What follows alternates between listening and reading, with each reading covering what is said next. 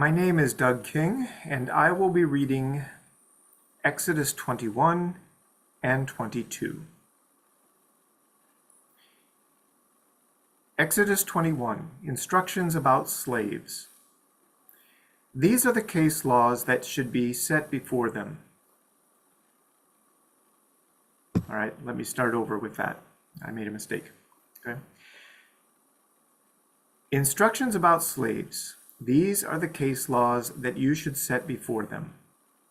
When you buy a male Hebrew slave, he will serve you for 6 years, but in the 7th year he will go free without any payment. If he came in single, he will leave single. If he came in married, then his wife will leave with him. If his master gave him a wife and she bore him sons or daughters, the wife and her children will belong to her master. He will leave single. However, if the slave clearly states, "I love my master, my wife, and my children, and I don't want to go free," then his master will bring him before God. He will bring him to the door or the doorpost. There his master will pierce his ear with a pointed tool, and he will serve him as his slave for life. When a man sells his daughter as a slave, she shouldn't be set free in the same way as male slaves are set free. If she doesn't please her master who chose her for himself, then her master must let her be bought back by her family. He has no right to sell her to a foreign people since he has treated her unfairly. If he assigns her to his son, he must give her the rights of a daughter. If he takes another woman for himself, he must not reduce her food, clothing, or marital rights. If he doesn't do these 3 things for her, she will go free without any payment for no money. Instructions about human violence. Anyone who hits or kills someone should be put to death. If the killing wasn't on purpose but an accident allowed by God, then I will designate a place to which the killer can run away. But if someone plots and kills another person on purpose, you should remove the killer from my altar and put him to death. Anyone who violently hits their father or mother should be put to death. Anyone who kidnaps a person, whether they have been sold or are still being held, should be put to death. Anyone who curses their father or mother should be put to death.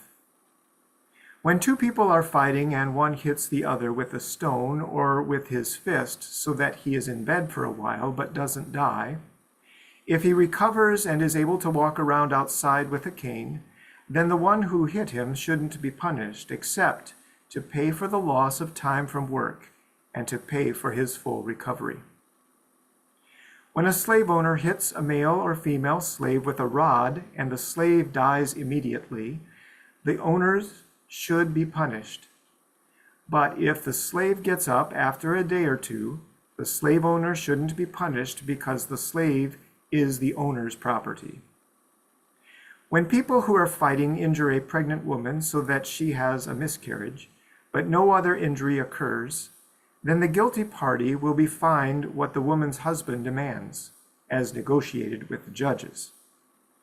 If there is further injury, then you will give a life for a life, an eye for an eye, a tooth for a tooth, a hand for a hand, a foot for a foot, a burn for a burn, a bruise for a bruise, and a wound for a wound.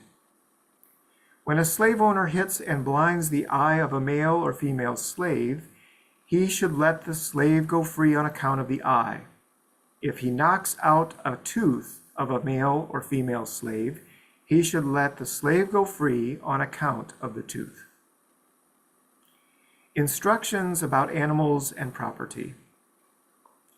When an ox gores a man or a woman to death, the ox should be stoned to death, and the meat of the ox shouldn't be eaten. But the owner of the ox shouldn't be punished. However, if the ox had gored people in the past, and its owner had been warned but didn't watch out for it, and the ox ends up killing a man or a woman, then the ox should be stoned to death, and its owner should be also put to death. If the owner has to pay compensation instead, he must pay the agreed amount to save his life. If the ox gores a boy or a girl, the same case law applies to the owner. If the ox gores a male or female slave, the owner will pay 30 silver shekels to the slave's owner, and the ox will be stoned to death. When someone leaves a pit open or digs a pit and doesn't cover it, and an ox or a donkey falls into the pit, the owner of the pit must make good on the loss. He should pay money to the ox's owner, but he may keep the dead animal. When someone's ox hurts someone else's ox and it dies, then they should sell the live ox and divide its price. They should also divide the dead animal between them. But if the ox was known for goring in the past and its owner hadn't watched out for it, the owner must make good the loss, an ox for an ox, but may keep the dead animal.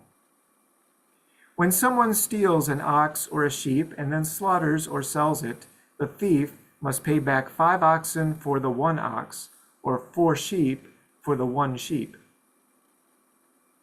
If the thief is caught breaking in and is beaten and dies, the one who killed him won't be guilty of bloodshed. However, if this happens in broad daylight, then the one who killed him is guilty of bloodshed.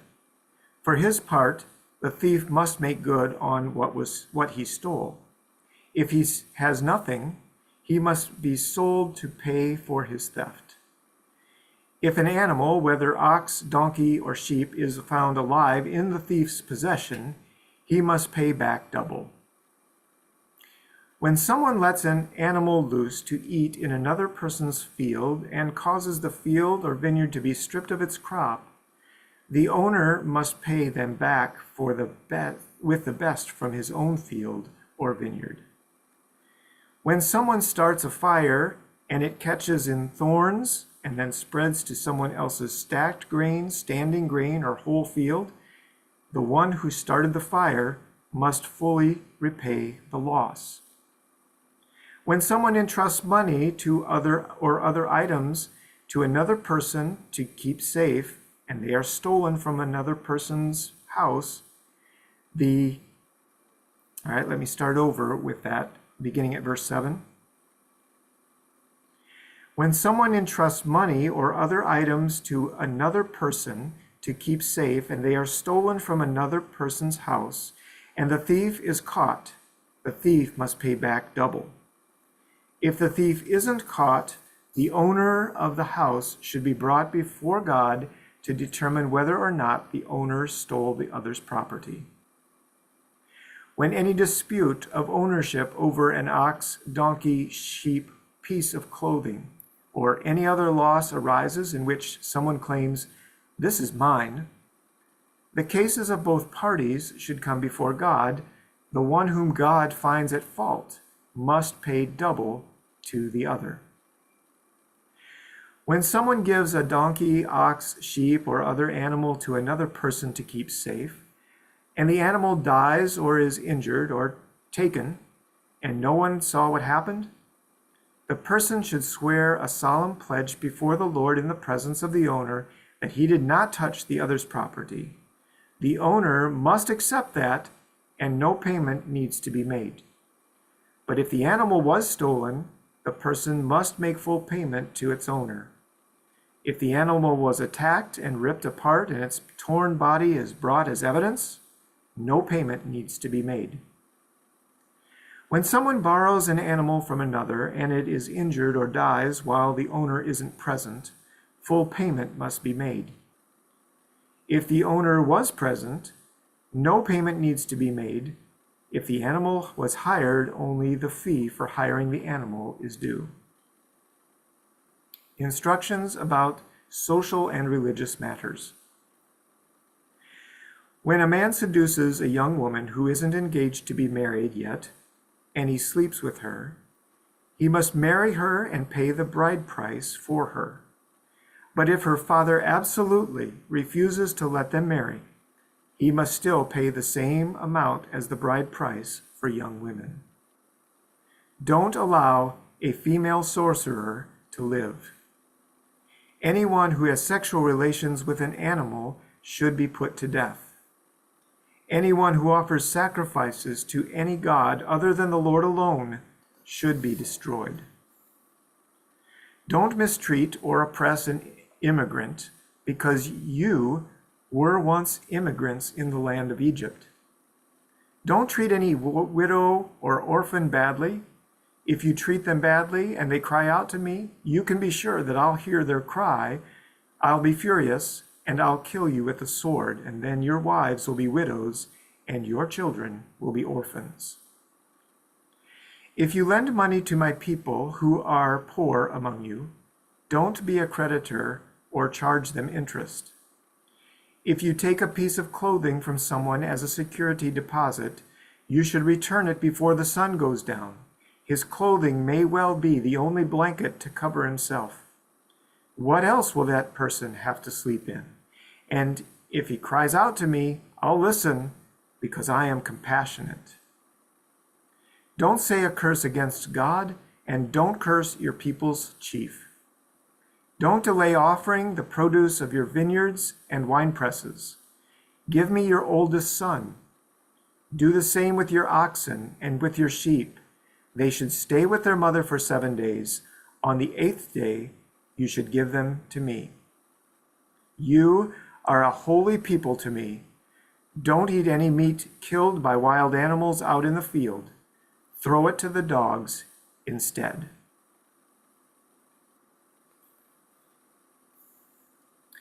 I'll just end by saying, if you have any questions or you need me to re-record again, please let me know. I'll be glad to do that. And feel free to edit out the mistakes that I've made. Thank you for letting me be part of this process. Hello, my name is Hank Johnson, and I am from Harrisburg, Pennsylvania, and I will be reading Exodus 23 and 24. Exodus 23. Don't spread false rumors. Don't plot with evil people to act as a lying witness. Don't take sides with important people to do wrong.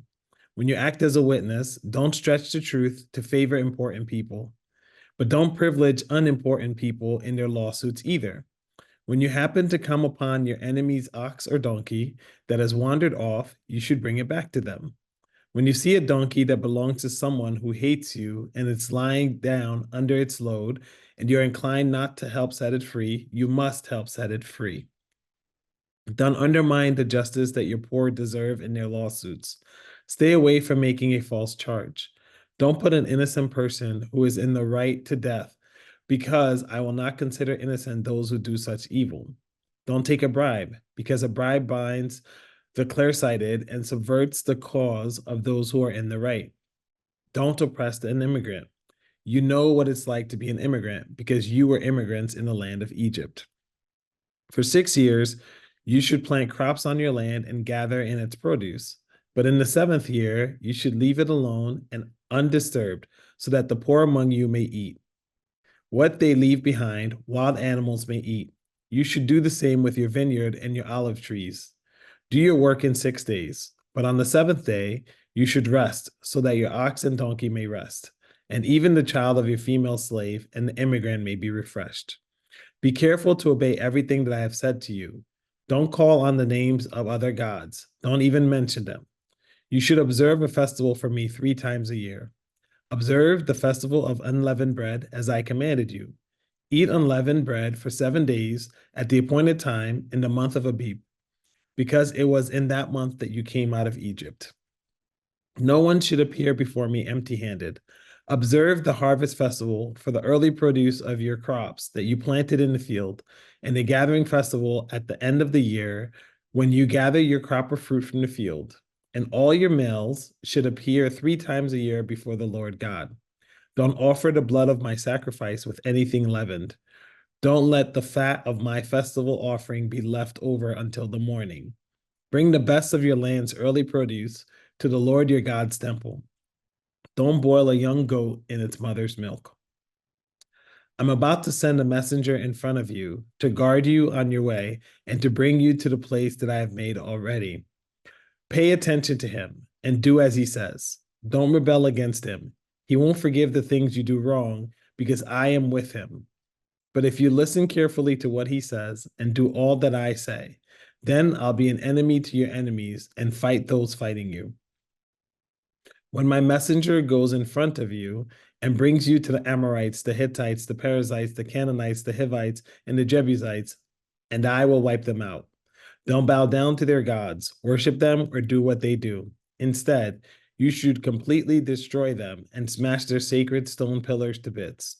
If you worship the Lord your God, the Lord will bless your bread and your water. I'll take sickness away from you, and no woman will miscarry or be infertile in your land. I'll let you live a full, long life. My terrifying reputation will precede you, and I'll throw all the people that you meet into a panic. I'll make all your enemies turn their backs to you. I'll send insect swarms in front of you and drive out the Hivites, the Canaanites, and the Hittites before you. I won't drive them out before you in a single year so that the land won't be abandoned and the wild animals won't multiply around you. I'll drive them out before you little by little until your numbers grow and you eventually possess the land. I'll set your borders from the Reed Sea to the Philistine Sea and from the desert to the river. I'll hand the inhabitants of the land over to you, and you will drive them out before you. Don't make any covenants with them or their gods. Don't allow them to live in your land, or else they will lead you to sin against me. If you worship their gods, it will become a dangerous trap for you. And now, Exodus 24. Then the Lord said to Moses, "Come up to the Lord, you and Aaron, Nadab and Abihu, and 70 of Israel's leaders." I'm going to start that over, sorry. Exodus 24. Then the Lord said to Moses, "Come up to the Lord, you and Aaron, Nadab and Abihu, and 70 of Israel's elders, and worship from a distance. Only Moses may come near to the Lord. The others shouldn't come near, while the people shouldn't come up with him at all." Moses came and told the people all the Lord's words and all the case laws. All the people answered in unison, "Everything that the Lord has said we will do." Moses then wrote down all the Lord's words. He got up early in the morning and built an altar at the foot of the mountain. He set up 12 sacred stone pillars for the 12 tribes of Israel. He appointed certain young Israelite men to offer entirely burned offerings and slaughter oxen, as well being sacrifices to the Lord. Moses took half of the blood and put it in large bowls. The other half of the blood he threw against the altar. Then he took the covenant scroll and read it out loud for the people to hear. They responded, "Everything that the Lord has said we will do, and we will obey." Moses then took the blood and threw it over the people. Moses said, "This is the blood of the covenant that the Lord now makes with you on the basis of all these words." Then Moses and Aaron, Nadab and Abihu, and 70 elders of Israel went up, and they saw Israel's God. Under God's feet, there was what looked like a floor of lapis lazuli tiles, dazzlingly pure like the sky. God didn't harm the Israelite leaders, though they looked at God and they ate and drank. The Lord said to Moses, "Come up to me on the mountain and wait there. I'll give you the stone tablets with the instructions and the commandments that I have written in order to teach them." So Moses and his assistant Joshua got up. Moses went up God's mountain. Moses has said to the elders, "Wait for us here until we will come back to you. Aaron and Hur will be here with you. Whoever has a legal dispute may go to them." Then Moses went up to the mountain, and the cloud covered the mountain. The Lord's glorious presence settled on Mount Sinai, and the cloud covered it for 6 days. On the seventh day, the Lord called to Moses from the cloud. To the Israelites, the Lord's glorious presence looked like a blazing fire on top of the mountain. Moses entered the cloud and went up the mountain. Moses stayed on the mountain for 40 days and 40 nights. Thank you. I'm Judy Mullett, and I'll be reading from Exodus 25. The Lord said to Moses, "Tell the Israelites to collect gift offerings for me. Receive my gift offerings from everyone who freely wants to give. These are the gift offerings that you should receive from them: gold, silver, and copper, blue, purple, and deep red yarns, fine linen, goat's hair, ram skins dyed red, beaded leather, acacia wood, oil for the lamps, spices for the anointing oil and for the sweet-smelling incense, gemstones, and gems for setting in the priest's vest and chest piece. They should make me a sanctuary so I can be present among them.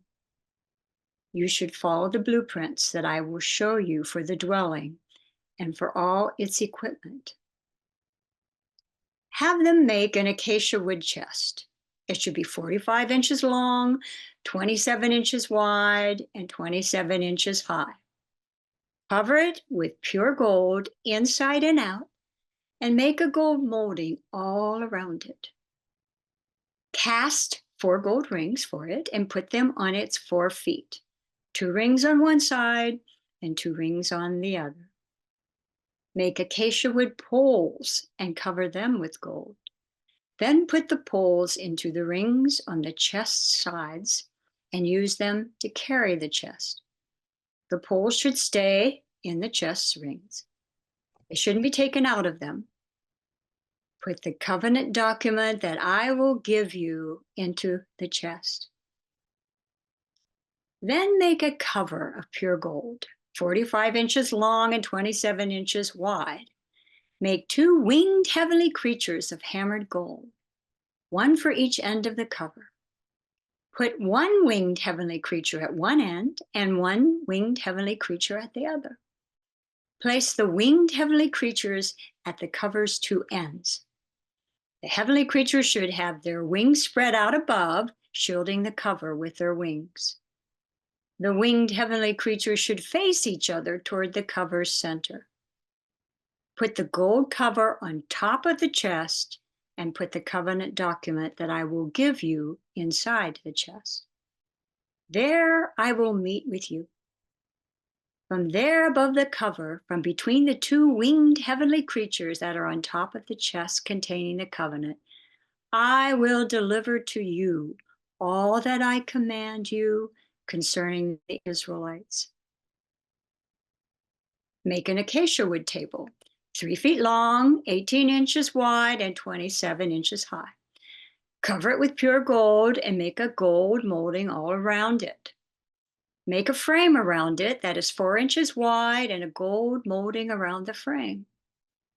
Make 4 gold rings for the table. Fasten the rings to the 4 corners at its 4 legs. The rings that house the poles used for carrying the tables should be close to the frame. Make the poles from acacia wood and cover them with gold. The table should be carried with these poles. Make its plates, dishes, jars, and bowls for pouring drink offerings. Make them of pure gold. Set the bread of the presence on the table so it is always in front of me. Make a lampstand of pure hammered gold. The lampstand's base, branches, cups, flowers, and petals should all be attached to it. It should have 6 branches growing out from its side, 3 branches on one side of the lampstand and 3 branches on the other side of the lampstand. One branch will have 3 cups shaped like almond blossoms, each with a flower and petals. And the next branch will also have 3 cups shaped like almond blossoms, each with a flower and petals.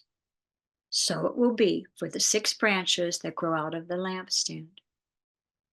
In addition, on the lampstand itself, there will be 4 cups shaped like almond blossoms, each with its flower and petals. There will be a flower attached under the first pair of branches, a flower attached under the next pair of branches, and a flower attached under the last pair of branches.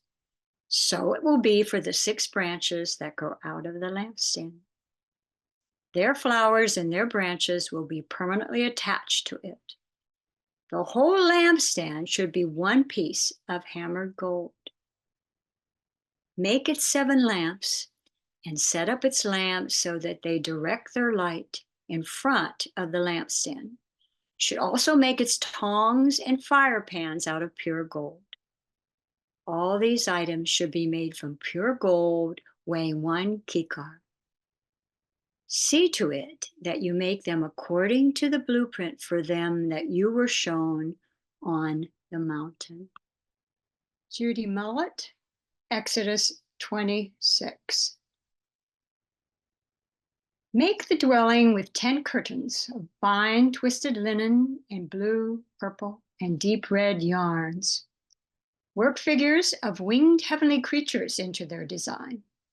Each curtain should be 42 feet long and each curtain 6 feet wide. All the curtains should be the same size. 5 curtains will be joined to each other as one set, while the other 5 curtains will be joined together as a second set. Make loops of blue thread on the edge of the outer curtain in the first set. Do the same on the edge of the outer curtain in the second set. Make 50 loops on the one curtain in the first set and 50 loops on the edge of the curtain that is in the second set. The loops should be opposite each other. Then make 50 gold clasps. Join the curtains to each other with the clasps so that the dwelling becomes one whole structure. You should also make curtains of goat's hair for a tent over the dwelling. Make 11 curtains. Each curtain should be 45 feet long and each curtain 6 feet wide. The 11 curtains should be all the same size. Join 5 of the curtains together and join the 6 other curtains together. Double over the 6th curtain at the front of the tent. Make 50 loops on the edge of the outer curtain in one set and 50 loops on the edge of the outer curtain of the second set. Make 50 copper clasps. Put the clasps into the loops and join the tent together so that it becomes one whole structure. The extra cloth that's left over from the tent curtains, that is the half curtain that remains, should hang over the back of the dwelling. 18 inches on one side and 18 inches on the other side of the leftover length of the tent's curtains will hang over the 2 sides of the dwelling to cover it. Then for the tent, make a covering of ram skins dyed red and an outer covering of beaded leather. Make acacia wood boards to stand upright as a frame for the dwelling. Each board will be 15 feet long and 27 inches wide. Put 2 pegs on each board for joining them to each other. Do this for all the dwelling's boards. Make 20 boards for the dwelling's southern side. Then make 40 silver bases to go under the 20 boards.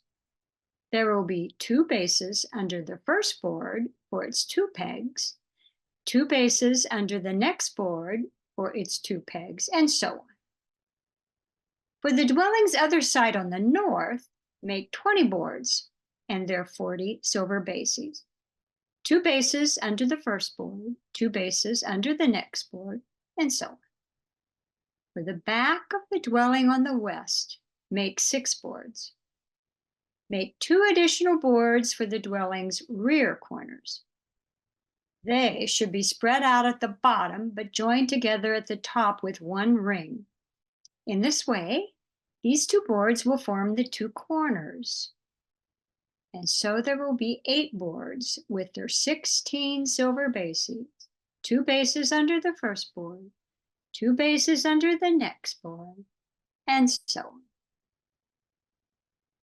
You should also make acacia wood bars, 5 for the boards on one side of the dwelling, 5 for the boards on the other side of the dwelling, and 5 bars for the boards on the back wall of the dwelling on the west. The middle bar, halfway up the boards, should run from one end to the other. Cover the boards with gold. Make gold rings to house the bars. Cover the bars with gold. Then set up the dwelling according to the plan for it that you were shown on the mountain. Make a veil of blue, purple, and deep red yarns and of fine twisted linen. Work figures of winged heavenly creatures into its design. Hang it on 4 acacia wood posts covered in gold. They should have gold hooks and stand on 4 silver bases. Hang the veil under the clasps and put the chest containing the covenant there behind the veil. The veil will separate for you the holy from the holiest space. Place the gold cover on the chest containing the covenant in the holiest space. Place the table outside the veil and set the lampstand opposite the table by the south wall of the dwelling.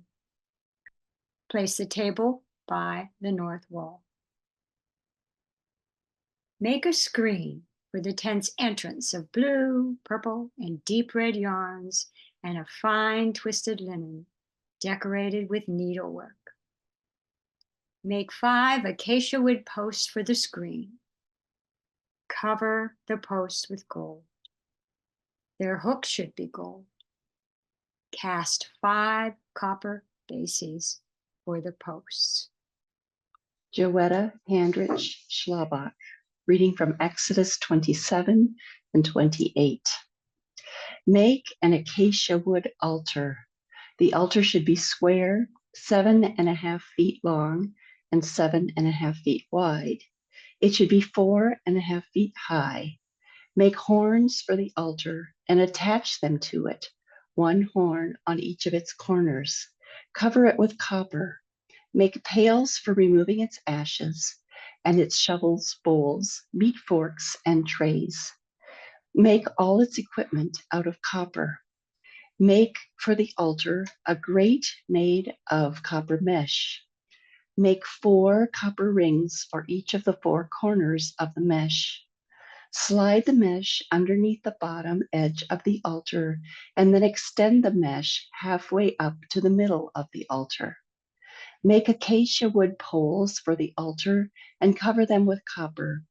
Put the poles through the rings so that the poles will be on the 2 sides of the altar when it is carried. Make the altar with planks, but hollow inside. All these should be made just as you were shown on the mountain. You should also set up the dwelling's courtyard. The courtyard's south side should have drapes of fine twisted linen stretching 150 feet on that side, with 20 posts, 20 copper bases, and silver hooks and bands for the posts. Likewise, along the north side, the drapes should stretch 150 feet with 20 posts, 20 copper bases, and silver hooks and bands for the posts, 20 copper bases, and silver hooks and bands for the posts. The courtyard's width on the west side should consist of 75 feet of drapes with their 10 posts and their 10 bases. The courtyard's width on the front facing east should be 75 feet. There should be 22.5 feet of drapes on one side with 3 posts and 3 bases for them. There should be 22.5 feet of drapes on the other side with 3 posts and 3 bases for them. For the grate into the courtyard, there will be a screen 30 feet long made of blue, purple, and deep red yarns of fine twisted linen decorated with needlework. It will have 4 posts with their 4 bases. All the posts around the courtyard will have silver bands, silver hooks, and copper bases. The courtyard will be 150 feet long and 75 feet wide. Its wall's height will be 7.5 feet of fine twisted linen and its copper bases. All the dwelling's equipment for any use and all its tent pegs and all the courtyard's tent pegs will be made of copper. You must require the Israelites to bring you pure oil of crushed olives for the light, so that the lamp may be set up to burn continually. In the meeting tent outside the veil that hangs in front of the covenant document, Aaron and his sons will tend the lamp from evening to morning in the Lord's presence. It will be a permanent regulation for the Israelites in every generation. Chapter 28. Summon to you your brother Aaron and his sons from among the Israelites to serve me as priests. Aaron and Aaron's sons, Nadab and Abihu, and Eleazar and Ithamar. Make holy clothing that will give honor and dignity to your brother Aaron. Tell all who are skilled, to whom I have given special abilities, to make clothing for Aaron for his dedication to serve me as a priest. These are the articles of clothing that they should make: a chest pendant, a vest, a robe, a woven tunic, a turban, and a sash. When they make this holy clothing for your brother Aaron and his sons to serve me as priests, they should use gold, blue, purple, and deep red yarns and fine linen. They should make the vest of gold, of blue, purple, and deep red yarns, and of fine twisted linen with embroidered designs. The vest should have 2 shoulder pieces attached to its 2 edges so that they may be joined together. The vest's belt should be attached to it and made in the same way of gold, of blue, purple, and deep red yarns with fine twisted linen. Take 2 gemstones and engrave on them the names of Israel's sons, 6 names on one stone and the other 6 names on the other, in the order of their birth. Like a gem cutter who engraves official seals, you will engrave the 2 stones with the names of Israel's sons. Mount them in gold settings.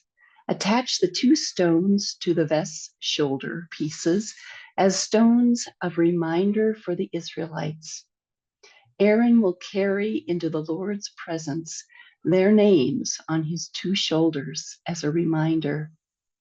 Then make gold settings along with 2 chains of pure gold, twisted like cords. Attach the corded chains to the gold settings. Make an embroidered chest pendant used for making decisions. Make it in the style of the vest, using gold, blue, and purple and deep red yarns and fine twisted linen. It will be square and doubled, 9 inches long and 9 inches wide. Set it in 4 rows of gemstone settings. The first row will be a row of carnelian, topaz, and emerald stones. The second row will be a turquoise, a sapphire, and a moonstone. The third row will be a jacinth, an agate, and an amethyst. The fourth row will be a beryl, an onyx, and a jasper. Their settings will be made of decorative gold. There will be 12 stones with names corresponding to the names of Israel's sons. They will be engraved with official seals, each with its name for the 12 tribes. Make chains of pure gold twisted like cords for the chest pendant. Make 2 gold rings for the chest pendant and attach the 2 rings to the 2 edges of the chest pendant. Attach the 2 gold cords to the 2 rings at the edge of the chest pendant. Then attach the 2 ends of the cords to the 2 settings, which you should attach to the vest's to the vest's 2 front shoulder pieces. Make 2 gold rings and attach them through the 2 ends of the chest pendant on its inside edge facing the vest. Make the 2 gold rings and fasten them on the front of the lower part of the 2 shoulder pieces of the vest at its seam just above the vest belt. The chest pendant should be held in place by a blue cord binding its rings to the vest's rings so that the chest pendant rests on the vest belt and won't come loose from the vest. In this way, Aaron will carry the names of Israel's sons on the chest pendant for making decisions over his heart when he goes into the sanctuary as a reminder before the Lord at all times. Put into the chest pendant, used for making decisions, the Urim and the Thummim, so they will be over Aaron's heart when he goes into the Lord's presence. In this way, Aaron will carry the means to make decisions for the Israelites over his heart when in the Lord's presence at all times. You will make the robe for the vest olive blue. The opening for the head should be in the middle of it. The opening should be reinforced by a woven binding, a stronger border so that it doesn't tear. On its lower hem, add pomegranates made of blue, purple, and deep red yarns all around the lower hem, with gold bells between the pomegranates all around it. A gold bell and a pomegranate should alternate all around the lower hem of the robe. Aaron will wear a robe when he ministers as a priest. Its sound will be heard when he goes into the sanctuary in the Lord's presence and when he comes out, so that he will not die. Make a flower ornament of pure gold and engrave on it like an official seal, holy to the Lord. You should fasten it on the turban with a blue cord. It should be on the front of the turban. It will be on Aaron's forehead, and Aaron will take on himself any guilt connected with the holy offerings that the Israelites give as their sacred donations. It will always be on his forehead so that the people may be remembered favorably in the Lord's presence. Weave the tunic out of fine linen. Make the turban out of fine linen. Make a sash decorated with needlework. For Aaron's sons, you should also make tunics, sashes, and the turbans to mark their honor and dignity. Put these garments on your brother Aaron and his sons with him. Anoint them with oil, ordain them, and make them holy to serve me as priests. You should also make linen undergarments for them to cover their naked skin from their hips to their thighs. Aaron and his sons should wear this clothing when they go into the meeting tent or when they approach the altar to minister as priests in the sanctuary. Otherwise, they will bring guilt on themselves and die. This will be a permanent regulation for him and for his descendants after him. Hello, my name is Joel Beachy, and I will be reading Exodus chapter 29. Now this is what you should do to make them holy in order to serve me as priests. Take a young bull and 2 flawless rams. Take unleavened bread, unleavened flatbread made with oil, and unleavened wafers spread with oil. Make them out of high-quality wheat flour. Put them all in one basket and present them in the basket along with the bull and the 2 rams. Present Aaron and his sons at the entrance to the meeting tent and wash them with water. Then take the priestly clothes and put them on Aaron, the tunic, the vest's robe, the vest itself, and the chest pendant. Put the vest on him with the vest's belt. Set the turban on his head and place the holy crown on the turban. Take the anointing oil and pour it on his head to anoint him. Then present his sons and put the tunics on them. tighten the sashes on them, on both Aaron and his sons. Wrap the turbans on their heads. It will be a permanent regulation that the duties of priesthood belong to them. In this way, you will ordain Aaron and his sons. Present the bull at the front of the meeting tent. Aaron and his sons will lay their hands on the bull's head. Then slaughter the bull in the Lord's presence at the meeting tent's entrance. Take some of the bull's blood and smear it on the altar's horns with your finger. Pour out the rest of the blood at the altar's base. Then take all the fat that covers the inner organs, the lobe of the liver, and the 2 kidneys along with the fat that is on them, and burn them up in smoke on the altar. Burn the rest of the meat of the bull, its hide, and the intestines with their contents with a fire outside the camp. It is a purification offering. Choose one of the rams and have Aaron and his sons lay their hands on the ram's head. Then slaughter the ram. Take its blood and throw it against all the altar's sides. Cut up the ram into parts, wash its inner organs and legs, and put them together with its parts and its head.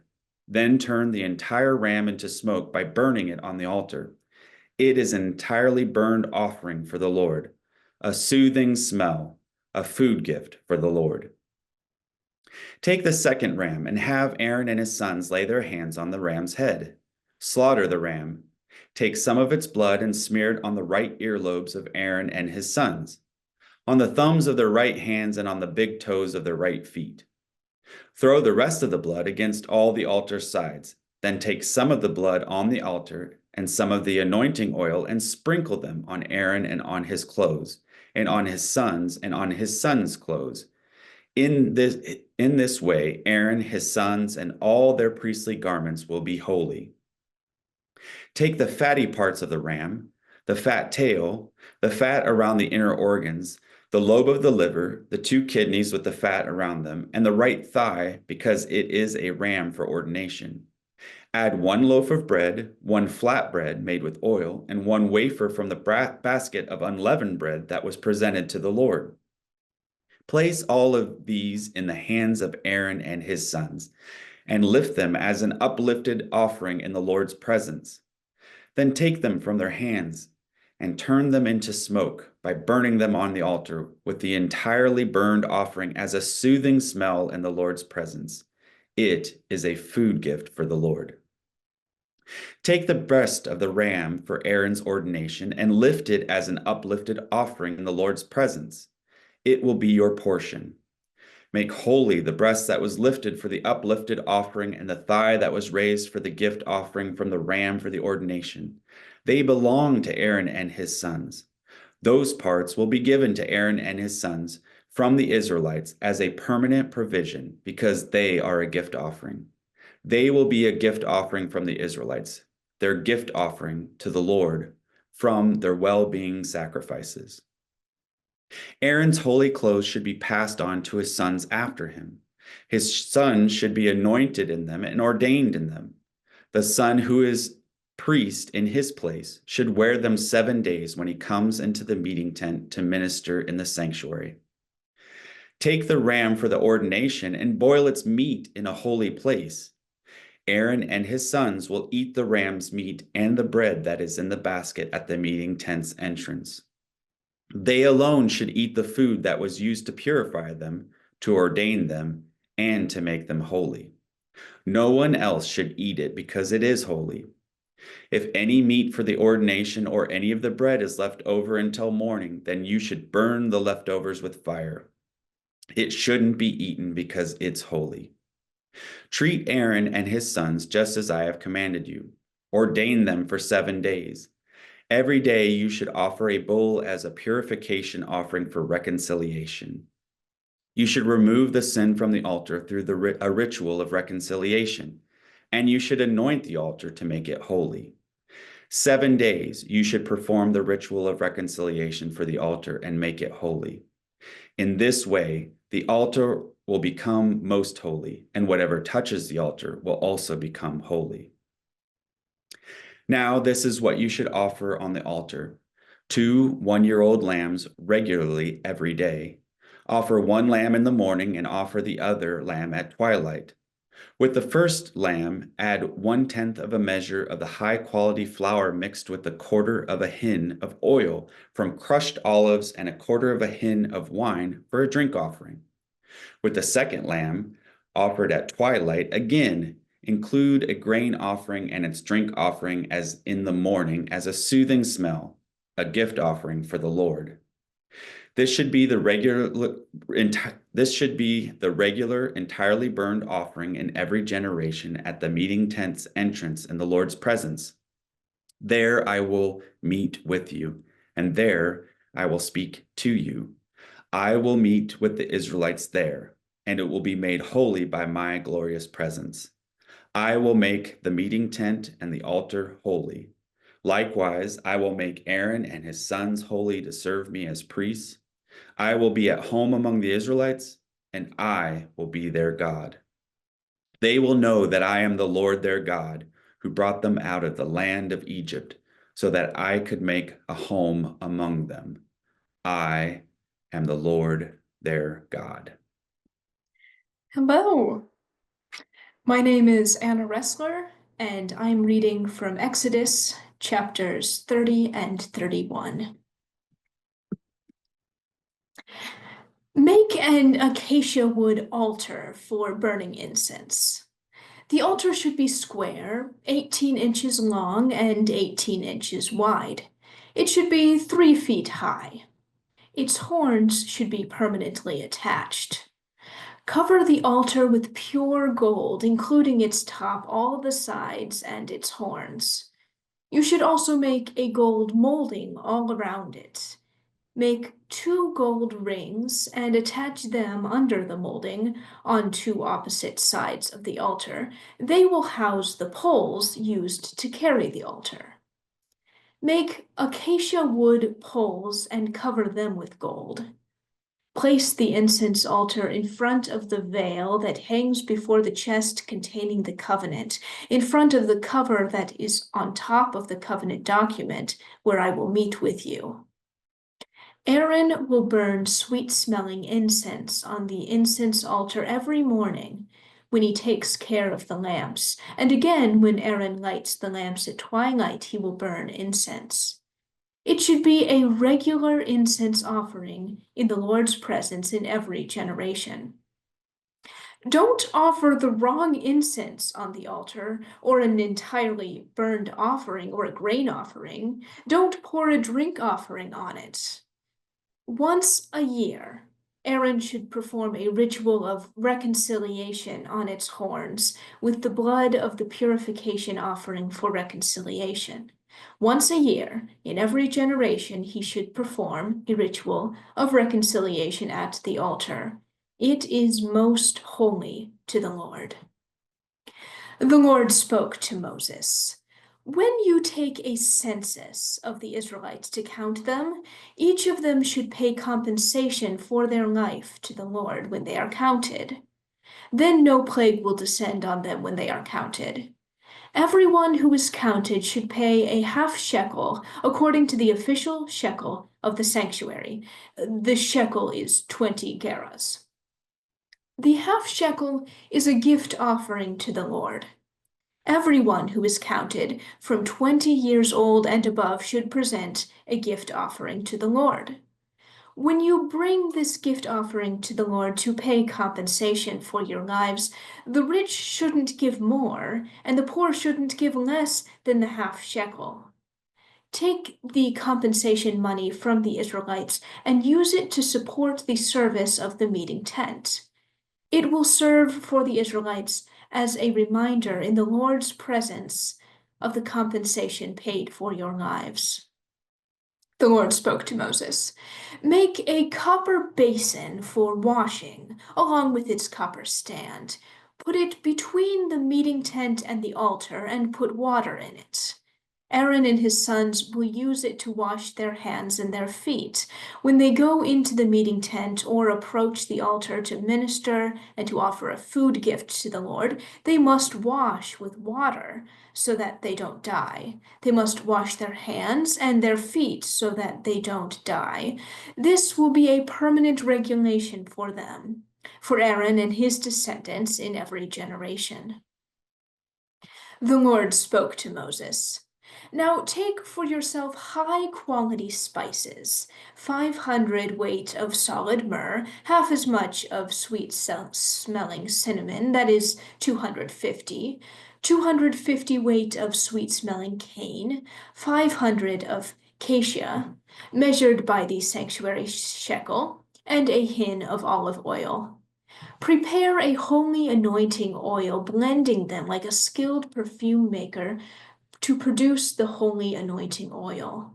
Use it to anoint the meeting tent, the chest containing the covenant, the table and all its equipment, the lampstand and its equipment, the incense altar, the altar for entirely burned offerings and all its equipment, and the wash basin with its stand.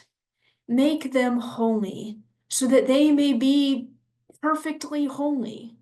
Whatever touches them will become holy. Then anoint Aaron and his sons and make them holy to serve me as priests. Say to the Israelites, this will be my holy anointing oil in every generation. Don't allow anyone else to use this oil. Don't make another oil like it by using the same formula. This oil is holy, and you should regard it as holy.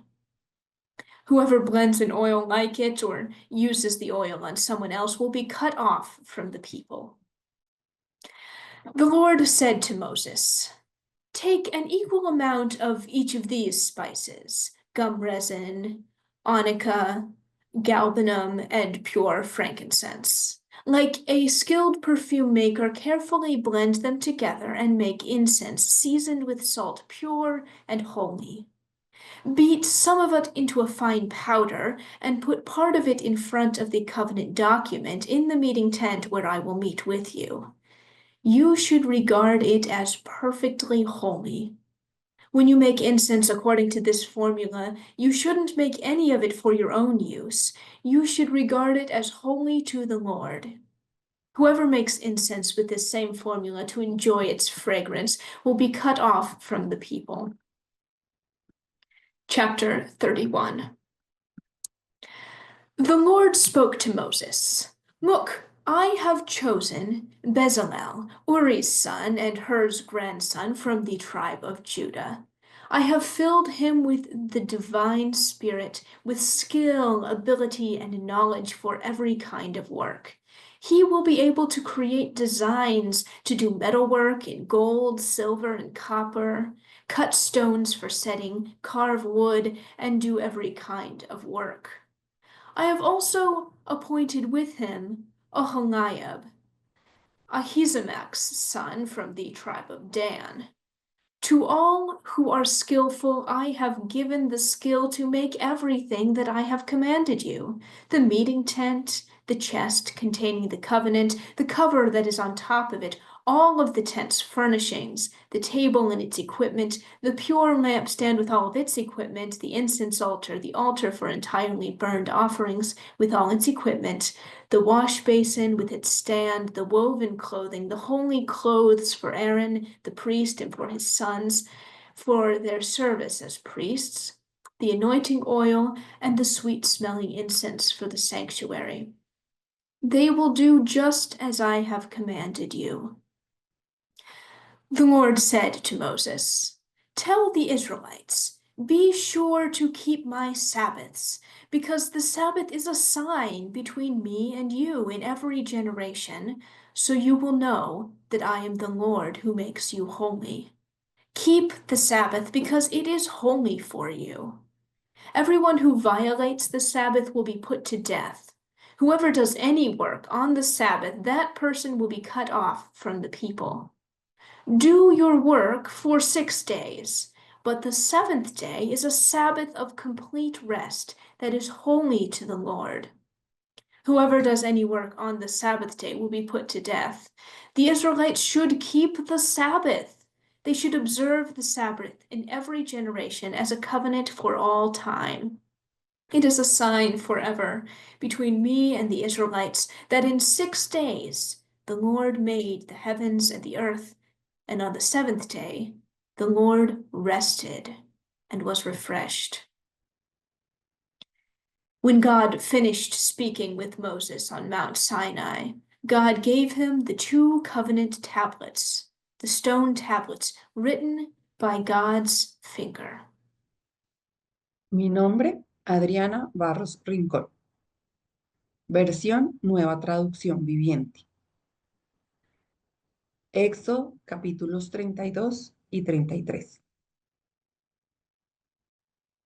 Viendo el pueblo que Moisés tardaba en descender del monte, se acercaron entonces a Aarón y le dijeron: Levántate, haznos dioses que vayan delante de nosotros, porque a este Moisés, el varón que nos sacó de la tierra de Egipto, no sabemos qué le haya acontecido.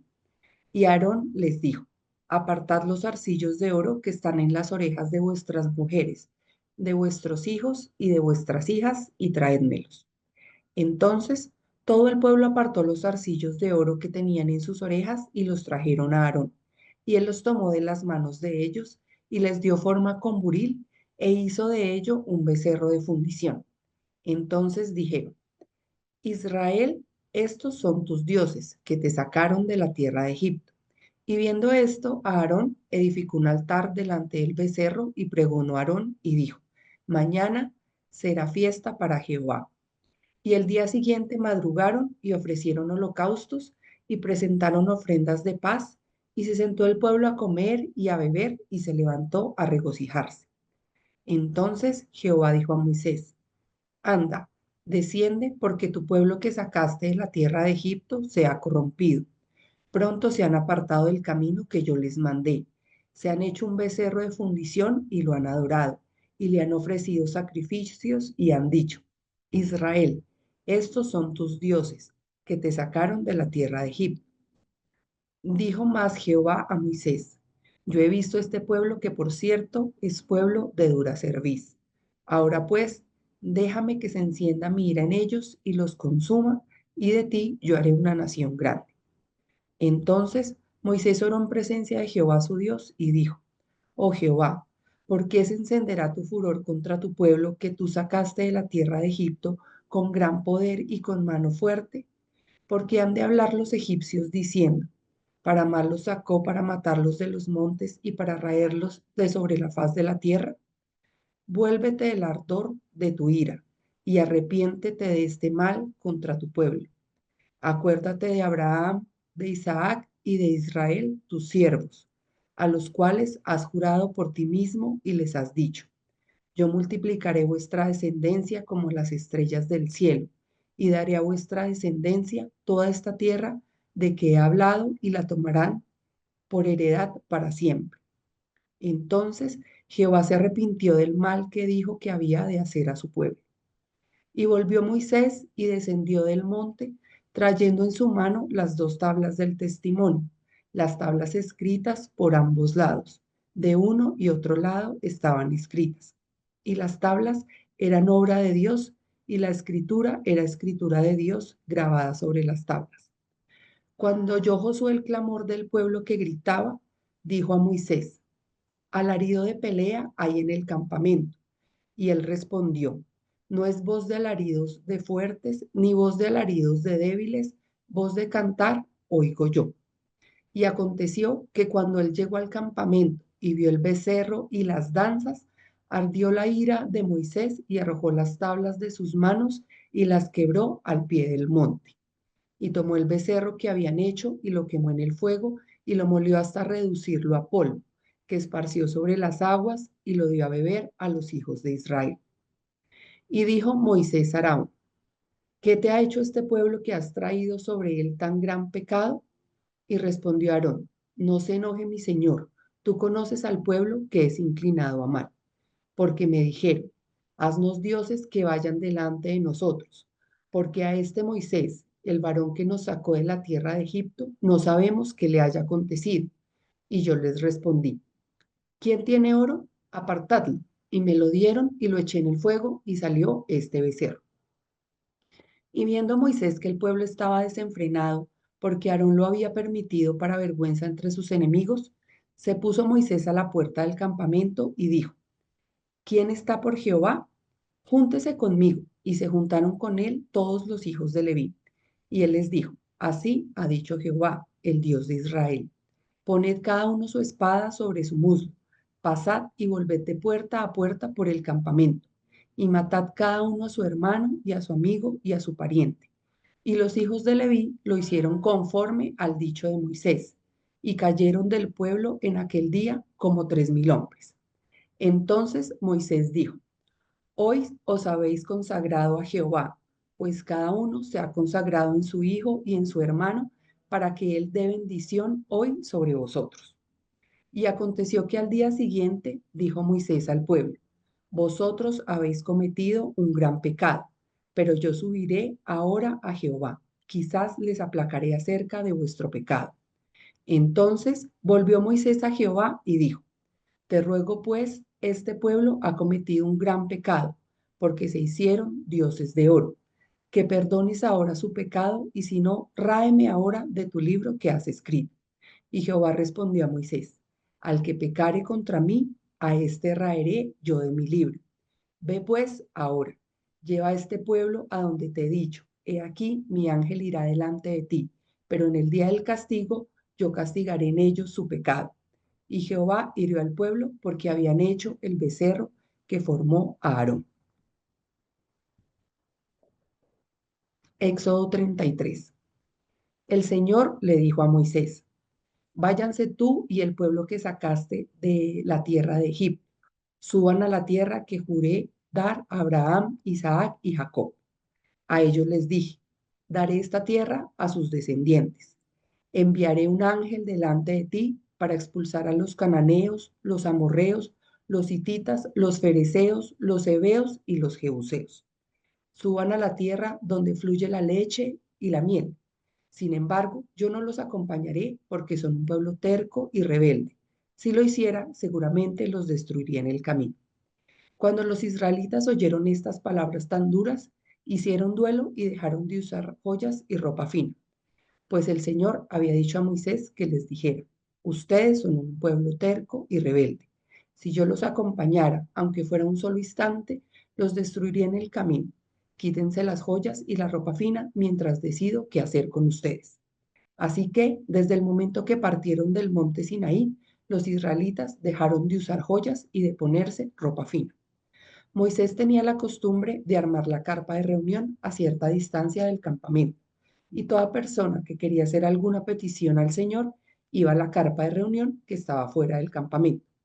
Cada vez que Moisés se dirigía a la carpa de reunión, toda la gente se levantaba y permanecía de pie a la entrada de su propia carpa. Todos seguían a Moisés con la vista hasta que entraba en la carpa. Cuando Moisés quedaba en el aire a la entrada, Cuando Moisés entraba en la carpa, la columna de nube descendía y se quedaba en el aire a la entrada mientras el Señor hablaba con Moisés. Cuando el pueblo notaba que la nube se detenía a la entrada de la carpa, cada persona separaba la entrada de su propia carpa y se inclinaba. Dentro de la carpa de reunión, el Señor hablaba con Moisés cara a cara, como cuando alguien habla con un amigo.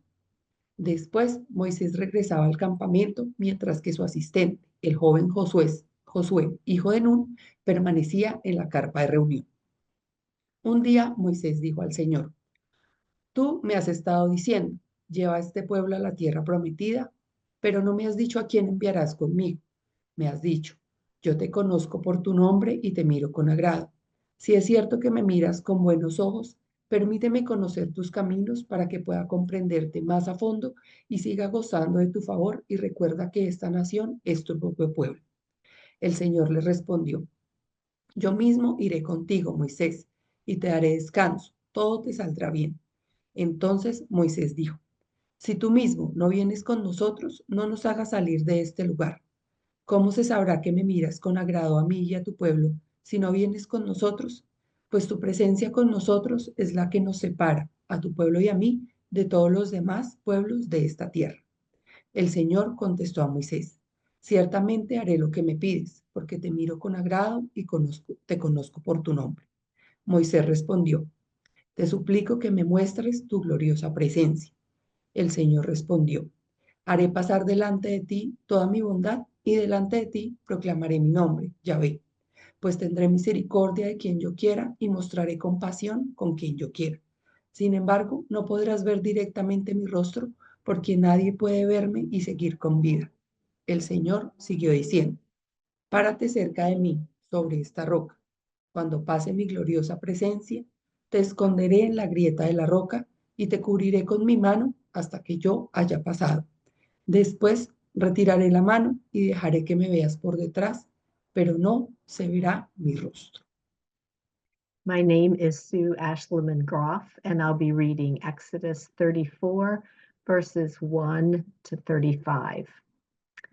The Lord said to Moses, cut 2 stone tablets like the first ones. I'll write on these tablets the words that were on the first tablets, which you broke into pieces. Get ready in the morning and come up to Mount Sinai. Stand there on the top of the mountain in front of me. No one else can come up with you. Don't allow anyone even to be seen anywhere on the mountain. Don't even let sheep and cattle graze in front of the mountain. So Moses cut 2 stone tablets, like the first ones. He got up early in the morning and climbed up Mount Sinai, just as the Lord had commanded him. He carried the 2 stone tablets in his hands. The Lord came down in the cloud and stood there with him and proclaimed the name, the Lord. The Lord passed in front of him and proclaimed, the Lord, a God who is compassionate and merciful, very patient, full of great loyalty and full faithfulness, showing great loyalty to 1,000 generations, forgiving every kind of sin and rebellion, yet by no means clearing the guilty, punishing their parents' sins, their children and their grandchildren, as well as the 3rd and 4th generation. At once, Moses bowed to the ground and worshiped. He said, if you approve of me, my Lord, please go along with us. Although these are stubborn people, forgive our guilt and our sin, and take us as your own possession. The Lord said, I now make a covenant. In front of all your people, I'll perform dramatic displays of power that have never been done before anywhere on earth or in any nation. All the people who are around you will see what the Lord does, because I will do an awesome thing with you. Be sure to obey what I command you today. I'm about to drive out before you the Amorites, the Canaanites, the Hittites, the Perizzites, the Hivites, and the Jebusites. Be careful that you don't make a covenant with the inhabitants of the land to which you are going, or it will become a dangerous trap for you. You must tear down their altars, smash their sacred stone pillars, and cut down their sacred poles. You must not bow down to another god, because the Lord is passionate. The Lord's name means a passionate God. Don't make a covenant with those who live in the land. When they prostitute themselves with their gods and sacrifice to their gods, they may invite you, and you may end up eating some of the sacrifice. Then you might go and choose their daughters as wives for your sons. And their daughters who prostitute themselves with their gods might lead your sons to prostitute themselves with their gods. Don't make metal gods for yourself. Observe the festival of unleavened bread. You should eat unleavened bread for 7 days, as I command you at the set time in the month of Aviv, because it was in the month of Aviv that you came out of Egypt. Every first offspring is mine. That includes all your male livestock, the oldest offspring of cows and sheep. But a donkey's oldest offspring you may ransom with a sheep. Or if you don't ransom it, you must break its neck. You should ransom all of your oldest sons. No one should appear before me empty-handed. You should do your work for 6 days, but on the 7th day you should rest. Even plowing or harvest time, you should rest. You should observe the festival of weeks, for the early produce of the wheat harvest and the gathering festival at the end of the year. All your males should appear 3 times a year before the Lord God, Israel's God. I will drive out nations before you and extend your borders. No one will desire and try to take your land if you go up and appear before the Lord your God 3 times a year. Don't slaughter the blood of my sacrifice with anything leavened. The sacrifice of the Passover festival shouldn't be left over until the morning. Bring the best of the early produce of your farmland to the Lord your God's temple. Don't boil a young goat in its mother's milk. The Lord said to Moses, "Write down these words, because by these words I hereby make a covenant with you and with Israel." Moses was there with the Lord 40 days and 40 nights. He didn't eat any bread or drink any water. He wrote on the tablets the words of the covenant, the 10 words. Moses came down from Mount Sinai. As he came down from the mountain with the 2 covenant tablets in his hand, Moses didn't realize that the skin of his face shone brightly because he had been talking with God. When Aaron and all the Israelites saw the skin of Moses' face shining brightly, they were afraid to come near him. But Moses called them closer. So Aaron and all the leaders of the community came back to him, and Moses spoke to them. After that, all the Israelites came near as well, and Moses commanded them everything that the Lord had spoken with him on Mount Sinai. When Moses finished speaking with them, he put a veil over his face.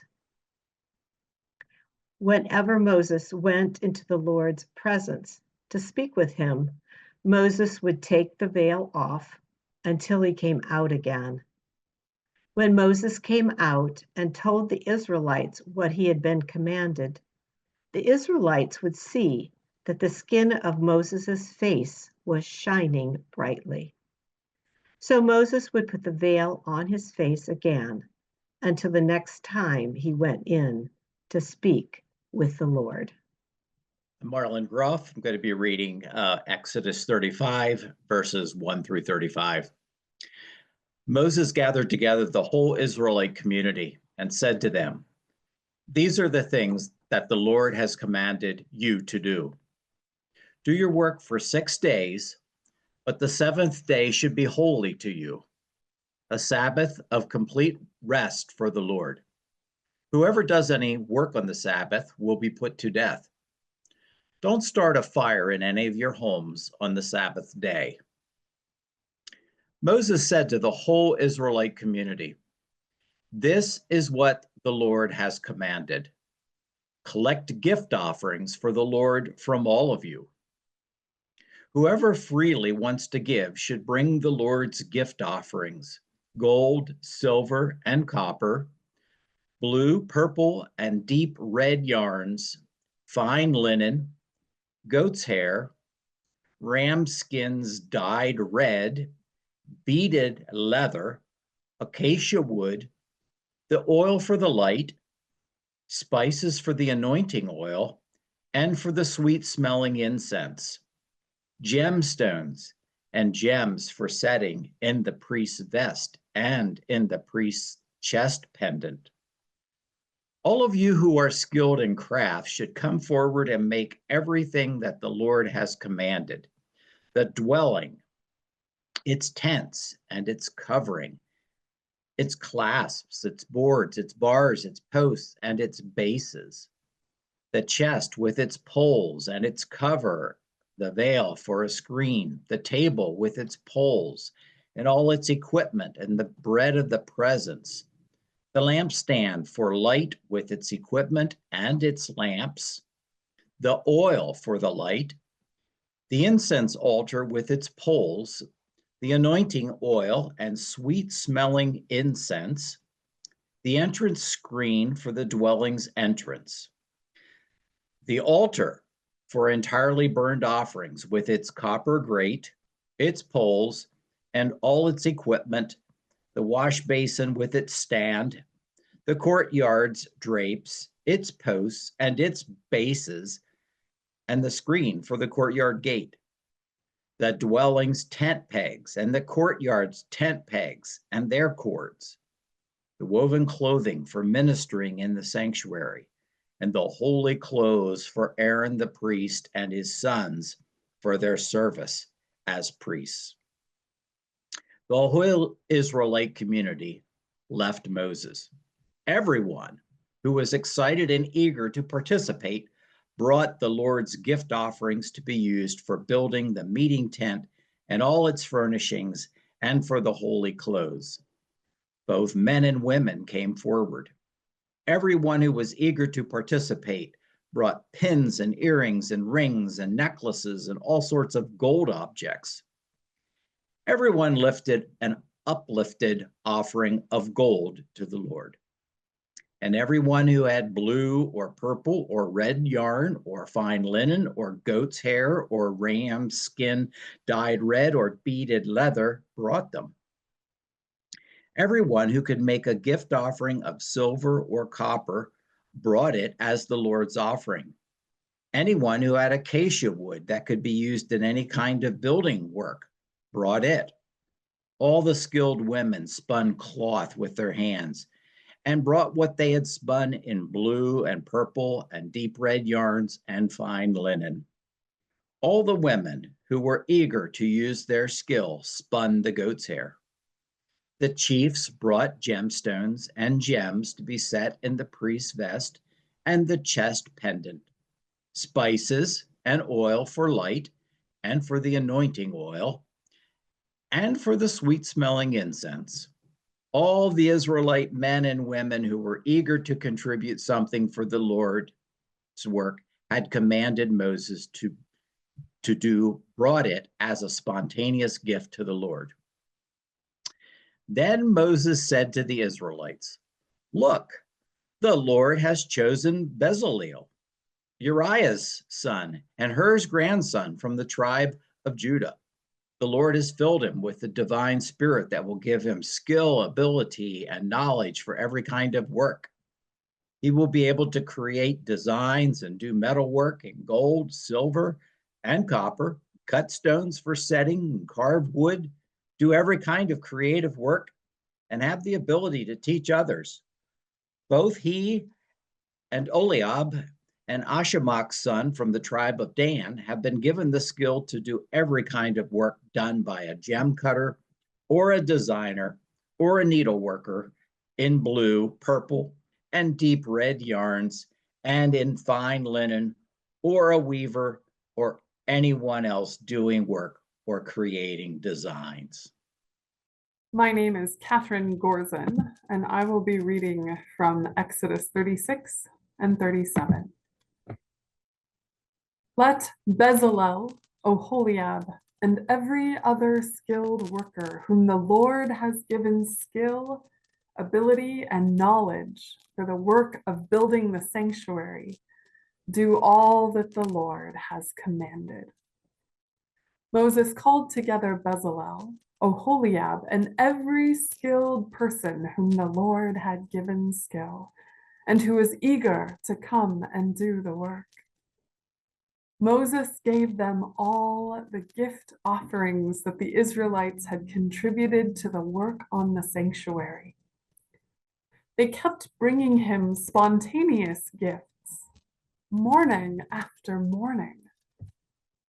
Finally, all the skilled workers building the sanctuary left their work that they were doing one by one to come and say to Moses, "The people are contributing way too much material for doing the work that the Lord has commanded us to do."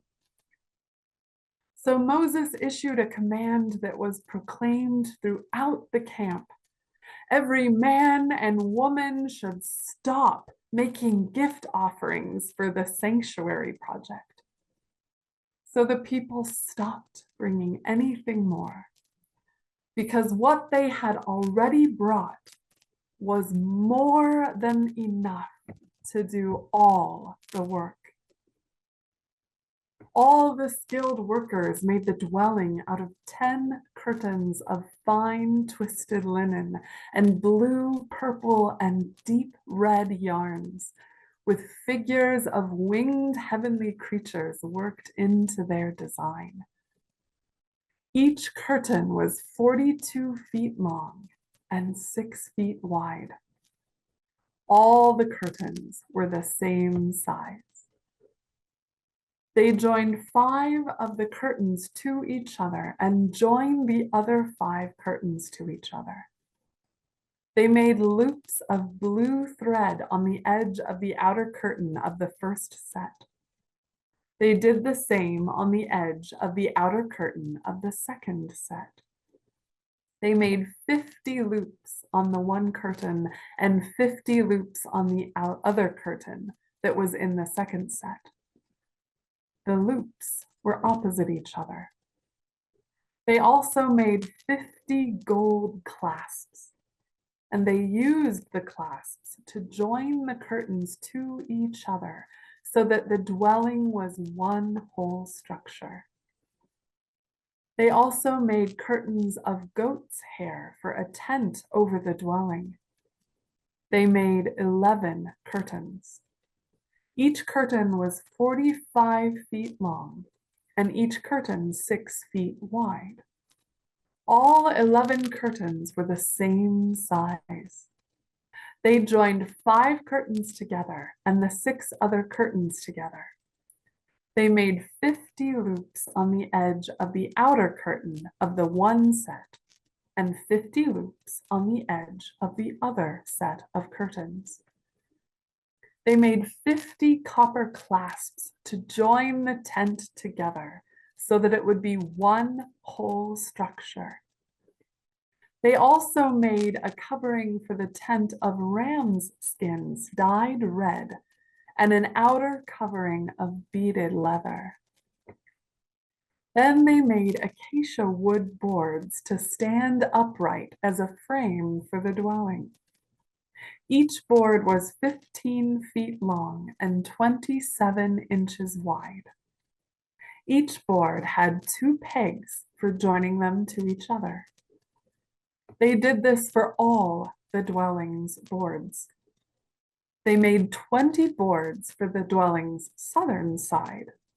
They made 40 silver bases under the 20 boards, with 2 bases under the first board for its 2 pegs, 2 bases under the next board for its 2 pegs, and so on. For the dwelling's other side on the north, they made 20 boards and 40 silver bases, 2 bases under the first board, 2 bases under the next board, and so on. For the back of the dwelling on the west, they made 6 boards. They made 2 additional boards for the dwelling's rear corners. They were spread out at the bottom, but joined together at the top with one ring. In this way, these 2 boards formed the 2 corners. And so there were 8 boards with their 16 silver bases, with 2 bases under every board. They also made acacia wood bars, 5 for the boards on one side of the dwelling, 5 bars for the boards on the other side of the dwelling, and 5 bars for the boards on the back wall of the dwelling on the west. They made the middle bar, which was halfway up the boards, run from one end to the other. They covered the boards with gold. They made gold rings to house the bars and covered the bars with gold. They made the veil of blue, purple, and deep red yarns and fine twisted linen with figures of winged heavenly creatures worked into its design. They made it for 4 acacia wood posts covered in gold with gold hooks and cast 4 silver bases for them. They made a screen for the entrance to the tent of blue, purple, and deep red yarns and fine twisted linen decorated with needlework. They made its 5 posts with hooks. They covered their tops and bands with gold, but made their 5 bases out of copper. Bezalel made the chest of acacia wood. It was 45 inches long, 27 inches wide, and 27 inches high. He covered the chest with pure gold inside and out, and made a gold molding all around it. He cast 4 gold rings for it and put them on its 4 feet, 2 rings on one side and 2 rings on the other. He made acacia wood poles and covered them with gold. He put the poles into the rings on the chest's sides to use to carry the chest. He made a cover for the chest out of pure gold, 45 inches long and 27 inches wide. He made 2 winged heavenly creatures of hammered gold for the 2 ends of the cover. 1 winged heavenly creature at one end, and 1 winged heavenly creature at the other. He placed the winged heavenly creatures at the cover's 2 ends. The winged heavenly creatures spread out their wings above, shielding the cover with their wings. The winged heavenly creatures faced each other toward the cover's center. He also made the table of acacia wood, 3 feet long, 18 inches wide, and 27 inches high. He covered it with pure gold and made a gold molding all around it. He made a frame around it that was 4 inches wide and gold molding around the frame.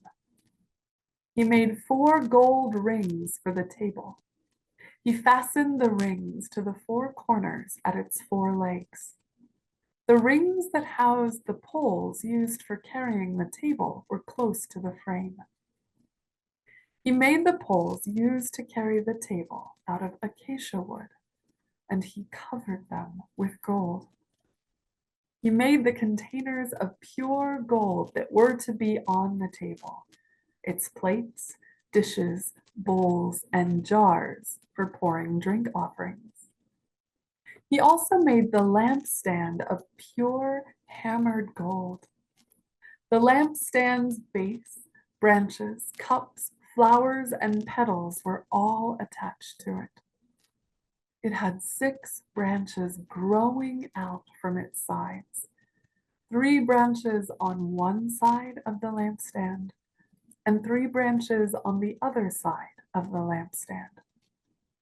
1 branch had 3 cups shaped like almond blossoms, each with a flower and petals, and the next branch also had 3 cups shaped like almond blossoms, each with a flower and petals. A total of 6 branches grew out of the lampstand. In addition, on the lampstand itself, there were 4 cups shaped like almond blossoms, each with its flower and petals. There was a flower attached under the first pair of branches, a flower attached under the next pair, and a flower attached under the last pair of branches. Their flowers and their branches were attached to it. The whole lampstand was one piece of pure hammered gold. He made its 7 lamps and its tongs and its fire pans out of pure gold. He made the lampstand and all its equipment from pure gold, weighing 1 kikar. He made the incense altar out of acacia wood. The altar was square, 18 inches long by 18 inches wide. It was 3 feet high, and its horns were permanently attached. He covered it with pure gold, including its top, all its sides, and its horns. He also made a gold molding all around it. He made 2 gold rings, and he attached them under the molding on 2 opposite sides of the altar. They housed the poles used to carry it.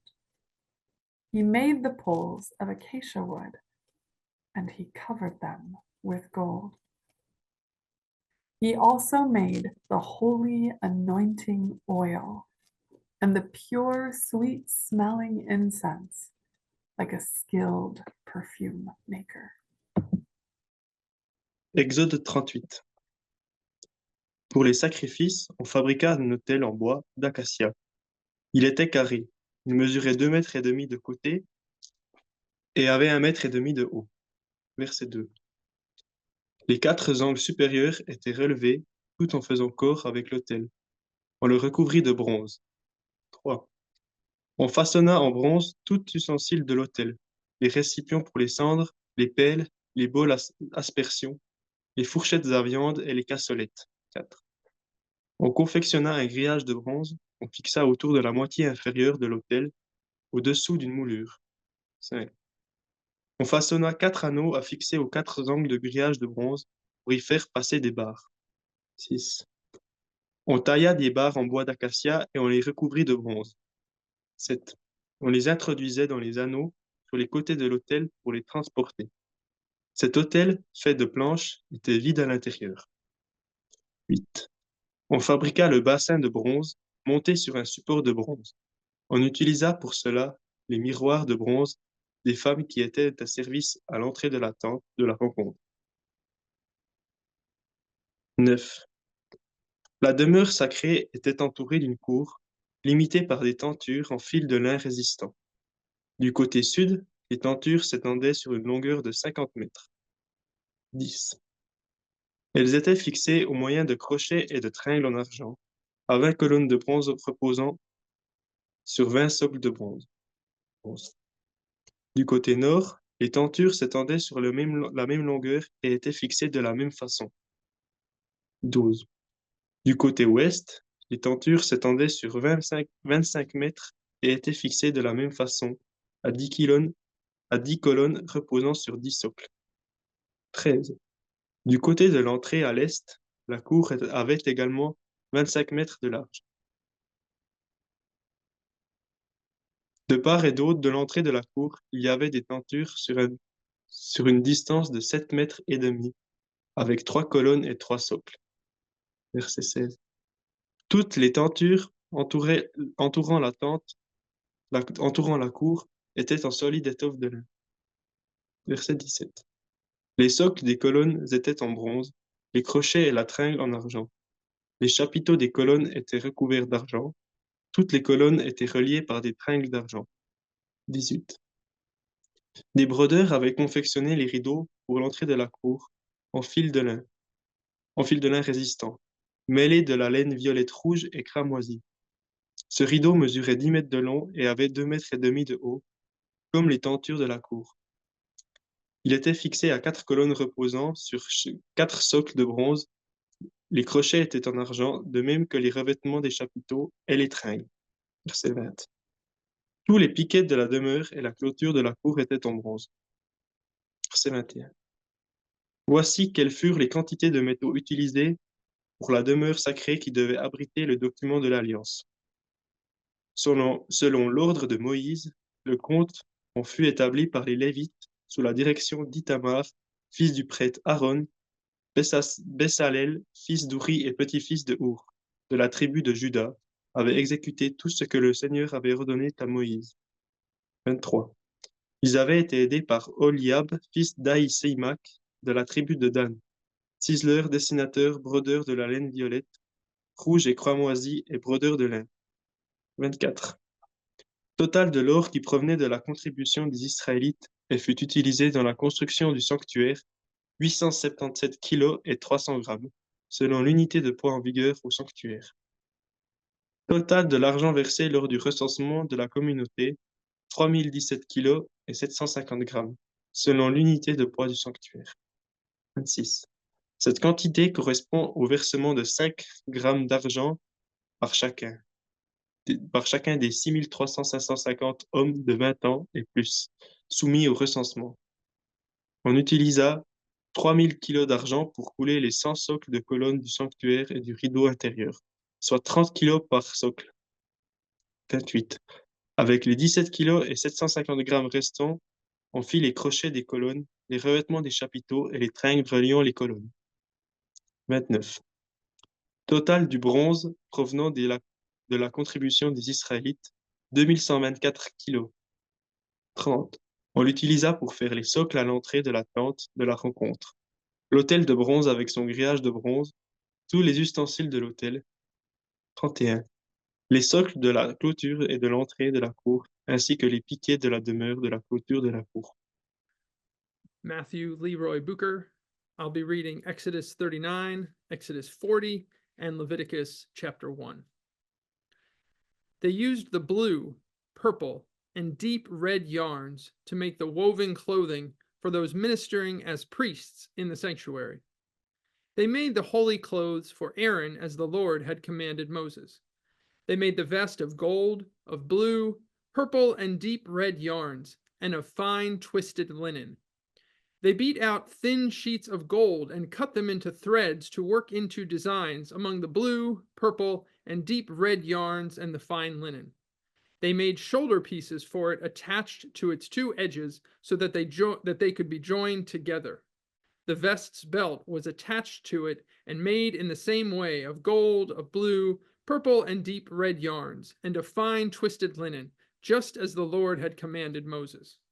They prepared the gemstones by mounting them in gold settings and engraving on them the names of Israel's sons, like an official seal is engraved.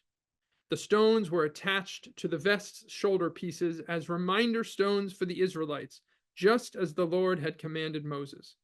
They made the embroidered chest pendant in the style of the vest, using gold, blue, purple, and deep red yarns, and fine twisted linen.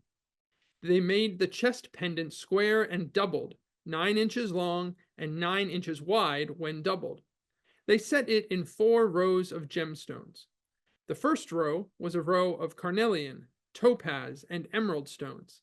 The second row was a turquoise, a sapphire, and a moonstone. The third row was a jacinth, an agate, and an amethyst.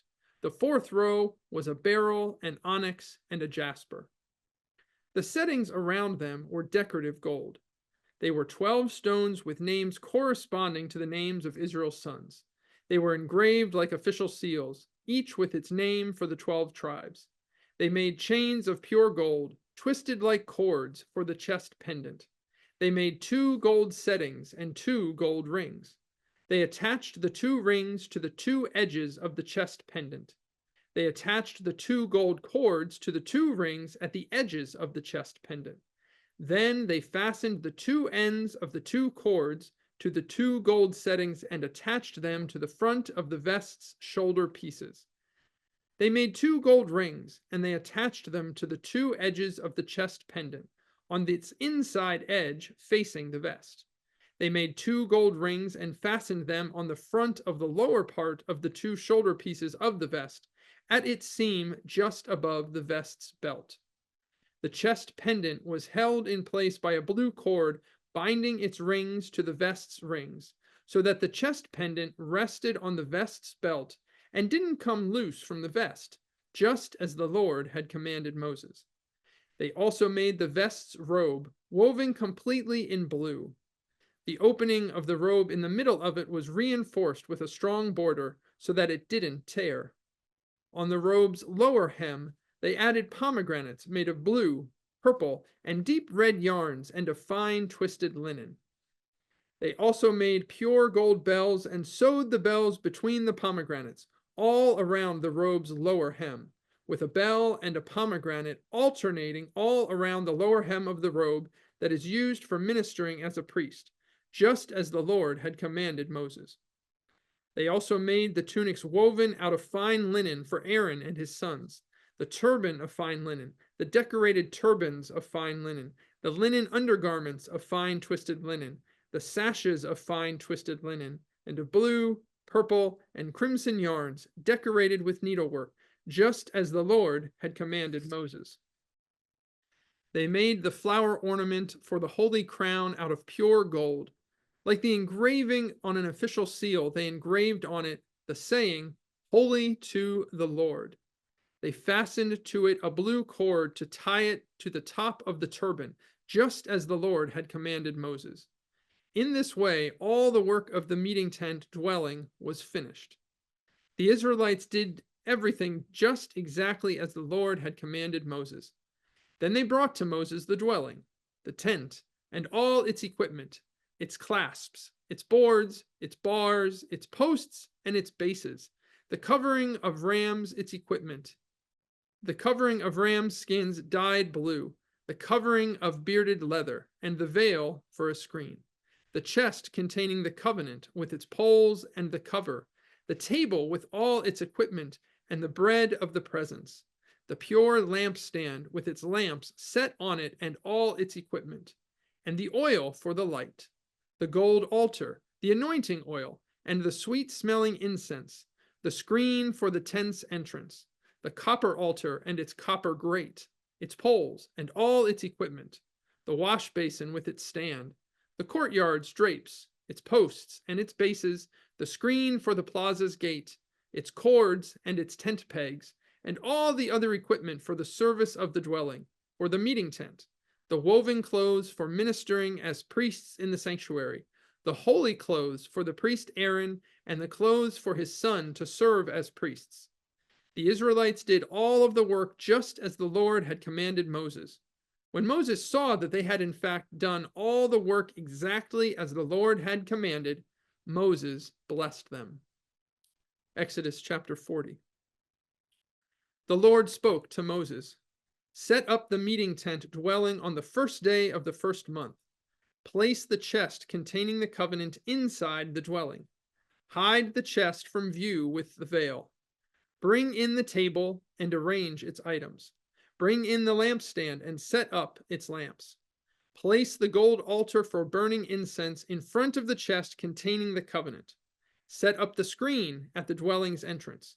Put the altar for entirely burned offerings in front of the entrance to the meeting tent dwelling. Put the wash basin between the meeting tent and the altar and put water in it. Set up the courtyard all around. Hang up the screen at the courtyard gate.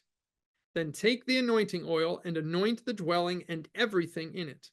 Make holy the dwelling and all its equipment, and it will be holy. Anoint the altar for entirely burned offerings and all its equipment. Make the altar holy, and the altar will be most holy. Anoint the wash basin with its stand and make it holy. Then bring Aaron and his sons to the meeting tent's entrance and wash them with water. Dress Aaron in the holy clothes, anoint him, and make him holy so that he may serve me as priest. Then bring his sons and dress them in tunics.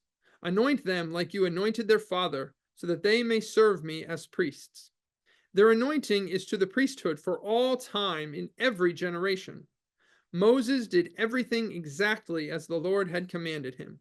In the first month of the second year, on the first day of the month, the dwelling was set up.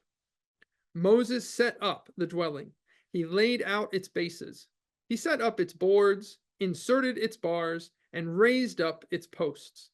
He spread the tent out over the dwelling, and he put the covering of the tent over it, just as the Lord had commanded Moses.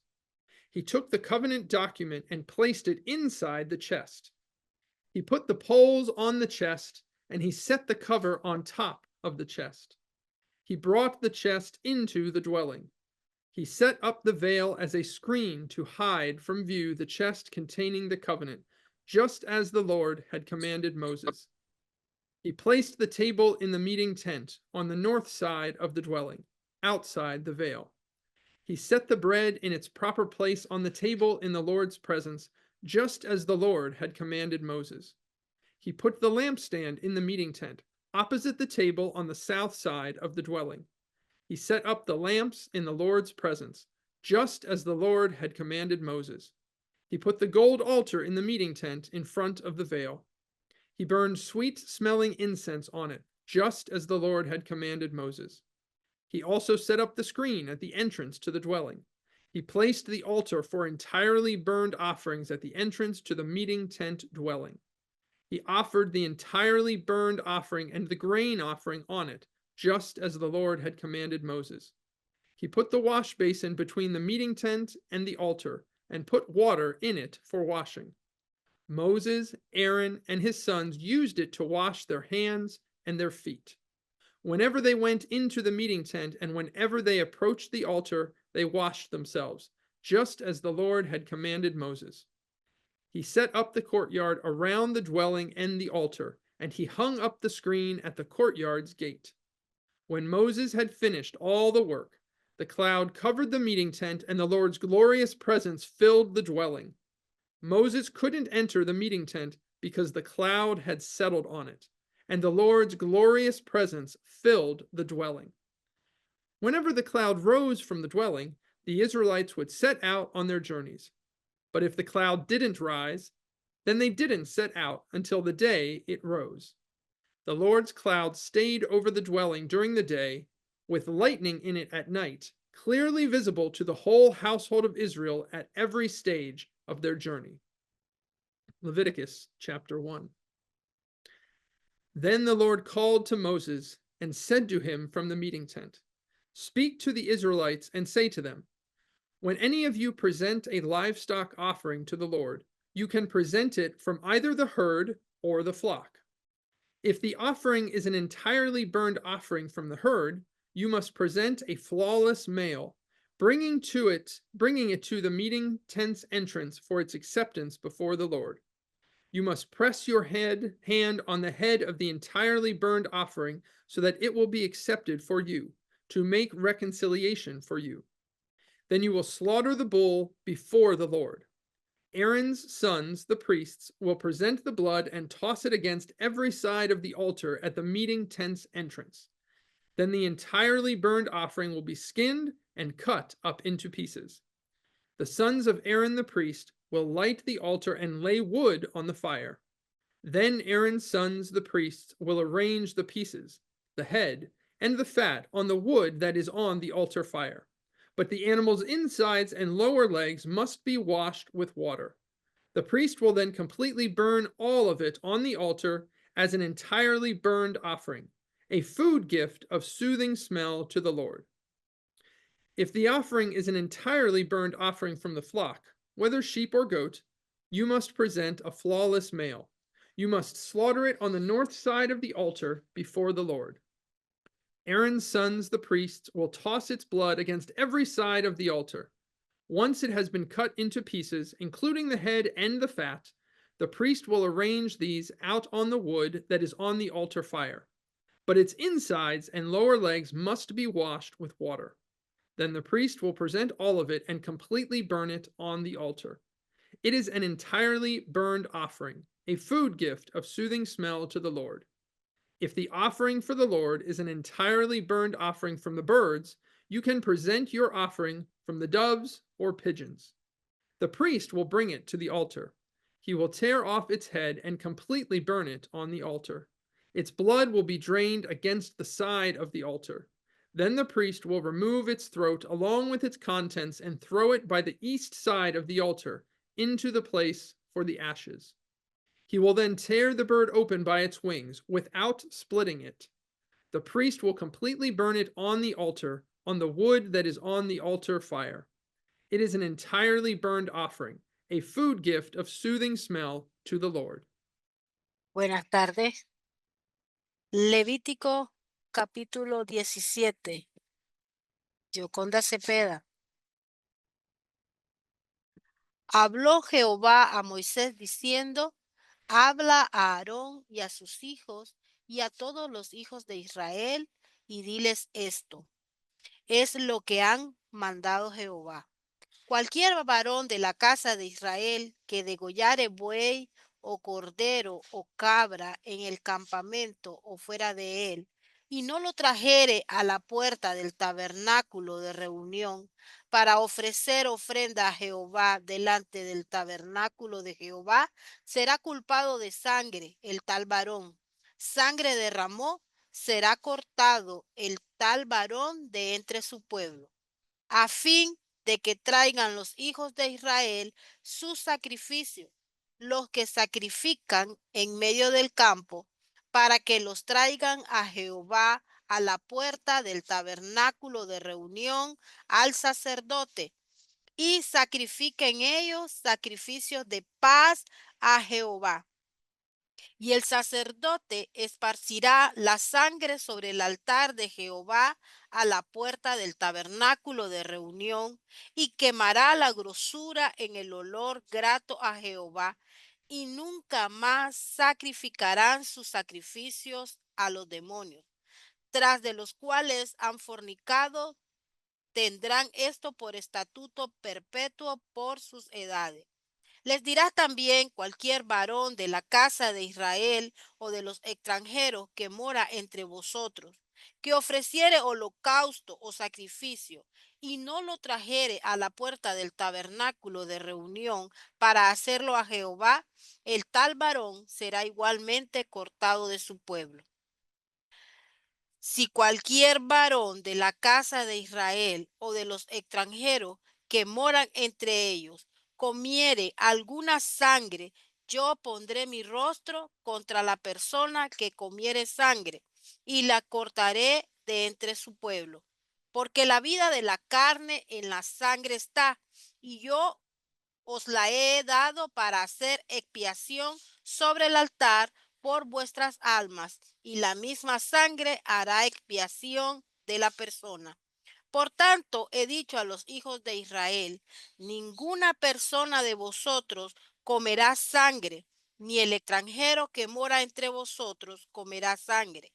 Y cualquier varón de los hijos de Israel o de los extranjeros que moran entre ellos, que cazare animal o ave que sea de comer, derramará su sangre y la cubrirá con la tierra, porque la vida de toda carne es su sangre. Por tanto, he dicho a los hijos de Israel, no comeréis la sangre de ninguna carne, porque la vida de toda carne es su sangre. Cualquiera que la comiere será cortado. Y cualquier persona, así de los naturales como de los extranjeros, que comiere animal mortecino o despedazado por la fiera, lavará sus vestidos y asimismo se lavará con agua y será inmunda hasta la noche. Entonces será limpia. Y si no las lavare, ni lavare su cuerpo, llevará su iniquidad. Levítico 18. Habló Jehová a Moisés diciendo, habla a los hijos de Israel y diles, yo soy Jehová vuestro Dios. No haréis como hacen en la tierra de Egipto, en la cual morasteis, ni haréis como hacen en la tierra de Canaán, a la cual yo os conduzco, ni andaréis en sus estatutos. Mis ordenanzas pondré por obra, y mis estatutos guardaréis andando en ellos, yo Jehová vuestro Dios. Por tanto, guardaréis mis estatutos y mis ordenanzas, las cuales, haciendo el hombre, vivirá en ello. Yo Jehová. Ningún varón se llegue a pariente próxima alguna para descubrir su desnudez. Yo Jehová. La desnudez de tu padre o la desnudez de tu madre no descubrirás. Tu madre es, no descubrirás su desnudez. La desnudez de la mujer de tu padre no descubrirás. Es la desnudez de tu padre. La desnudez de tu hermana, hija de tu padre o hija de tu madre, nacida en casa o nacida afuera, su desnudez no descubrirás. La desnudez de la hija de tu hijo o de la hija de tu hija, su desnudez no descubrirás, porque es la desnudez tuya. La desnudez de la hija de la mujer de tu padre, engendrada de tu padre, tu hermana es, su desnudez no descubrirás. La desnudez de la hermana de tu padre no descubrirás, es parienta de tu padre. La desnudez de la hermana de tu madre no descubrirás, porque parienta de tu madre es. La desnudez del hermano de tu padre no descubrirás, no llegarás a su mujer, es mujer del hermano de tu padre. La desnudez de tu nuera no descubrirás, mujer es de tu hijo, no descubrirás su desnudez. La desnudez de la mujer de tu hermano no descubrirás, es la desnudez de tu hermano. La desnudez de la mujer y de su hija no descubrirás, no tomarás la hija de su hijo, ni la hija de su hija, para descubrir su desnudez. Son parienta, es maldad. No tomarás mujer juntamente con su hermana para hacerla su rival, descubriendo su desnudez delante de ella en su vida. Y no llegarás a la mujer para descubrir su desnudez mientras está en su impureza menstrual. Además, no tendrás acto carnal con la mujer de tu prójimo, contaminándote con ella, y no des hijo tuyo para ofrecerlo por fuego a Maloc. No contamines así el nombre de tu Dios, yo Jehová. No te echarás con varón como con mujer, es abominación, ni con ningún animal tendrás ayuntamiento, amancillándote con él, ni mujer alguna se pondrá delante de animal para ayuntarse con él. Es perversión. En ninguna de estas cosas os amancillaréis, pues en todas estas cosas se han corrompido las naciones que yo he hecho de delante de vosotros, y la tierra fue contaminada, y yo visité su maldad sobre ella, y la tierra vomitó sus moradores. Guardad pues vosotros mis estatutos y mis ordenanzas, y no hagáis ninguna de esas abominaciones, ni el natural, ni el extranjero que mora entre vosotros, porque todas las abominaciones hicieron los hombres de aquella tierra que fueron antes de vosotros, y la tierra fue contaminada. No sea que la tierra os vomite por haberla contaminado, como vomitó a la nación que la habitó antes de vosotros, porque cualquiera que hiciere alguna de todas esas abominaciones, las personas que las hicieren serán cortadas de entre su pueblo.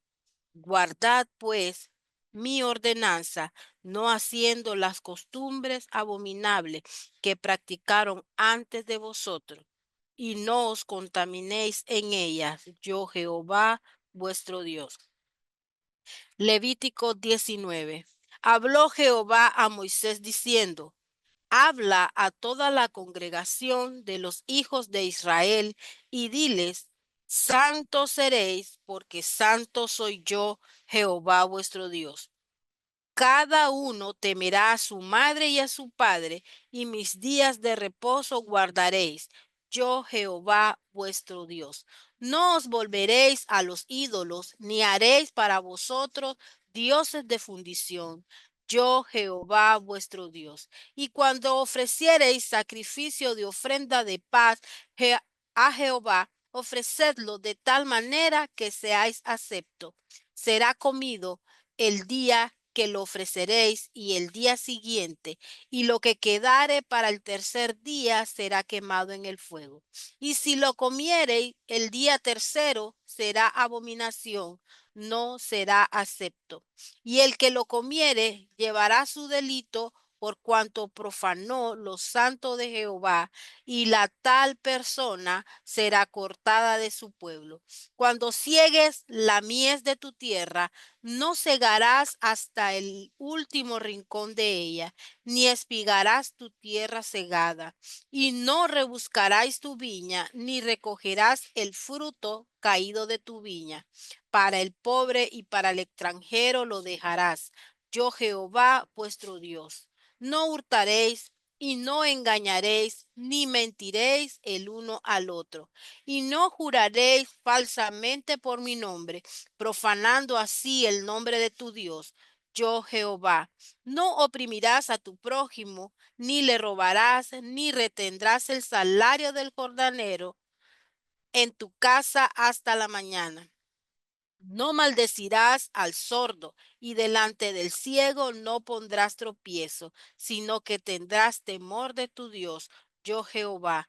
No harás injusticia en el juicio, ni favoreciendo al pobre, ni complaciendo al grande. Con justicia juzgarás a tu prójimo. No andarás chismeando entre tu pueblo. No atentarás contra la vida de tu prójimo, yo Jehová. No aborrecerás a tu hermano en tu corazón. Razonarás con tu prójimo para que no participes de su pecado. No te vengarás ni guardarás rencor a los hijos de tu pueblo, sino amarás a tu prójimo como a ti mismo, yo Jehová. Mis estatutos guardarás, no harás ayuntar tu ganado con animales de otra especie. Tu campo no sembrarás con mezclas de semilla, y no te pondrás vestidos con mezcla de hilos. Si un hombre yaciere con una mujer que fuere sierva desposada con alguno y no estuviere rescatada, ni le hubiere sido dada libertad, ambos serán azotados. No morirán por cuanto ella no es libre. Y él traerá Jehová a la puerta del tabernáculo de reunión un carnero en expiación por su culpa, y con el carnero de la expiación lo reconciliará al sacerdote delante de Jehová por su pecado que cometió, y se le perdonará su pecado que ha cometido. Y cuando entréis en la tierra y plantéis toda clase de árboles frutales, consideraréis como incircunciso lo primero de su fruto. 3 años os será incircunciso, su fruto no se comerá. Y al cuarto año todo su fruto será consagrado en alabanzas a Jehová. Mas al quinto año comeréis el fruto de él, para que os haga crecer su fruto, yo Jehová vuestro Dios. No comeréis cosa alguna con sangre, no seréis agoreros ni adivinos, no haréis tonsura en vuestras cabezas, ni dañaréis la punta de vuestra barba, y no haréis rasguño en vuestro cuerpo por un muerto, ni imprimiréis en vosotros señal alguna, yo Jehová. No contaminarás a tu hija haciéndola fornicar, para que no se prostituya la tierra y se llene de maldad. Mis días de reposo guardaréis, y mi santuario tendréis en reverencia, yo Jehová. No os volváis a los encantadores ni a los adivinos, ni no los consultéis contaminándoos con ellos. Yo Jehová vuestro Dios. Delante de las canas te levantarás y honrarás el rostro del anciano, y de tu Dios tendrás temor, yo Jehová. Cuando el extranjero morare con vosotros en vuestra tierra, no la oprimiréis como a un natural de vosotros. Tendréis al extranjero que mora entre vosotros, y lo amarás como a ti mismo, porque extranjero fuisteis en la tierra de Egipto. Yo, Jehová vuestro Dios. No hagáis injusticia en juicio en medida de tierra, en peso, ni en otra medida. Balanza justa, pesas justas y medidas justas tendréis. Yo, Jehová vuestro Dios, que os saqué de la tierra de Egipto. Guardad, pues, todos mis estatutos y todas mis ordenanzas y ponerlos por obra. Yo, Jehová. My name is George Thompson, and I'm reading from Leviticus chapters 4 and 5. The purification offering. The Lord said to Moses, "Say to the Israelites, do the following whenever someone sins unintentionally against any of the Lord's commands, doing something that shouldn't be done. If it is the anointed priest who has sinned, making the people guilty of sin, he must present to the Lord a flawless bull from the herd as a purification offering for the sin he has committed. He will bring the bull before the Lord at the entrance to the meeting tent and press his hand on the bull's head. Then he will slaughter the bull before the Lord. The anointed priest will take some of the bull's blood and take it into the meeting tent. The priest will dip his finger into the blood and sprinkle some of it 7 times before the Lord toward the sanctuary's inner curtain. Then the priest will put some of the blood on the horns of the altar of perfumed incense, which is in the meeting tent before the Lord. But he will pour out all the rest of the bull's blood at the base of the altar of entirely burned offerings, which is at the meeting tent's entrance. Then he will remove all the fat from the bull for the purification offering, the fat that covers and surrounds the insides, the 2 kidneys, and the fat around them at the loins, and the lobe on the liver, which he will remove with the kidneys, just as this is removed from the ox for the communal sacrifice of well-being. Then the priest will completely burn these on the altar of entirely burned offerings. But the bull's hide and all of his flesh, along with his head, lower legs, entrails, and dung, all that remains of the bull, will be taken to a clean location outside the camp to the ash heap. It should be burned there at the ash heap on a wood fire. If it is the entire Israelite community that has done something wrong unintentionally, and the deed escapes the assembly's notice, but they've done something that shouldn't be done in violation of the Lord's command, becoming guilty of sin, once the sin that they committed becomes known, the assembly must present a bull from the herd as a purification offering. They will bring it before the meeting tent. The community elders will press their hands on the bull's head before the Lord and then slaughter it before the Lord. The anointed priest will take some of the bull's blood into the meeting tent. The priest will dip his finger into the blood and sprinkle it 7 times before the Lord toward the inner curtain. Then he will put some of the blood on the horns of the altar that is before the Lord in the meeting tent. But he will pour out all the rest of the blood out at the base of the altar of entirely burned offerings, that is, at the meeting tent's entrance.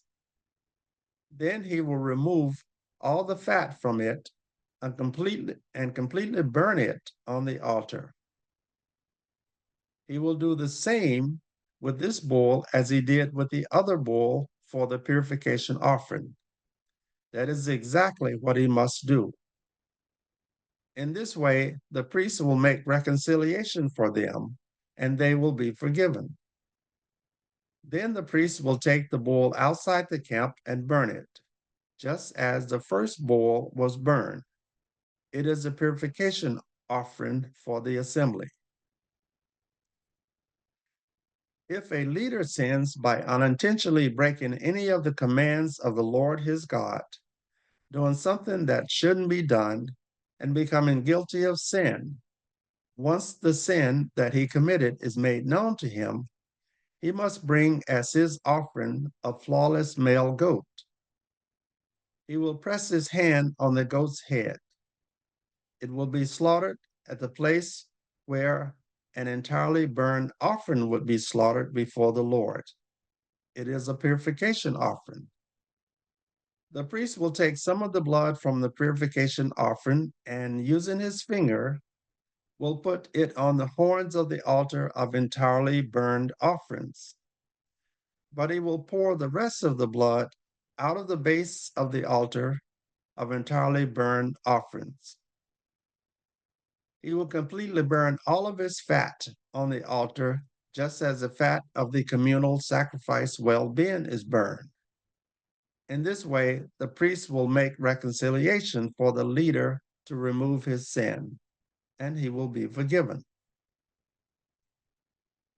If any ordinary person sins unintentionally by breaking one of the Lord's commands, doing something that shouldn't be done, and becoming guilty of sin, once the sin they committed is made known to them, they must bring as their offering a flawless female goat because of the sin that was committed.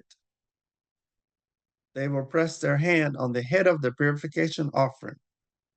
It will be slaughtered at the place for the entirely burned offerings. The priest will take some of the blood and, using his finger, will put it on the horns of the altar of entirely burned offerings. But he will pour all the rest of the blood out at the base of the altar. He will remove all of his fat, just as the fat from a communal sacrifice of well-being is removed. Then the priest will completely burn it on the altar as a soothing smell to the Lord. In this way, the priest will make reconciliation for them, and they will be forgiven. If you offer a sheep as a purification offering, it must be a flawless female. You must press your hand on the head of the purification offering. It will be slaughtered as a purification offering in the place where the entirely burned offering is slaughtered. Then the priest will take some of the blood from the purification offering and, using his finger, will put it on the horns of the altar of entirely burned offerings. But he will pour all the rest of the blood out at the base of the altar. He will remove all of its fat, just as the fat of a sheep would be removed from the communal sacrifice of well-being. Then the priest will completely burn it on the altar along with the Lord's food gifts. In this way, the priest will make reconciliation for you for the sin you've committed, and you will be forgiven. Leviticus 5. Unintentional sin. If you sin by not providing information after hearing a public solemn pledge, even though you are a witness, knowing something, or having seen something so that you become liable to punishment, or by touching some unclean thing, the dead body of an unclean wild animal, unclean livestock, or unclean swarming creature, but the fact goes unknown so that you become unclean and guilty of sin, or by touching human uncleanness, any uncleanness that makes one unclean, and the fact goes unknown, but you later learn of it and become guilty of sin, or by carelessly swearing to do something, whether bad or good, whatever one might swear carelessly, and the fact goes unknown, but you later learn of it and become guilty of sin concerning one of these things. At that point, When you have become guilty of sin in one of these ways, you must confess how you have sinned and bring to the Lord as compensation for the sin that was committed. Bring a female from the flock, either a sheep or goat, as a purification offering. The priest will then make reconciliation for you to remove your sin. Alternative offerings. If you cannot afford an animal from the flock, you can bring to the Lord as compensation for your sin 2 doves or 2 pigeons.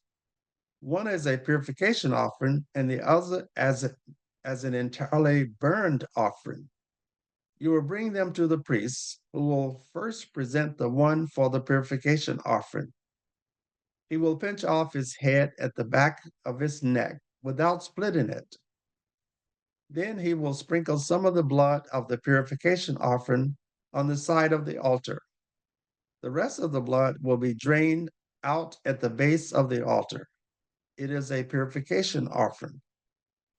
Then, with the second bird, the priest will perform an entirely burnt offering according to the regulation.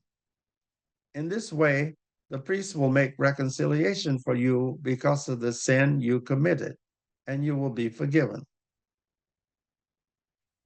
If you cannot afford 2 doves or 2 pigeons, you can bring as the offering for your sin 1/10 of an ephah of choice flour as a purification offering. You must not put any oil in it, nor any frankincense, because it is a purification offering. You will bring it to the priest, and the priest will take a handful from it, the token portion, and will burn it completely on the altar along with the food gifts for the Lord. It is a purification offering. In this way, the priest will make reconciliation for you for whichever one of the sins you committed, and you will be forgiven. The rest of the offering will belong to the priest, like the grain offering. The compensation offering. The Lord said to Moses, "Whenever you commit wrongdoing, unintentionally sinning against any of the Lord's holy things, you must bring to the Lord as your compensation a flawless ram from the flock. Its value calculated in silver shekels according to the sanctuary's shekel as a compensation offering. You will make amends for the way you have sinned against the holy thing. You will add 1/5 to its value and give it to the priest. Then the priest will make reconciliation for you with the ram for the compensation offering, and you will be forgiven. If you sin by breaking any of the Lord's commands, but without realizing it, doing something that shouldn't be done, and then becoming guilty and liable to punishment, you must bring a flawless ram from the flock at the standard value as a compensation offering to the priest. The priest will make reconciliation for you for the unintentional fault that you committed, even though you didn't realize it, and you will be forgiven.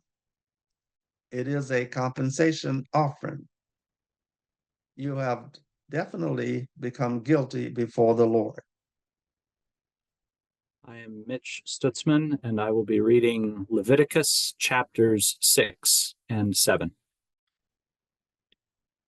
The Lord said to Moses, "If you sin by acting unfaithfully against the Lord, by deceiving a fellow citizen concerning a deposit or pledged property, by cheating a fellow citizen through robbery, or though you found lost property, you lie about it, or by swearing falsely about anything that someone might do and so sin, at that point, once you have sinned and become guilty of sin, you must return the property you took by robbery or fraud, or the deposit that was left with you for safekeeping, or the lost property that you found, or whatever it was that you swore falsely about. You must make amends for the principal amount and add 1/5 to it. You must give it to the owner on the day you become guilty. You must bring to the priest as your compensation to the Lord a flawless ram from the flock at the standard value as a compensation offering. The priest will make reconciliation for you before the Lord, and you will be forgiven for anything you may have done that made you guilty. The Lord said to Moses, "Command Aaron and his sons. This is the instruction for the entirely burned offering. The entirely burned offering that must remain on the altar hearth all night until morning, while the fire is kept burning. The priest will dress in his linen robe with linen undergarments on his body. Because the fire will have devoured the entirely burned offering on the altar, he must remove the ashes and place them beside the altar. The priest will then take off his clothes, dress in a different set of clothes, and take the ashes outside the camp to a clean location. The altar fire must be kept burning. It must not go out. Each morning, the priest will burn wood on it, will lay out the entirely burned offering on it, and will completely burn the fat of the well-being offering on it. A continuous fire must be kept burning on the altar. It must not go out.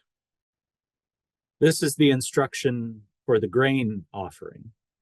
Aaron's son will present it before the Lord in front of the altar.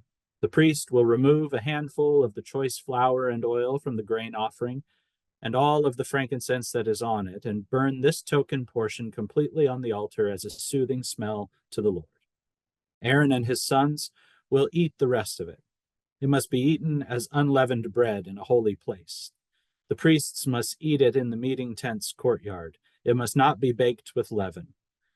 I have made it the priest's share from my food gifts. It is most holy. Like the purification offering and the compensation offering.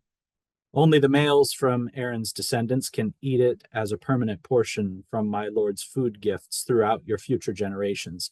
Anything that touches these food gifts will become holy. The Lord said to Moses, "This is the offering that Aaron and his sons must present to the Lord on the day of his anointment. 1/10 of an ephah of choice flour as a regular grain offering, half in the morning and half in the evening. It must be prepared on a griddle with oil. You must bring it thoroughly mixed up and must present it as a grain offering of crumbled pieces as a soothing smell to the Lord. The priest who is anointed from among Aaron's sons to succeed him will prepare the offering as a permanent portion for the Lord. It will be completely burned as a complete offering. Every priestly grain offering must be a complete offering. It must not be eaten." The Lord said to Moses, "Say to Aaron and his sons, this is the instruction for the purification offering. The purification offering must be slaughtered before the Lord at the same place the entirely burned offering is slaughtered. It is most holy. The priest who offers it as a purification offering will eat it. It must be eaten in a holy place, in the meeting tent's courtyard. Anything that touches the purification offering's flesh will become holy. If some of its blood splashes on a garment, you must wash the bloodied part in a holy place.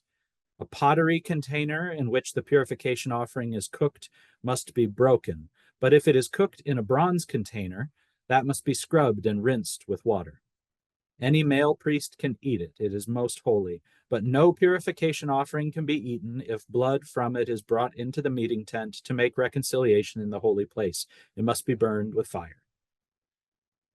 This is the instruction for the compensation offering. It is most holy. The compensation offering must be slaughtered at the same place where the entirely burned offering is slaughtered, and its blood must be tossed against all sides of the altar. All of its fat will be offered, the fat tail, the fat that covers the insides, the 2 kidneys and the fat around them at the loins, and the lobe on the liver, which must be removed with the kidneys. The priest must burn them completely on the altar as a food gift for the Lord. It is a compensation offering. Any male priest can eat it. It must be eaten in a holy place. It is most holy. The compensation offering is like the purification offering. They share the same instruction. It belongs to the priest who makes reconciliation with it. The hide of the entirely burned offering that a priest has offered belongs to the priest who offered it. Any grain offering that is baked in an oven or that is prepared in a pan or on a griddle also belongs to the priest who offered it.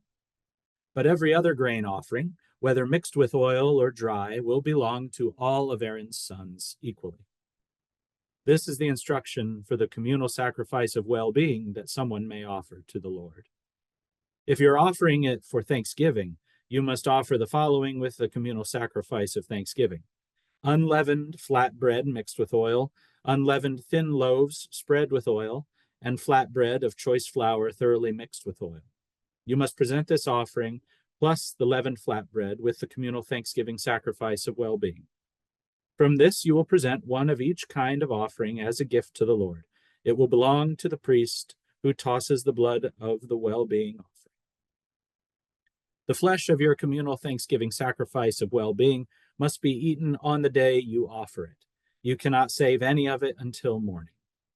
But if your communal sacrifice of well-being is payment for a solemn promise, or if it is a spontaneous gift, it may be eaten on the day you offer it as your communal sacrifice, and whatever is left over can be eaten the next day. But whatever is left over of the flesh of the communal sacrifice on the third day must be burned with fire. If any of it is eaten on the third day, it will not be accepted. It will not be credited to the one who offered it. It will be considered foul, and the person who eats of it will be liable to punishment. Flesh that touches any unclean thing must not be eaten. It must be burned with fire. Any clean person may eat the flesh, but anyone who eats the flesh of a communal sacrifice of well-being that belongs to the Lord while in an unclean state will be cut off from their people. Whenever anyone touches any unclean thing, whether it is human uncleanness, an unclean animal, or any unclean and disgusting creature, and then eats the flesh of a communal sacrifice of well-being that belongs to the Lord, that person will be cut off from their people. The Lord said to Moses, "Tell the Israelites, you must not eat the fat of an ox, sheep, or goat. The fat of an animal that has died naturally or the fat of an animal that was killed by another animal may be put into any use, but you must definitely not eat it. If anyone eats the fat of an animal from which the food gift could be offered to the Lord, that person will be cut off from their people. You must not consume any blood whatsoever, whether bird or animal blood, wherever you may live. Any person who consumes any blood whatsoever will be cut off from their people." The Lord said to Moses, "Say to the Israelites, if you wish to offer a communal sacrifice of well-being to the Lord, you are allowed to bring your offering to the Lord as your communal sacrifice of well-being. Your own hands must bring the Lord's food gifts. You will bring the fat with the breast so that the breast can be lifted as an uplifted offering before the Lord. The priest will completely burn the fat on the altar, but the breast will go to Aaron and his sons. You will give the right thigh of your communal sacrifice of well-being to the priest as a gift. The right thigh will belong to the son of Aaron, who offers the blood and fat of the well-being offering.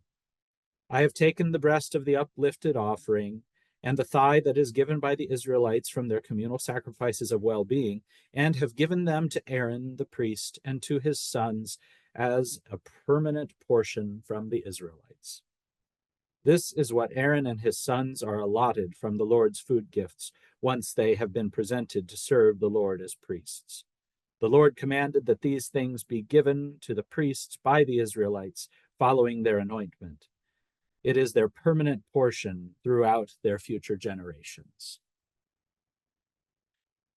This concludes the instructions for the entirely burned offering, the grain offering, the purification offering, the compensation offering, the ordination offering, and the communal sacrifice of well-being, which the Lord commanded Moses at Mount Sinai on the day when he ordered the Israelites to present their offerings to the Lord in the Sinai desert.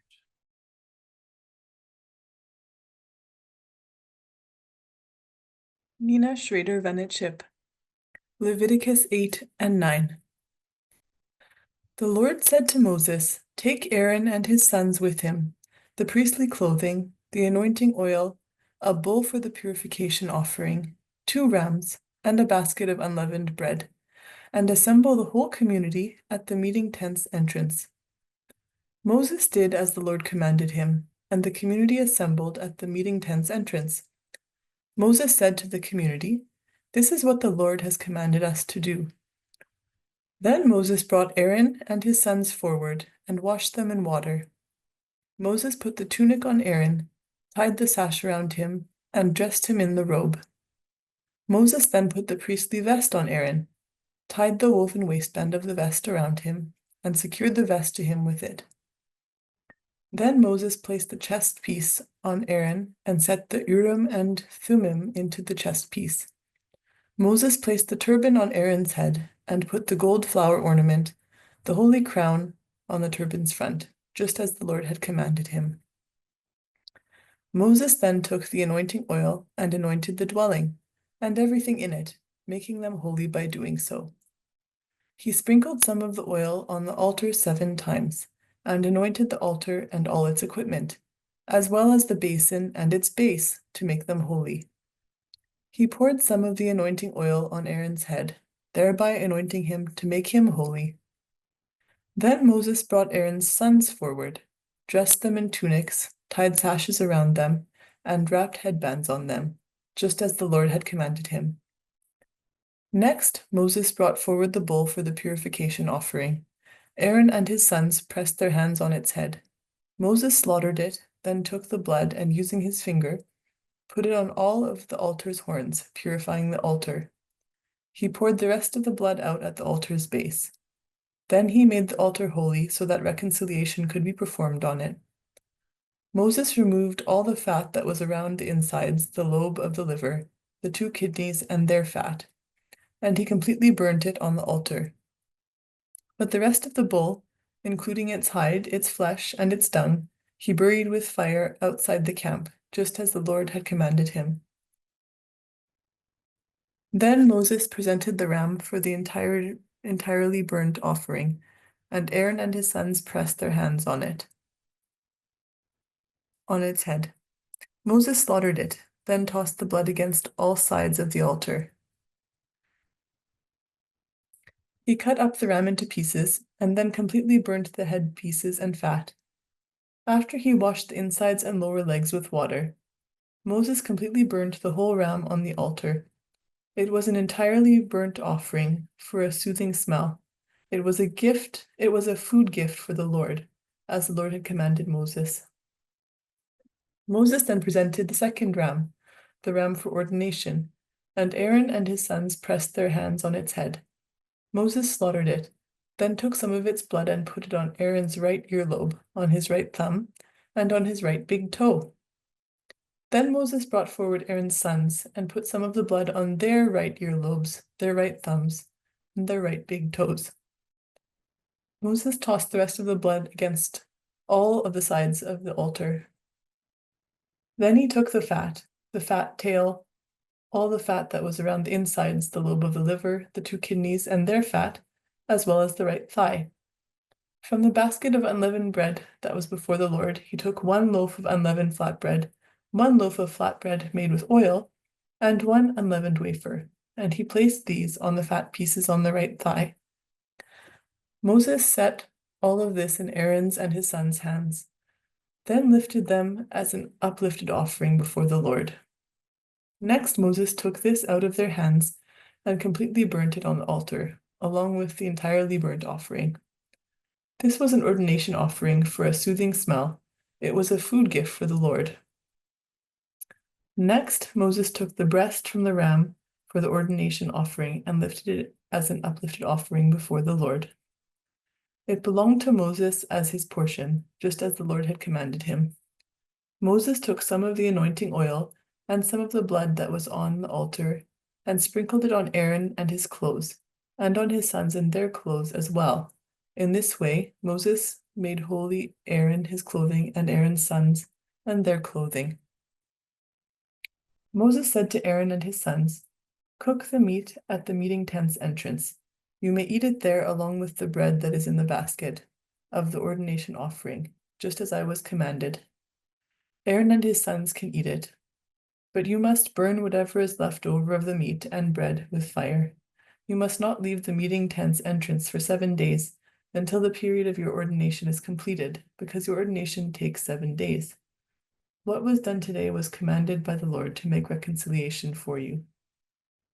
You must stay in the meeting tent's entrance for 7 days, day and night, observing the Lord's requirements so you don't die, because that's what I was commanded. Aaron and his sons did everything the Lord commanded through Moses. Chapter 9. On the 8th day, Moses called for Aaron, Aaron's sons, and Israel's elders. He said to Aaron, "Take a young bull from the herd as a purification offering, and a ram as an entirely burnt offering, both flawless animals, and bring them before the Lord. Then tell the Israelites, take a male goat as a purification offering, a young bull and a sheep, both 1 year old, flawless animals, as an entirely burnt offering, an ox and a ram as well, an ox and a ram as a well-being sacrifice before the Lord, and a grain offering mixed with oil, because today the Lord will appear to you." They brought what Moses had commanded to the front of the meeting tent. Then the whole community came forward and stood before the Lord. Moses said, "The Lord has ordered you to do this so that the Lord's glorious presence will appear to you." Moses said to Aaron, "Come up to the altar and perform your purification offering and your entirely burnt offering. Make reconciliation for yourself and the people. Then perform the people's offering in order to make reconciliation for them, just as the Lord commanded." Aaron went to the altar and slaughtered the young bull for his purification offering. Then Aaron's sons presented the blood to him, and he dipped his finger into the blood and put it on the altar's horns. He poured the rest of the blood out at the altar's base. He completely burnt on the altar the fat, kidneys, and lobe of the liver from the purification offering, just as the Lord commanded Moses. But he burnt the flesh and hide with fire outside the camp. Then Aaron slaughtered the entirely burnt offering. Aaron's sons handed him the blood, and he tossed it against all sides of the altar. They handed him the entirely burnt offering in pieces, including the head, and he completely burnt them on the altar. Then he washed the insides and lower legs and completely burnt them on the altar, along with the rest of the entirely burnt offering. Next, Aaron presented the people's offering. He took the male goat for the people's purification offering, slaughtered it, and offered it as a purification offering, like the first purification offering. He presented the entirely burnt offering, and did with it according to the regulation. Then he presented the grain offering, took a handful from it, and completely burnt it on the altar, in addition to the morning's entirely burnt offering. Aaron then slaughtered the ox and the ram, the people's communal sacrifice of well-being. Aaron's sons handed him the blood, which he tossed against all sides of the altar, and the fat pieces of the ox and ram, the fat tail, the covering fat, the kidneys, and the lobe of the liver. They placed these fat pieces on the animal's breasts, and Aaron completely burnt them on the altar. But Aaron lifted up the breasts and the right thigh as an uplifted offering before the Lord, just as Moses had commanded. Aaron then raised his hands towards the people and blessed them. After performing the purification offering, the entirely burnt offering, and the well-being sacrifice, he came down. Moses and Aaron then entered the meeting tent. When they came out, they blessed the people, and the Lord's glorious presence appeared to all the people. Fire flew out from before the Lord and devoured the entirely burnt offering and the fat pieces on the altar. All the people saw it. They shouted for joy and fell face down. Corey Dick, Leviticus chapter 10. Now Nadab and Abihu, two of Aaron's sons, each took an incense pan. They put fire and incense on them and offered unauthorized fire before the Lord, which he had not commanded them. Then fire flew out from before the Lord and devoured them, and they died before the Lord. Moses said to Aaron, "When the Lord said, 'I will show that I am holy among those near me, and before all the people I will manifest my glorious presence,' this is what he meant." But Aaron was silent.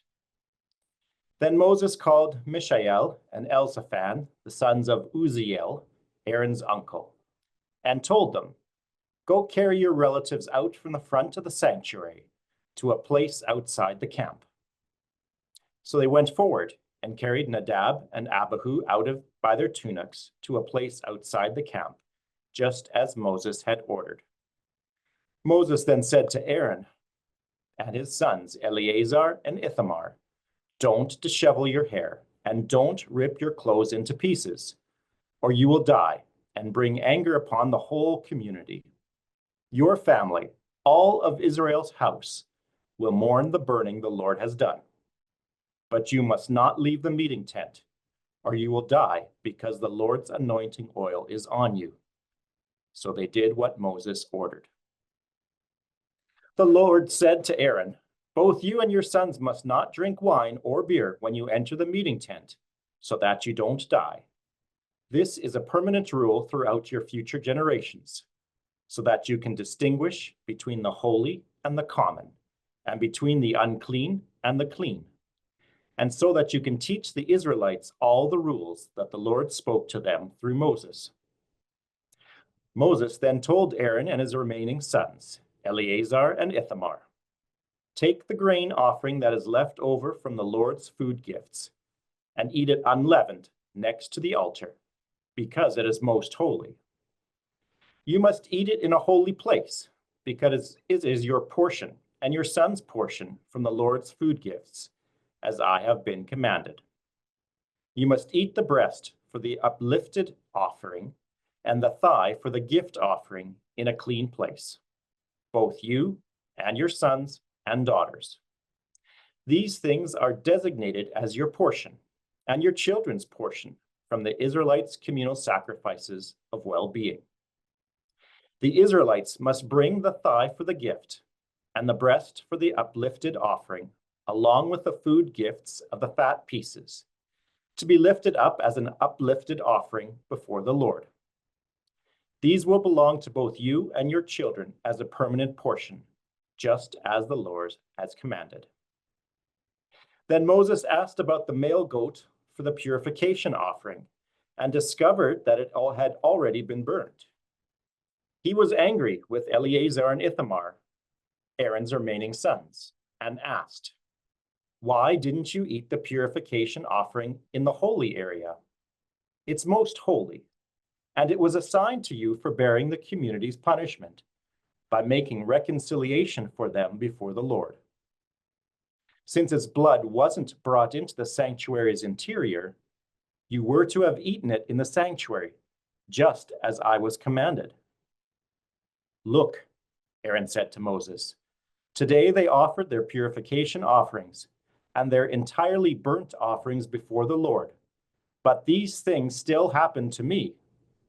Would the Lord have approved if I had eaten a purification offering today?" When Moses heard this, he approved. Corey Dick, Leviticus chapter 11.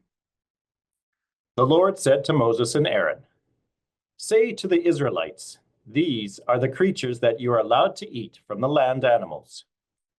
You can eat any animal that has divided hooves, completely split, and that re-chews food. But of animals that re-chew food and have divided hooves, you must not eat the following: the camel. Though it re-chews food, it does not have divided hooves, so it is unclean for you. The rock badger. Though it re-chews food, it does not have divided hooves, so it is unclean for you. The hare. Though it re-chews food, it does not have divided hooves, so it is unclean for you. The pig. Though it has completely divided hooves, it does not re-chew food, so it is unclean for you. You must not eat the flesh of these animals or touch their dead bodies. They are unclean for you. You are allowed to eat the following from all water animals. You may eat anything in the water that has fins and scales, whether in sea or stream. But anything in the seas or streams that does not have fins and scales, whether it be any of the swarming creatures in the water or any of the other living creatures in the water, is detestable to you and must remain so. You must not eat their flesh, and you must detest their dead bodies. Anything in the water that does not have fins or scales is detestable to you. Of the birds, the following are the ones you must detest. They must not be eaten. They are detestable. The eagle, the black vulture, the bearded vulture, the kite, any kind of falcon, any kind of raven, the eagle owl, the short-eared owl, the long-eared owl, any kind of hawk, the tawny owl, the fisher owl, the screech owl, the white owl, the scops owl, the osprey, the stork, any kind of heron, the hoopoe, and the bat. Any flying insect that walks on 4 feet is detestable to you, but you can eat 4-footed flying insects that have jointed legs above their feet, with which they hop on the ground. Of these, you can eat the following: any kind of migrating locust, any kind of bald locust, any kind of cricket, and any kind of grasshopper. But every other flying insect that has 4 feet is detestable to you. You make yourself unclean by the following animals. Whoever touches their dead bodies will be unclean until evening. And anyone who carries any part of their dead bodies must wash their clothes and will be unclean until evening. All animals that have divided hooves, but they are not completely split, and that do not rechew food, are unclean for you. Whoever touches them will be unclean. Of all the animals that walk on 4 feet, the ones that walk on their paws are unclean for you. Anyone who touches their dead bodies will be unclean until evening. Anyone who carries one of their dead bodies must wash their clothes and will be unclean until evening. These animals are unclean for you. The following are unclean for you among the small creatures that move about on the ground: the rat, the mouse, any kind of large lizard, the gecko, the spotted lizard, the skink, and the chameleon. Of all small moving creatures, these are unclean for you. Anyone who touches them when they are dead will be unclean until evening.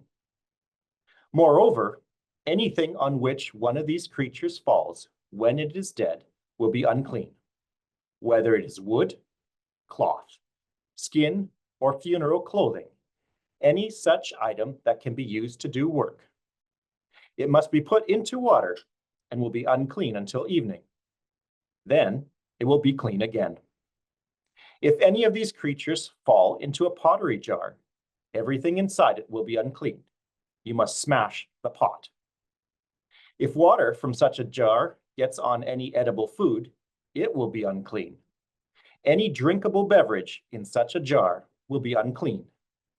Anything on which a part of these animals' dead bodies might fall will be unclean. If it is an oven or stove, it must be destroyed. They are unclean for you and must remain that way. Now, a spring or cistern that collects water is clean, but anyone who touches one of these animals' dead bodies in it will be unclean. If any part of these animals' dead bodies falls on seed that is to be planted, the seed is still clean. But if water is poured on some seed, and part of their dead bodies falls on it, it is unclean for you. If one of the animals that you are allowed to eat dies naturally, anyone who touches its dead body will be unclean until evening. Anyone who eats from the dead body must wash their clothes and will be unclean until evening. Anyone who carries such a dead body must wash their clothes and will be unclean until evening. Every creature that swarms on the earth is detestable. It must not be eaten. Among all such creatures that swarm on the earth, you must not eat anything that moves on its belly, or anything that walks on 4 or more feet, because they are detestable. Do not make yourselves detestable by means of any swarming creatures. Do not make yourselves unclean with them, or be made unclean by them. I am the Lord your God. You must keep yourselves holy and be holy, because I am holy. You must not make yourselves unclean by any swarming creature that crawls on the ground. I am the Lord, who brought you up from the land of Egypt to be your God. You must be holy, because I am holy. This concludes the instruction concerning animals, birds, all creatures that live in water, and all the creatures that swarm on the earth, in order to distinguish between the unclean and the clean, and between creatures that can be eaten and those that cannot. The mother will be in a state of blood purification. She must not touch anything holy or enter the sacred area until her time of purification is completed. But if the woman gives birth to a daughter, she will be unclean for 2 weeks, just as she is during her menstrual period, and will be in a state of blood purification for 66 days. When the time of purification is complete, whether for a son or a daughter, the mother must bring a 1-year-old lamb as an entirely burnt offering and a pigeon or turtle dove as a purification offering to the priest in the meeting tent's entrance. The priest will present it before the Lord and make reconciliation for her. She will then be cleansed from her blood flow. This is the instruction for any woman who has a child, male or female. But if the mother cannot afford a sheep, she can bring 2 turtle doves or 2 pigeons, one for the entirely burned offering, the other for the purification offering.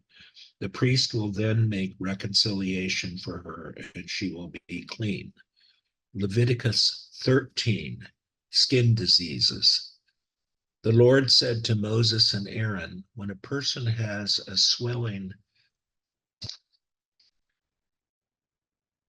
a scab, or a shiny spot on their skin, and it becomes an infection of skin disease on their skin, they will be brought to the priests, either to Aaron or to one of his sons.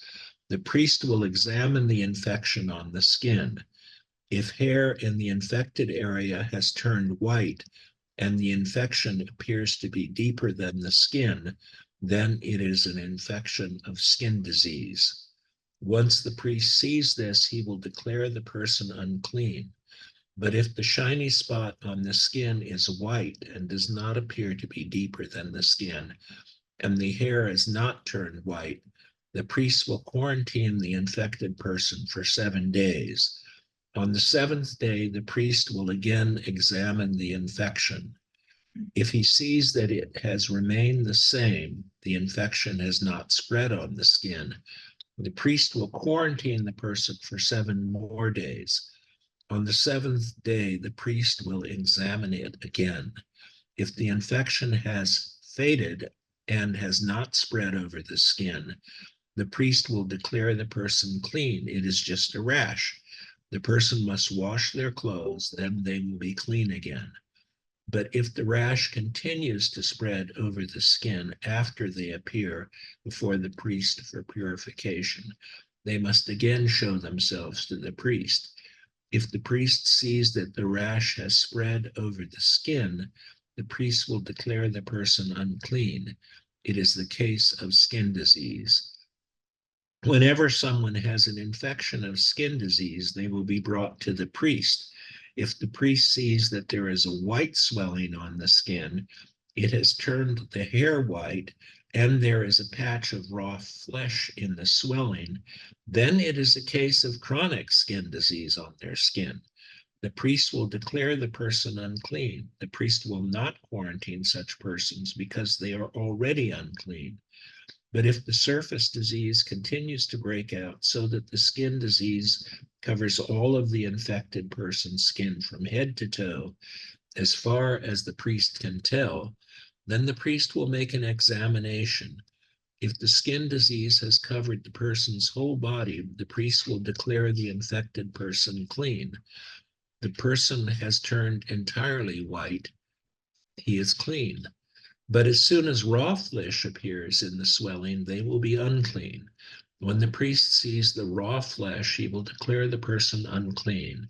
Raw flesh is unclean. It is a case of skin disease. But if the raw flesh turns white again, the person will go back to the priest. The priest will examine it. If the infection has turned white, the priest will declare the infected person clean. At that point, the person is clean. Whenever someone has a boil on their skin, it heals.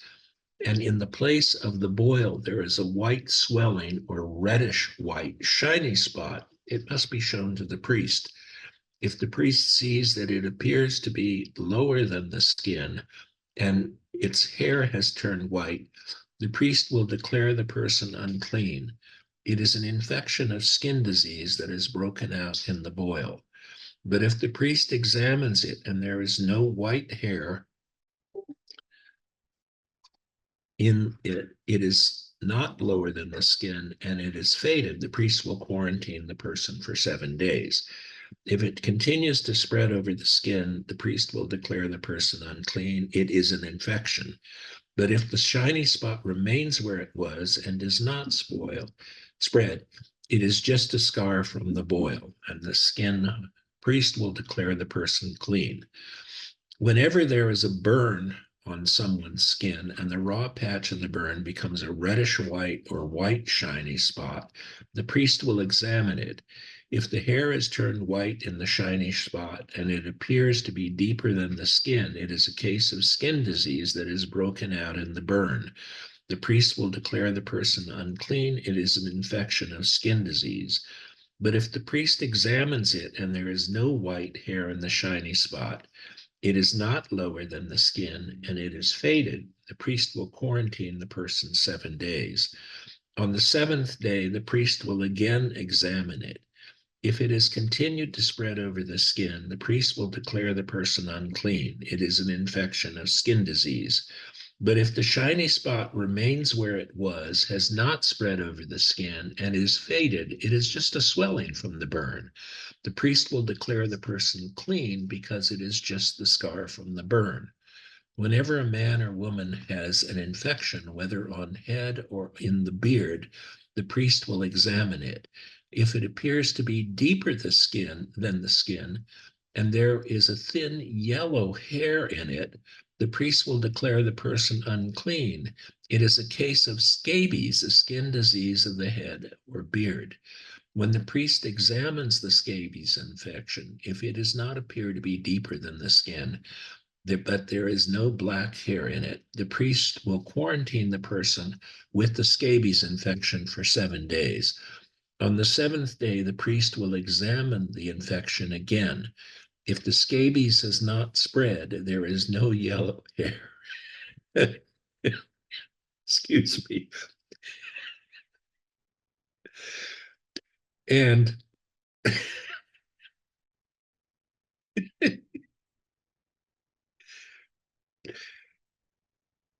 the person must shave the area without shaving the scabies. The priest will then quarantine the person another 7 days. Excuse me. On the 7th day, the priest will again examine the scabies. If it has not spread over the skin and has not appeared deeper than the skin, the priest will declare the person clean. They must wash their clothes, then they will be clean again. But if the scabies continues to spread over the skin after the person's purification, the priest must examine it again. If the scabies have spread over the skin at all, the priest does not need to look for the yellow hair. The person is unclean. But if the priest sees that the scabies has remained the same and black hair has grown on it, the scabies has healed. The person is clean and the priest will declare them to be so. Whenever a man or woman has many white shiny spots on their skin, if the priest sees that there are faded white shiny spots on the skin of the body, it is just a rash that is broken out on the skin. The person is clean. But if someone loses their hair, they are bald, but they are clean. If the hair is lost at the sides of the forehead, the person has a receding hairline, but they are clean. But whenever there is a reddish white infection in the bald spots or in the receding hairline, it is a case of skin disease breaking out there. The priest must examine it. If the swelling of the infection is reddish white in the bald spot or receding hairline and resembles skin disease on the body, the person is afflicted with skin disease, they are unclean. The priest must declare them unclean on account of the head infection. Anyone with an infection of the skin disease must wear torn clothes, dishevel their hair, cover their upper lip, and shout out, "Unclean, unclean." They will be unclean as long as they are infected. They are unclean. They must live outside the camp. Whenever there is an infection of skin disease on clothing, on wool or linen clothing, in the weaving of the linen or wool, or on skin or a skin item, and the infection is greenish or reddish on the clothing, the weaving, or the skin or skin item, it is an infection of skin disease. It must be shown to the priest. The priest will examine the infection and quarantine the infected item 7 days. On the 7th day, he will examine the infection again. If the infection has spread in the clothing, the weaving, or the skin, whatever it is used for, the infection is a case of infectious skin disease, the item is unclean. The priest will burn the clothing, the weaving of the wool or linen, or whatever skin item in which the infection was found, because it is an infectious skin disease and it must be burned with fire.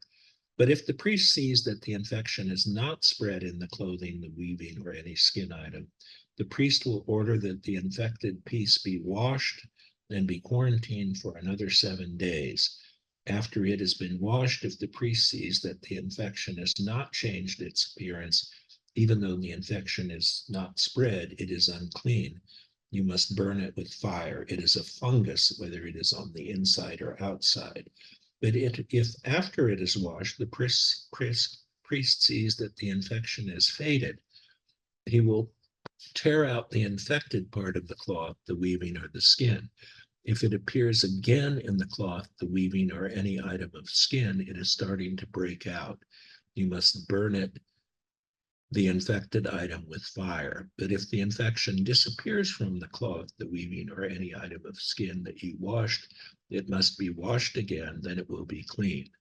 This concludes the instruction about the infection of skin disease in a woolen or linen cloth, weaving, or any skin item in order to declare whether it is clean or unclean. Hello, I'm Samber Solomon, and I'm going to be reading Leviticus 14 to 15 in Amharic. 14 እግዚአብሔርም ሙሴን እንዲህ ሲል ተናገረው። በመንጻቱ ቀን የለምጻሙ ሕግ ይህ ይሆናል። ወደ ካህኑ ይወስዱታል።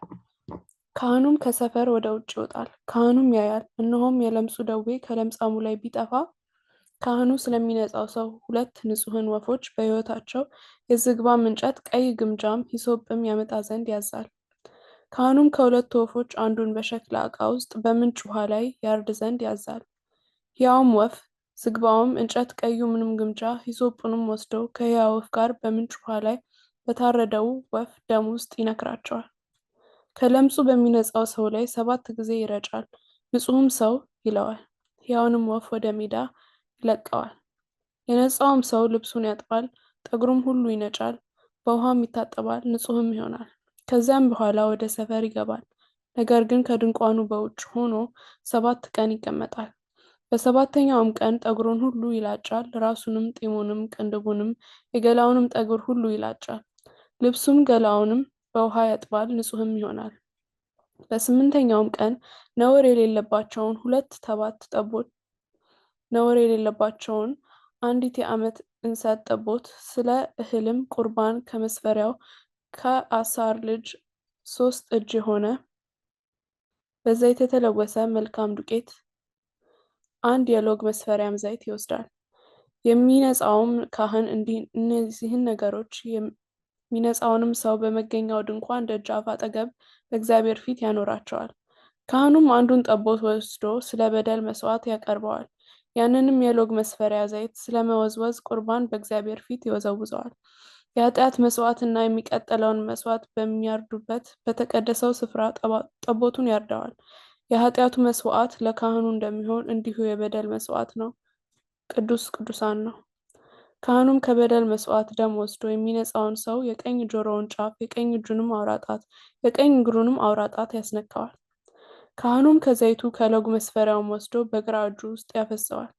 ካህኑም በግራ እጁ ውስጥ ባለው ዘይት ቀኝ ጣቱን ነክሮ ከዘይቱ በእግዚአብሔር ፊት 7 ጊዜ በጣቱ ይረጫል።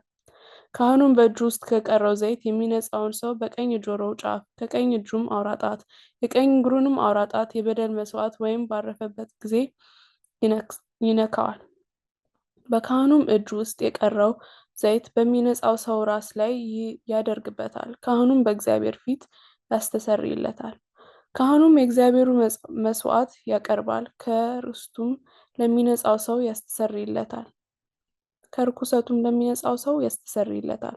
በኋላም የሚቃጠለውን መስዋዕት ያርዳል። ካህኑም የሚቃጠለውን መስዋዕት የእህሉን ቁርባን በመሠዊያው ላይ ያቀርባል። ካህኑም ያስተሰርይለታል፣ እርሱም ንጹሕ ይሆናል። ይህም ቢሆን ይህም ለመምጣት ገንዘቡ ባይበቃው ማስተሰሪያ ይሆንለት ዘንድ እንዲወዘውዝ 1 ጠቦት ለበደል መስዋዕት ከመስፈሪያውም ከአሳር ልጅ 1 እጅ የሆነ በዘይት የተለወሰ መልካም ዱቄት ለእህል ቁርባን 1 የሎግ መስፈሪያም ዘይት ይወስዳል። 2 ዋኖሶች ወይም የርግብ ግልገሎች እንደሚቻለው አንዱን ለኃጢአት መስዋዕት ሌላውን ለሚቃጠል መስዋዕት ይወስዳል። በ8ኛውም ቀን ስለ መንጻት ወደ ካህኑ ወደ መገናኛው ድንኳን ደጃፍ በእግዚአብሔር ፊት ያመጣቸዋል። ካህኑም የበደሉን መስዋዕት ጠቦት የሎግ መስፈሪያውንም ዘይት ይወስዳል። ካህኑም ለመወዝወዝ ቁርባን በእግዚአብሔር ፊት ይወዘውዛቸዋል። የበደሉን መስዋዕት ጠቦት ያርዳል። ካህኑም ከበደሉ መስዋዕት ወይም ወስዶ የሚነጻውን ሰው የቀኝ ጆሮውን ጫፍ የቀኝ እጁንም አውራ ጣት የቀኝ እግሩንም አውራ ጣት ያስነካዋል። ካህኑም ከዘይቱ በግራ እጁ ውስጥ ያፈሰዋል። ካህኑም በግራ እጁ ውስጥ ካለው ዘይት በቀኝ ጣቱ 7 ጊዜ በእግዚአብሔር ፊት ይረጨዋል። ካህኑም በእጁ ውስጥ ካለው ዘይት የሚነጻውን ሰው የቀኝ ጆሮውን ጫፍ የቀኝ እጁንም አውራ ጣት የቀኝ እግሩንም አውራ ጣት የበደል መስዋዕት ደም ባረፈበት ላይ ያስነካዋል። በእግዚአብሔር ፊት ያስተሰርይለት ዘንድ በካህኑ እጅ ውስጥ የቀረውን ዘይት በሚነጻው ሰው ራስ ላይ ያደርገዋል። እንደሚቻለው ከዋኖሶች ወይም ከርግብ ግልገሎች አንዱን ያቀርባል። እንደሚቻለው አንዱን ለኃጢአት መስዋዕት ሌላውንም ለእህል ቁርባን ጋር ለሚቃጠል መስዋዕት ያቀርባል። ካህኑም ለሚነጻው ሰው በእግዚአብሔር ፊት ያስተሰርይለታል። ለመንጻቱ የሚያስፈልገውን ነገር ለሚያገኝ የለምጽ ደዌ ላለበት ሰው ሕግ ይህ ነው። እግዚአብሔርም ሙሴና አሮንን እንዲህ ብሎ ተናገራቸው።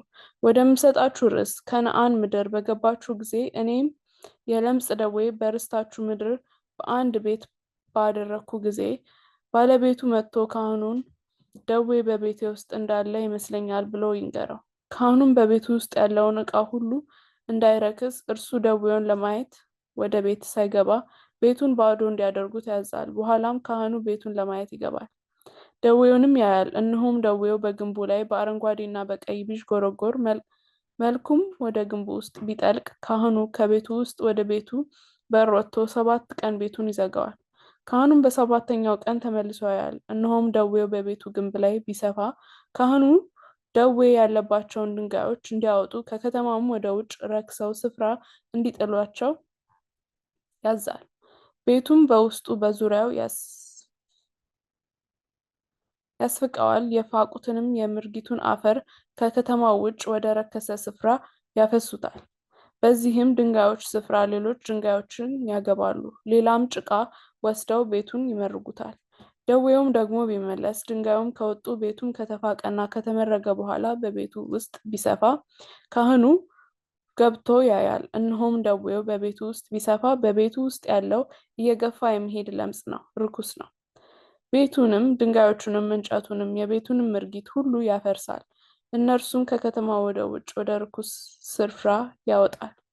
በተዘጋበትም ጊዜ ሁሉ ወደ ቤቱ የገባ እስከ ማታ ድረስ ርኩስ ይሆናል። በቤቱም የሚተኛ ልብሱን ያጥባል፣ በቤቱም የሚበላ ልብሱን ያጥባል።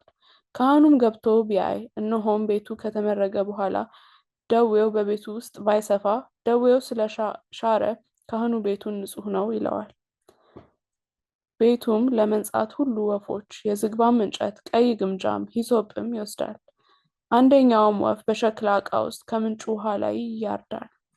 የዝግባውም እንጨት ሂሶጱም ቀዩም ግምጃ ሕያውም ወፍ ወስዶ በታረደው ወፍ ደምና በምንጩ ውሃ ውስጥ ይነክራቸዋል። ቤቱንም 7 ጊዜ ይረጨዋል። ቤቱም በወፉ ደም በምንጩም ውሃ በሕያውም ወፍ በዝግባውም እንጨት በሂሶጱም በቀዩም ግምጃ ያነጻዋል። ሕያውም ወፍ ከከተማ ወደ ሜዳ ይሰደዋል፣ ለቤቱም ያስተሰርይለታል፣ ንጹሕም ይሆናል። ይህም ሕግ ነው ለሁሉ አይነት፣ ለምጽ ደዌ፣ ለቆረቆርም፣ በልብስና በቤትም ላለ ለምጽ፣ ለእባጭም፣ ለብጉርም፣ ለቋቁቻም፣ በሚረክስና በሚነጻ እንዳያስታውቅ ይህ የለምጽ ሕግ ነው። Leviticus chapter 15 እግዚአብሔርም ሙሴንና አሮንን እንዲህ ብሎ ተናገራቸው። ለእስራኤል ልጆች እንዲህ ብላችሁ ንገሯቸው፣ ምንም ሰው ከስጋው ፈሳሽ ነገር ቢወጣ ስለሚፈሰው ነገር ርኩስ ነው። ስለሚፈሰው ነገር ርኩስነቱ ይህ ነው፣ ፈሳሹ ነገር ከስጋው ቢፈስ ወይም ከመፍሰሱ ቢቆም ርኩስ መሆኑ ነው። ፈሳሽ ነገር ያለበት ሰው የሚተኛበት መኝታ ሁሉ ርኩስ ነው፣ የሚቀመጥበትም ነገር ሁሉ ርኩስ ነው። መኝታውንም የሚነካ ልብሱን ይጠብ፣ በውሃም ይታጠብ፣ እስከ ማታም ድረስ ርኩስ ነው። ፈሳሽ ነገር ያለበት ሰው በተቀመጠበት ነገር ላይ የሚቀመጥበት ሰው ልብሱን ይጠብ፣ በውሃም ይታጠብ፣ እስከ ማታም ድረስ ርኩስ ነው። ፈሳሽ ነገር ያለበት የሰውን ስጋ የሚነካ ልብሱን ይጠብ፣ በውሃም ይታጠብ፣ እስከ ማታም ድረስ ርኩስ ነው።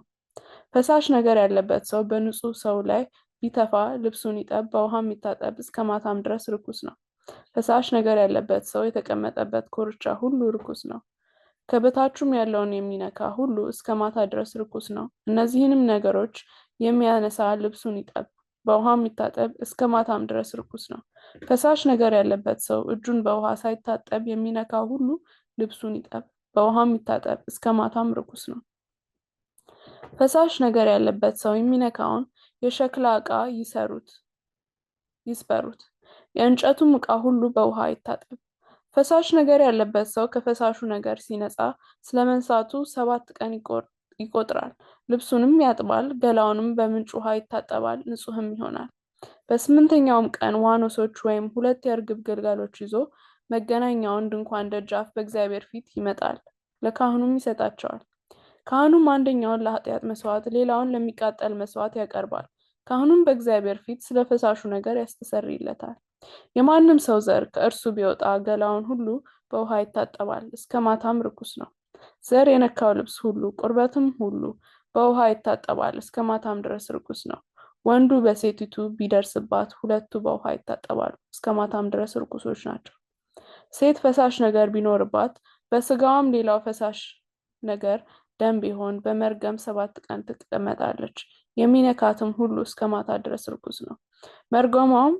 መርገምም ስትሆን የምትተኛበት ነገር ሁሉ ርኩስ ነው፣ የምትቀመጥበት ነገር ሁሉ ርኩስ ነው። መኝታዋን የሚነካ ሁሉ ልብሱን ያጥባል፣ በውሃም ይታጠባል፣ እስከ ማታም ድረስ ርኩስ ነው። የሚቀመጥበትም ነገር ሁሉ የሚነካ ሁሉ ልብሱን ያጥባል፣ በውሃም ይታጠባል፣ እስከ ማታም ርኩስ ነው። በመኝታዋም ላይ ወይም በምትቀመጥበት ነገር ላይ ቢሆን ሲነካው እስከ ማታ ድረስ ርኩስ ነው። ማንም ከእርሷ ጋር ቢተኛ መርገሟን ቢነካ 7 ቀን ርኩስ ነው። የሚተኛበት መኝታ ሁሉ ርኩስ ነው። ሴትም ከመርገም ቀን ሌላ ደሟ ብዙ ቀን ቢፈስ ወይም ደግሞ ከመርገሟ ወራት የሚበልጥ ቢፈስ በመርገሟ ወራት እንደሆነች እንዲሁ በፈሳሿ ርኩስነት ወራት ትሆናለች፣ ርኩስ ናት። ደሟን በሚፈስበት ወራት ሁሉ የምትተኛበት መኝታ ሁሉ በመርገሟ ጊዜ እንደነበረው መኝታ ያለ ይሆንበታል። የምትቀመጥበት ነገር ሁሉ እንደ መርገሟም ርኩስነት ርኩስ ነው። እነዚህንም ነገሮች የሚነካ ሁሉ ርኩስ ነው፣ ልብሱንም ያጥባል፣ በውሃም ይታጠባል፣ እስከ ማታም ርኩስ ነው። ከፈሳሿም ብትነጻ 7 ቀን ትቆጥራለች፣ ከዚያም በኋላ ንጹሕ ትሆናለች።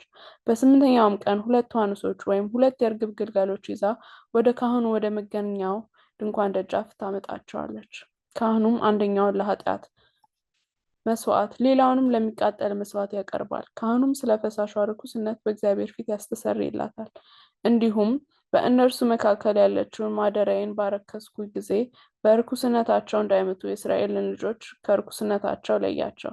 ፈሳሽ ነገር ላለበት ሰው ይረክስም ዘንድ ዘሩ ለሚወጣበት ሰው በመርገምም ለታመመች ፈሳሽም ነገር ላለባት ለወንድም ለሴትም የረከሰችም ሴት ለሚገናኝ ሰው ሕጉ ይህ ነው። Leviticus 16. After the death of Aaron's 2 sons, which happened when they approached the Lord and died, the Lord spoke to Moses, Tell your brother Aaron that he cannot come whenever he wants into the holy area inside the inner curtain, to the front of the cover that is on the chest, or else he will die, because I am present in the cloud above the cover. No, but Aaron must enter the holy area as follows: with a bull from the herd as a purification offering and a ram as an entirely burned offering. Aaron must dress in a holy linen tunic and wear linen undergarments on his body. He must tie a linen sash around himself and wrap a linen turban around his head. These are holy clothes. Aaron will first bathe his body in water and then put them on. He will take from the Israelite community 2 male goats for purification offering and 1 ram for an entirely burned offering. Aaron will offer the bull as a purification offering to make reconciliation for himself and his household. He will take the 2 male goats and place them before the Lord at the meeting tent's entrance. Aaron will cast lots over the 2 goats, one lot labeled the Lord's, the other lot labeled Azazel's. Aaron will present the goat selected by the Lord's lot and perform a purification offering with it. But the goat selected by Azazel's lot will be left standing alive before the Lord in order to make the reconciliation upon it by sending it away into the wilderness to Azazel. Aaron will offer the bull for his purification offering to make reconciliation for himself and his household. He will slaughter the bull for his purification offering. Then he will take an incense pan full of burning coals from the altar, from before the Lord, and 2 handfuls of finely ground perfumed incense and bring them inside the inner curtain. He will put the incense on the fire before the Lord so that the cloud of incense conceals the cover that is on top of the covenant document, or else he will die. He will take some of the bull's blood and sprinkle it with his finger on the cover from the east side. He will then sprinkle some of the blood with his finger 7 times in front of the cover. Then he will slaughter the goat for the people's purification offering, bring the blood inside the inner curtain, and do with it as he did with the bull's blood. He will sprinkle it on the cover and in front of the cover.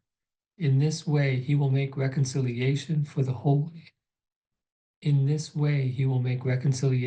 inner holy area because of the pollution of the Israelites and because of their rebellious sins, as well as for all their other sins. Aaron must do the same for the meeting tent, which is with them among their pollution. No one can be in the meeting tent from the time Aaron enters to make reconciliation in the inner holy area until the time he comes out. He will make reconciliation for himself, for his household, and for the whole assembly of Israel. Aaron will then go to the altar that is before the Lord and make reconciliation for it. He will take some of the bull's blood and some of the goat's blood and put it on each of the altar's horns. He will sprinkle some of the blood on the altar with his fingers 7 times. In this way he will purify it and make it holy again from the Israelites' pollution. When Aaron has finished reconciling the inner holy area, the rest of the meeting tent, and the altar, he will bring forward the live goat. Aaron will press both his hands on its head and confess over it all the Israelites' offenses and all their rebellious sins, as well as all their other sins, putting all these on the goat's head. Then he will send it away into the wilderness with someone designated for the job. The goat will carry on itself all their offenses to the desolate region. Then the goat will be released into the wild. After this, Aaron will enter the meeting tent, take off the linen clothes he was wearing when he entered the inner holy area, and he will leave them there. He will bathe his body in water in a holy place and dress in his priestly clothing. Then he will go out and perform the entirely burned offerings for himself and for the people. In this way he will make reconciliation for himself and for the people. He will completely burn the fat of the purification offering on the altar. The one who set the goat free for Azazel's must wash their clothes and bathe their body in water. After that, they can return to the camp. The bull and the goat for the purification offerings, whose blood was brought in to make reconciliation in the inner holy area, will be taken outside the camp. Their hides, flesh, and dung will be burned with fire. The person who burns them must wash their clothes and bathe their body in water. After that, they can return to the camp. This will be a permanent rule for you. On the 10th day of the 7th month, you must deny yourselves. You must not do any work, neither the citizen nor the immigrant who lives among you. On that day, reconciliation will be made for you in order to cleanse you. You will be clean before the Lord from all your sins. It will be a Sabbath of special rest for you, and you will deny yourselves. This is a permanent rule. The priest who is anointed and ordained to serve as priest after his father will perform the reconciliation, wearing the holy linen clothes. He will reconcile the holiest part of the sanctuary and will do the same for the meeting tent and the altar. He will make reconciliation for the priests and for all the people of the assembly. This will be a permanent rule for you in order to make reconciliation for the Israelites from all their sins once a year. It was done just as the Lord commanded Moses. My name is Molly Moore, and I'll be reading Leviticus chapters 17 to 19. Leviticus chapter 17.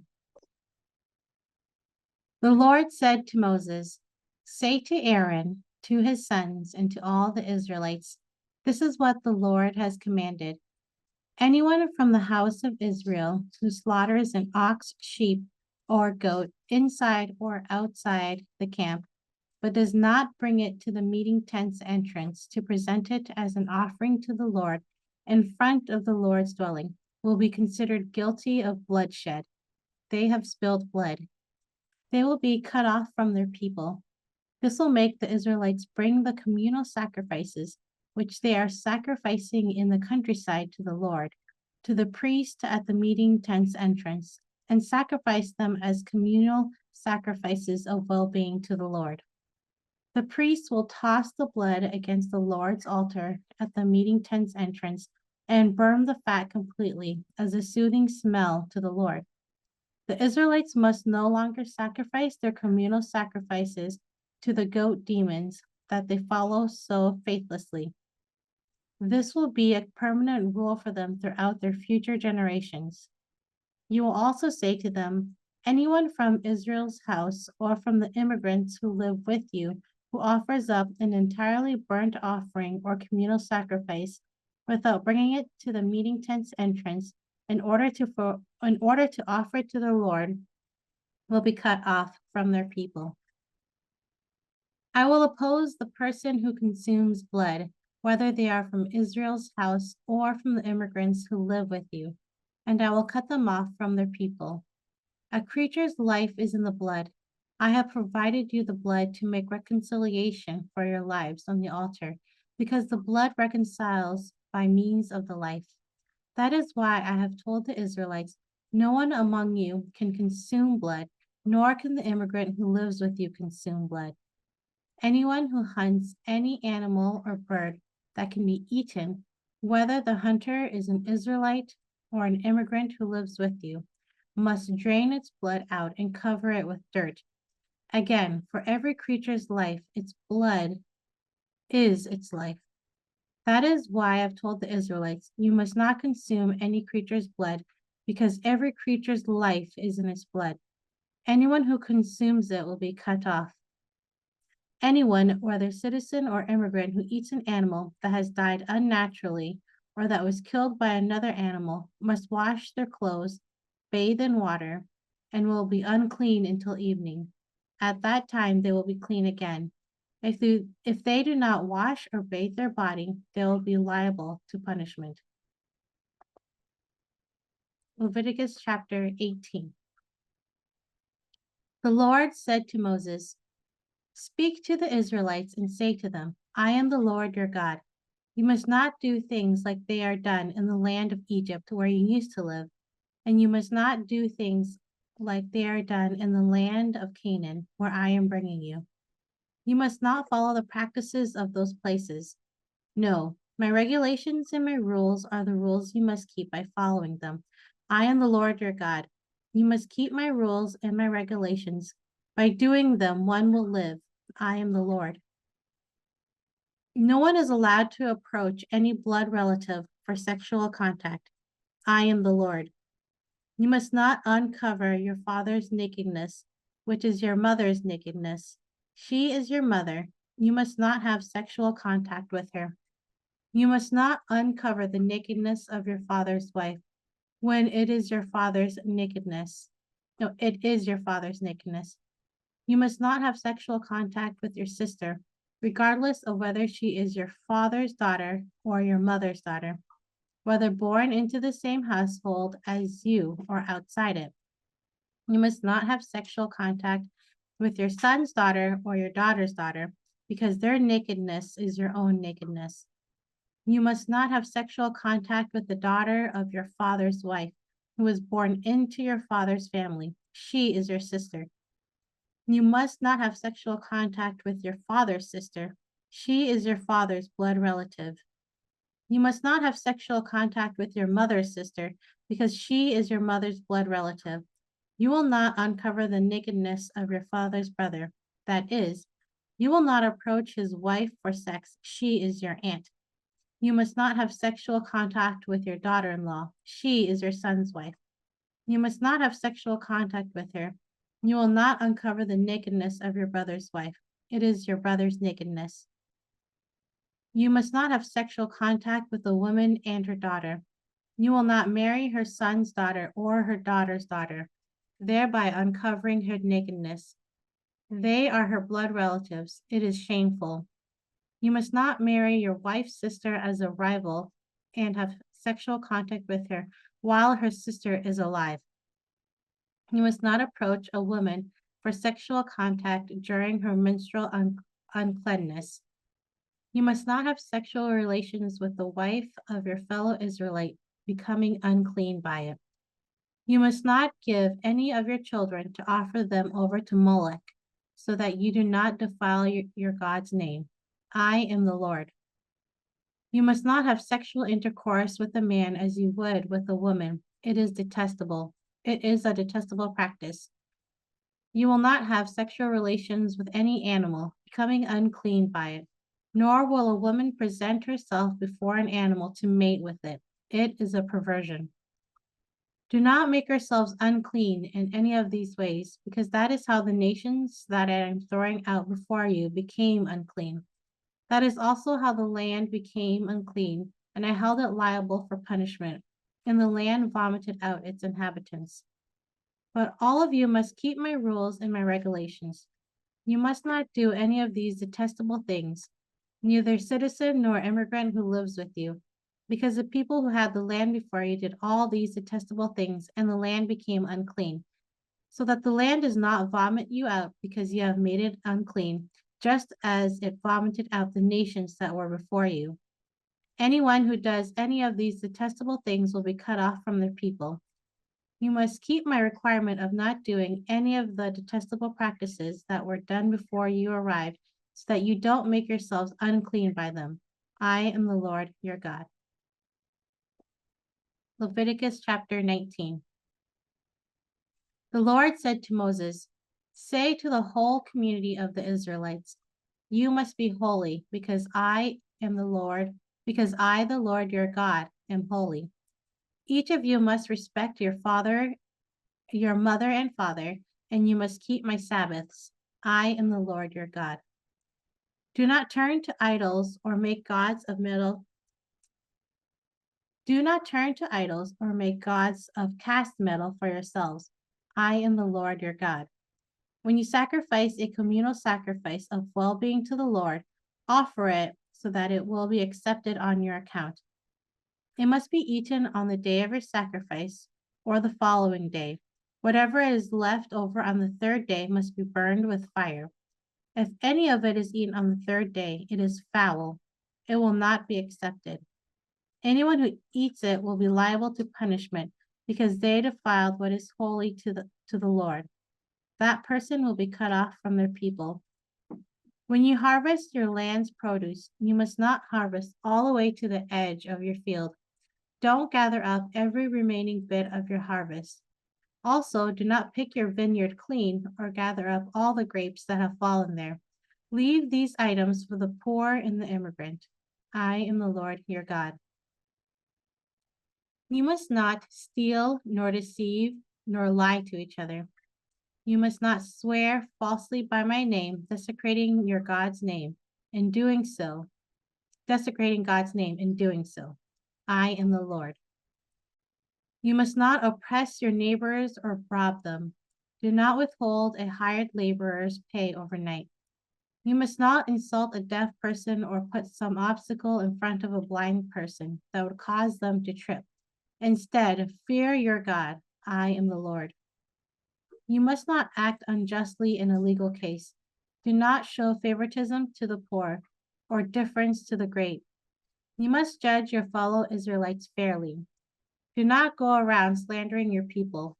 Do not stand by while your neighbor's blood is shed. I am the Lord. You must not hate your fellow Israelite in your heart. Rebuke your fellow Israelite strongly, so you don't become responsible for his sin. You must not take revenge nor hold a grudge against any of your people. Instead, you must love your neighbor as yourself. I am the Lord. You must keep my rules. Do not crossbreed your livestock. Do not plant your field with two kinds of seed, and do not wear clothes made from two kinds of material. If a man has sexual relations with a woman who is a slave engaged to another man who hasn't yet been released or given her freedom, there must be a punishment. But they will not be put to death because she had not yet been freed. The man must bring as his compensation to the Lord at the meeting tent's entrance a ram for a compensation offering. The priest will use a ram for the compensation offering to make reconciliation for him before the Lord on account of the sin he committed. Then he will be forgiven of the sin that he committed. When you enter the land, plant any fruit tree. You must consider its fruit off limits. For 3 years, it will be off limits to you. It must not be eaten.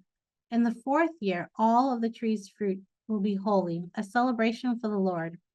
In the 5th year, you can eat the fruit. This is so as to increase its produce for you. I am the Lord. You must not eat anything with its blood. You must not participate in divination or fortune telling. You must not cut off the hair on your forehead or clip the ends of your beard. Do not cut your bodies for the dead or put marks on yourselves. I am the Lord. Do not defile your daughter by making her sexually promiscuous, or else the land will become promiscuous and full of shame. You must keep my Sabbaths and treat my sanctuary with respect. I am the Lord. Do not resort to dead spirits or inquire of spirits of divination. You will be made unclean by them. I am the Lord your God. You must rise in the presence of an old person and respect the elderly. You must fear your God. I am the Lord. When immigrants live in your land with you, you must not cheat them. Any immigrant who lives with you must be treated as if they were one of your citizens. You must love them as yourself, because you were immigrants in the land of Egypt. I am the Lord your God. You must not act unjustly in a legal case involving measures of length, weight, or volume. You must have accurate scales and accurate weights, an accurate ephah, and an accurate hin. I am the Lord your God, who brought you out of the land of Egypt. You must keep all my rules and all my regulations and do them. I am the Lord. This is Lyle Miller, and I will be reading Leviticus chapter 20 and 21. Leviticus 20. The Lord said to Moses, "You will also say to the Israelites, any Israelite or any immigrant living in Israel who gives their children to Moloch must be executed. The common people will stone such a person. Moreover, I will set my own face against such a person, cutting them off from their people, because they gave their children to Moloch. making my sanctuary unclean and degrading my holy name by doing so. But if the common people choose to look the other way when someone gives their children to Moloch and do not execute such a person, I will set my own face against such a person and their extended family, cutting off from their people both the guilty party and anyone with them who faithlessly followed Moloch. I will also oppose anyone who resorts to dead spirits or spirits of divination and faithlessly follows those things. I will cut off such an individual from their people.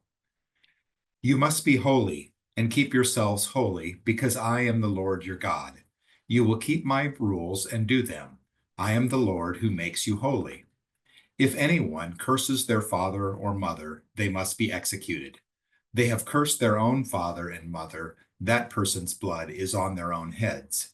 If a man commits adultery with a married woman, committing adultery with a neighbor's wife, both the adulterer and the adulteress must be executed. If a man has sexual intercourse with his father's wife, he has uncovered his father's nakedness. Both of them must be executed. Their blood is on their own heads. If a man has sexual intercourse with his daughter-in-law, both of them must be executed. They have acted perversely. Their blood is on their own heads. If a man has sexual intercourse with a man as he would with a woman, the two of them have done something detestable. They must be executed. Their blood is on their own heads. If a man marries a woman and her mother as well, it is shameful. They will be burned with fire, the man and the two women, so that no such shameful thing will be found among you. If a man has sexual relations with an animal, he must be executed, and you must kill the animal. If a woman approaches any kind of animal to mate with it, you must kill the woman and the animal. They must be executed. Their blood is on their own heads. If a man marries his sister, his father's daughter, or his mother's daughter, and they have sexual contact with each other, it is a disgrace. They will be cut off in the sight of their people. Such a man has had sexual contact with his sister. He will be liable to punishment. If a man sleeps with a woman during her menstrual period and has sexual contact with her, he has exposed the source of her blood flow, and she has uncovered the same. Both of them will be cut off from their people. You must not have sexual contact with your mother's sister or your father's sister, because that exposes your own close relative. Both of you will be liable to punishment. If a man has sexual intercourse with his aunt, he has uncovered his uncle's nakedness. The man and the aunt will be liable to punishment. They will die childless. If a man marries his brother's wife, it is indecent. He has uncovered his brother's nakedness. The man and the woman will be childless. You must keep all my rules and all my regulations, and do them so that the land I am bringing you to, where you will live, won't vomit you out. You must not follow the practices of the nations that I am throwing out before you, because they did all these things, and I was disgusted with them. But I have told you, you will certainly possess their fertile land. I am giving it to you to possess. It is a land full of milk and honey. I am the Lord your God, who has separated you from all other peoples. So you must separate between clean and unclean animals and between clean and unclean birds. Do not become detestable through some animal, bird, or anything that moves on the fertile ground that I have separated from you as unclean. You must be holy to me, because I, the Lord, am holy, and I have separated you from all other peoples to be my own. If someone, whether male or female, is a medium with the dead or a diviner, they must be executed. They will be stoned. Their blood is on their own head. Leviticus 21. The Lord said to Moses, "Say to the priests, Aaron's sons, none of you are allowed to make yourselves unclean by any dead person among your community, except for your closest relatives, for your mother, father, son, daughter, brother, also for your unmarried sister who is close to you because she isn't married. You may be polluted for her sake. You must not make yourself unclean for in-laws, defiling yourself by doing so." Priests must not shave bald patches on their heads or cut off the ends of their beards or make gashes in their bodies. They must be holy to their God so that they do not make their God's name impure. They must be holy because they offer the Lord's gifts, their God's food. Priests must not marry a woman who is promiscuous and defiled, nor can they marry a woman divorced from her husband, because priests must be holy to their God. You will treat the priests as holy, because they offer your God's food. The priests will be holy to you, because I am the holy Lord, who makes you holy. If the daughter of a priest defiles herself by being promiscuous, she defiles her father. She must be burned with fire. The high priest, the one whose head has been anointed with the anointing oil, and who is ordained to dress in the priestly clothing, must not dishevel his hair or tear his clothing. He must not go near any dead bodies and cannot make himself unclean even for his father or mother. He must not exit the sanctuary, making his God's sanctuary impure by doing so, because his God's anointing oil, which separates, is upon him. I am the Lord. The high priest must marry a woman who is a virgin.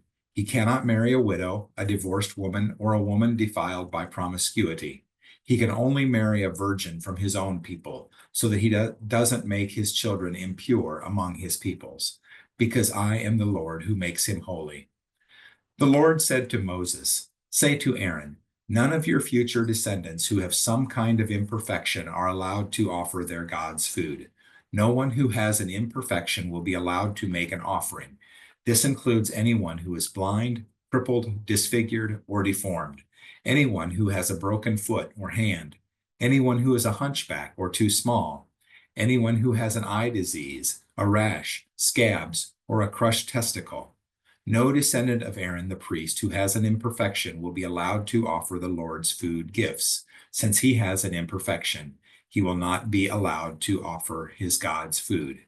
He may, of course, eat of his God's most holy or holy food, but since he has an imperfection, he cannot enter toward the inner curtain or officiate at the altar, making these parts of my sanctuary impure by doing so. I am the Lord who makes them holy. This is what Moses said to Aaron, his sons, and to all the Israelites. The Lord said to Moses, "Tell Aaron and his sons to be very careful how they treat the holy things that the Israelites devote to me, so that they do not." Carolyn, and Enos Tice, reading from Leviticus 22, verses 1 to 33. The Lord said to Moses, "Tell Aaron and his sons to be very careful how they treat the holy things that the Israelites devote to me, so that they do not make my holy name impure. I am the Lord. Say to them, if any descendant of yours should ever come near the holy things that the Israelites have dedicated to the Lord while he is in an unclean state, he will be cut off from before me. I am the Lord.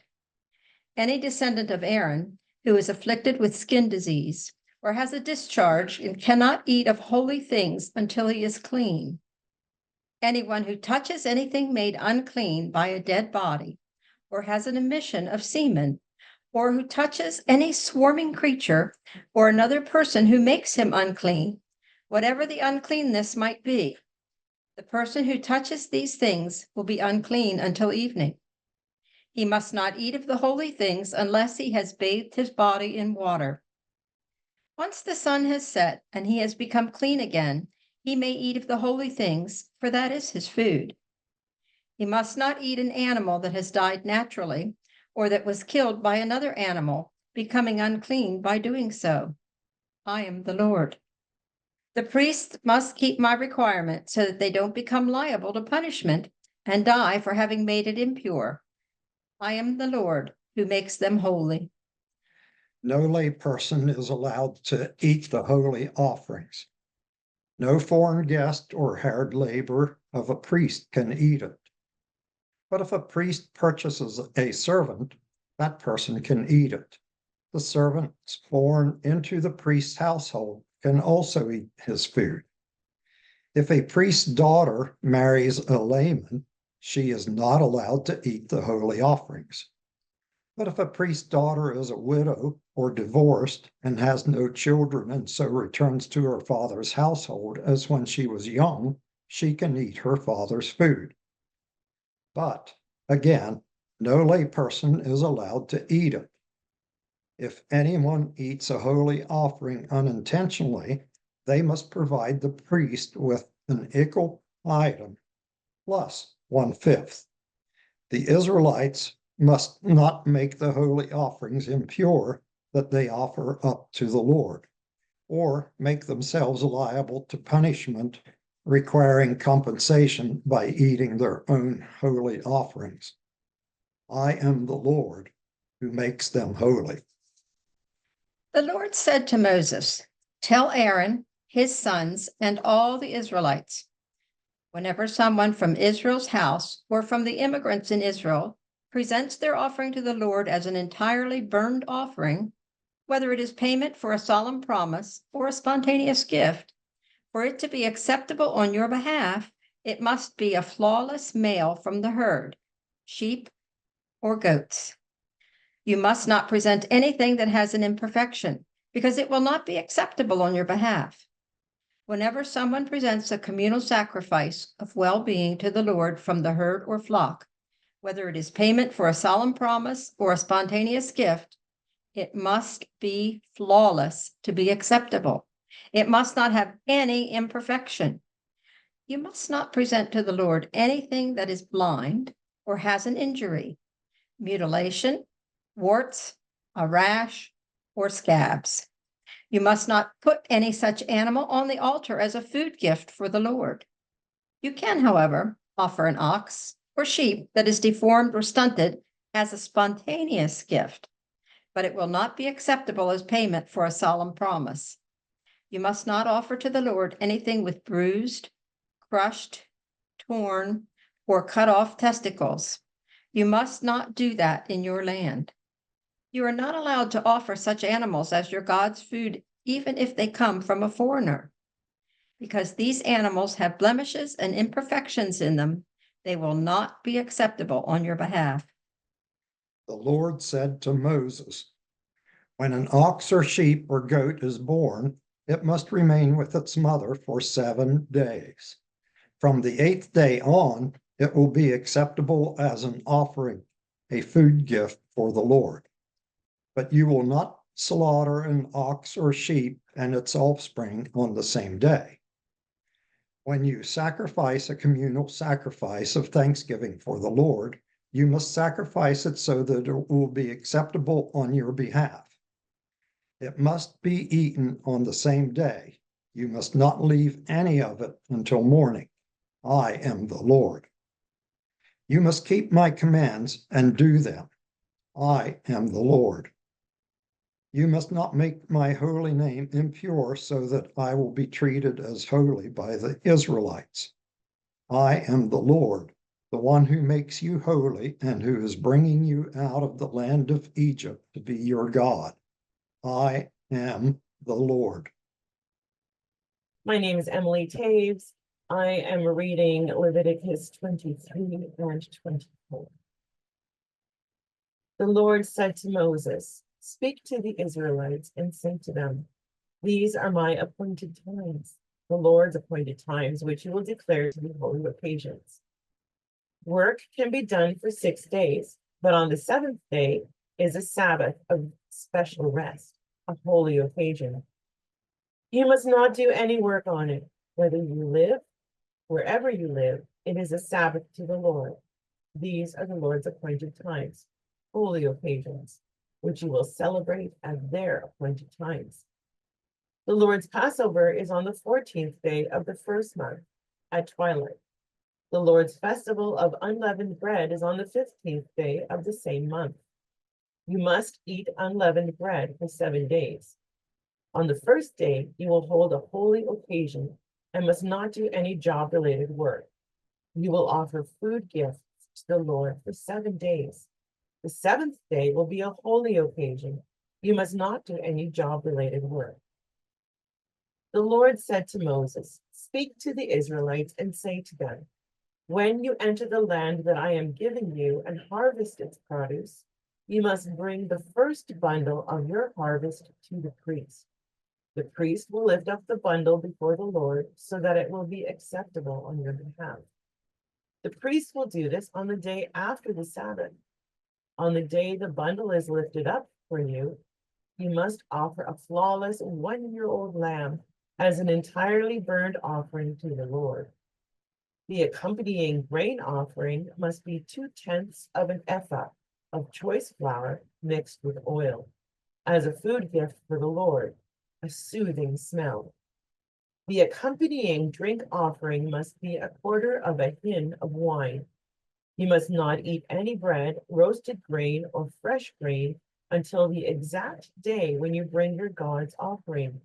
This is a permanent rule throughout your future generations, wherever you live. You must count off 7 weeks, starting with the day after the Sabbath, the day you bring the bundle for the uplifted offering. These must be complete. You will count off 50 days until the day after the 7th Sabbath. Then you must present a new grain offering to the Lord. From wherever you live, you will bring 2 loaves of bread as an uplifted offering. These must be made of 2/10 of an ephah of choice flour baked with leaven as early produce to the Lord. Along with the bread, you must present 7 flawless 1-year-old lambs, 1 bull from the herd, and 2 rams. These will be an entirely burned offering to the Lord, along with their grain offerings and drink offerings, as a food gift of soothing smell to the Lord. You must also offer 1 male goat as a purification offering and 2 1-year-old lambs as a communal sacrifice of well-being. The priest will lift up 2 sheep along with the bread of the early produce as an uplifted offering before the Lord. These will be holy to the Lord and will belong to the priest. On that very same day, you must make a proclamation. It will be a holy occasion for you. You must not do any job-related work. This is a permanent rule wherever you live throughout your future generations. When you harvest your land's produce, you must not harvest all the way to the edge of the field, and don't gather every remaining bit of your harvest. Leave these items for the poor and for the immigrant. I am the Lord your God. The Lord said to Moses, "Say to the Israelites, on the first day of the 7th month, you will have a special rest, a holy occasion marked by a trumpet signal. You must not do any job-related work, and you must offer a food gift to the Lord." The Lord said to Moses, "Note that the 10th day of this 7th month is a day of reconciliation. It will be a holy occasion for you. You must deny yourself and offer a food gift to the Lord. You must not do any work that day because it is a day of reconciliation, to make reconciliation for you before the Lord your God. Anyone who does not deny themselves on that day will be cut off from their people. Moreover, I will destroy from their people anyone who does any work on that day. You must not do any work. This is a permanent rule throughout your future generations, wherever you live. This is a Sabbath of special rest for you, and you must deny yourselves. You will observe your Sabbath on the 9th day of the month from evening to the following evening. The Lord said to Moses, "Say to the Israelites, the festival of booths to the Lord will start on the 15th day of the 7th month and will last for 7 days. The first day is a holy occasion. You must not do any job-related work. For 7 days you will offer food gifts to the Lord.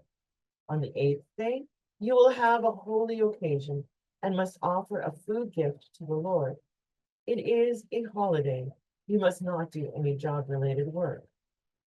These are the Lord's appointed times that you will proclaim as holy occasions, offering food gifts to the Lord, entirely burned offerings, grain offerings, communal sacrifices, and drink offerings, each on its own proper day. This is in addition to the Lord's Sabbath. and in addition to your presents, all the payments for solemn promises and all the spontaneous gifts that you give to the Lord. Note that on the 15th day of the 7th month, when you have gathered the land's crops, you will celebrate the Lord's festival for 7 days. The first day and the 8th day are days of rest. On the first day, you must take fruit from majestic trees, palm branches, branches of leafy trees, and willows of the stream, and rejoice before the Lord your God for 7 days. You will celebrate this festival to the Lord for 7 days each year. This is a permanent rule throughout your future generations. You will celebrate it in the 7th month. For 7 days you must live in huts. Every citizen of Israel must live in huts, so that your future generations will know that I made the Israelites live in huts when I brought them out of the land of Egypt. I am the Lord your God. So Moses announced the Lord's appointed times to the Israelites. Leviticus chapter 24.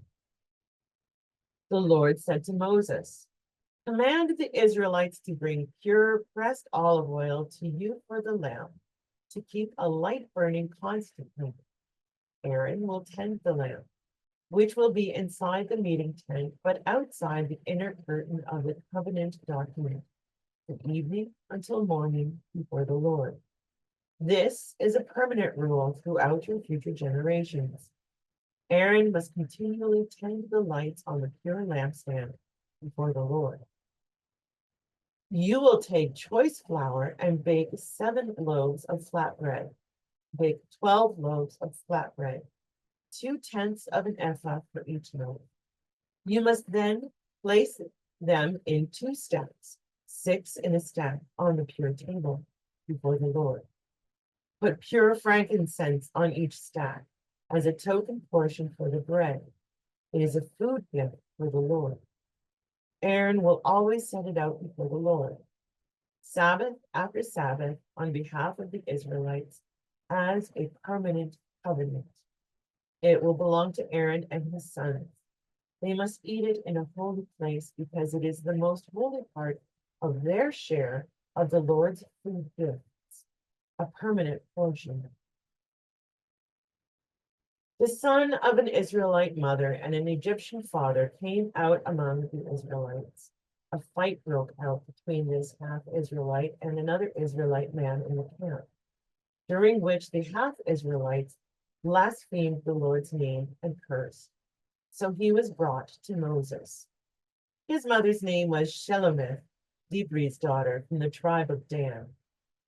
He was put under guard until they could determine the Lord's verdict. Then the Lord said to Moses, "Take the one who cursed outside the camp. All who heard him will press their hands on his head. Then the whole community will stone him.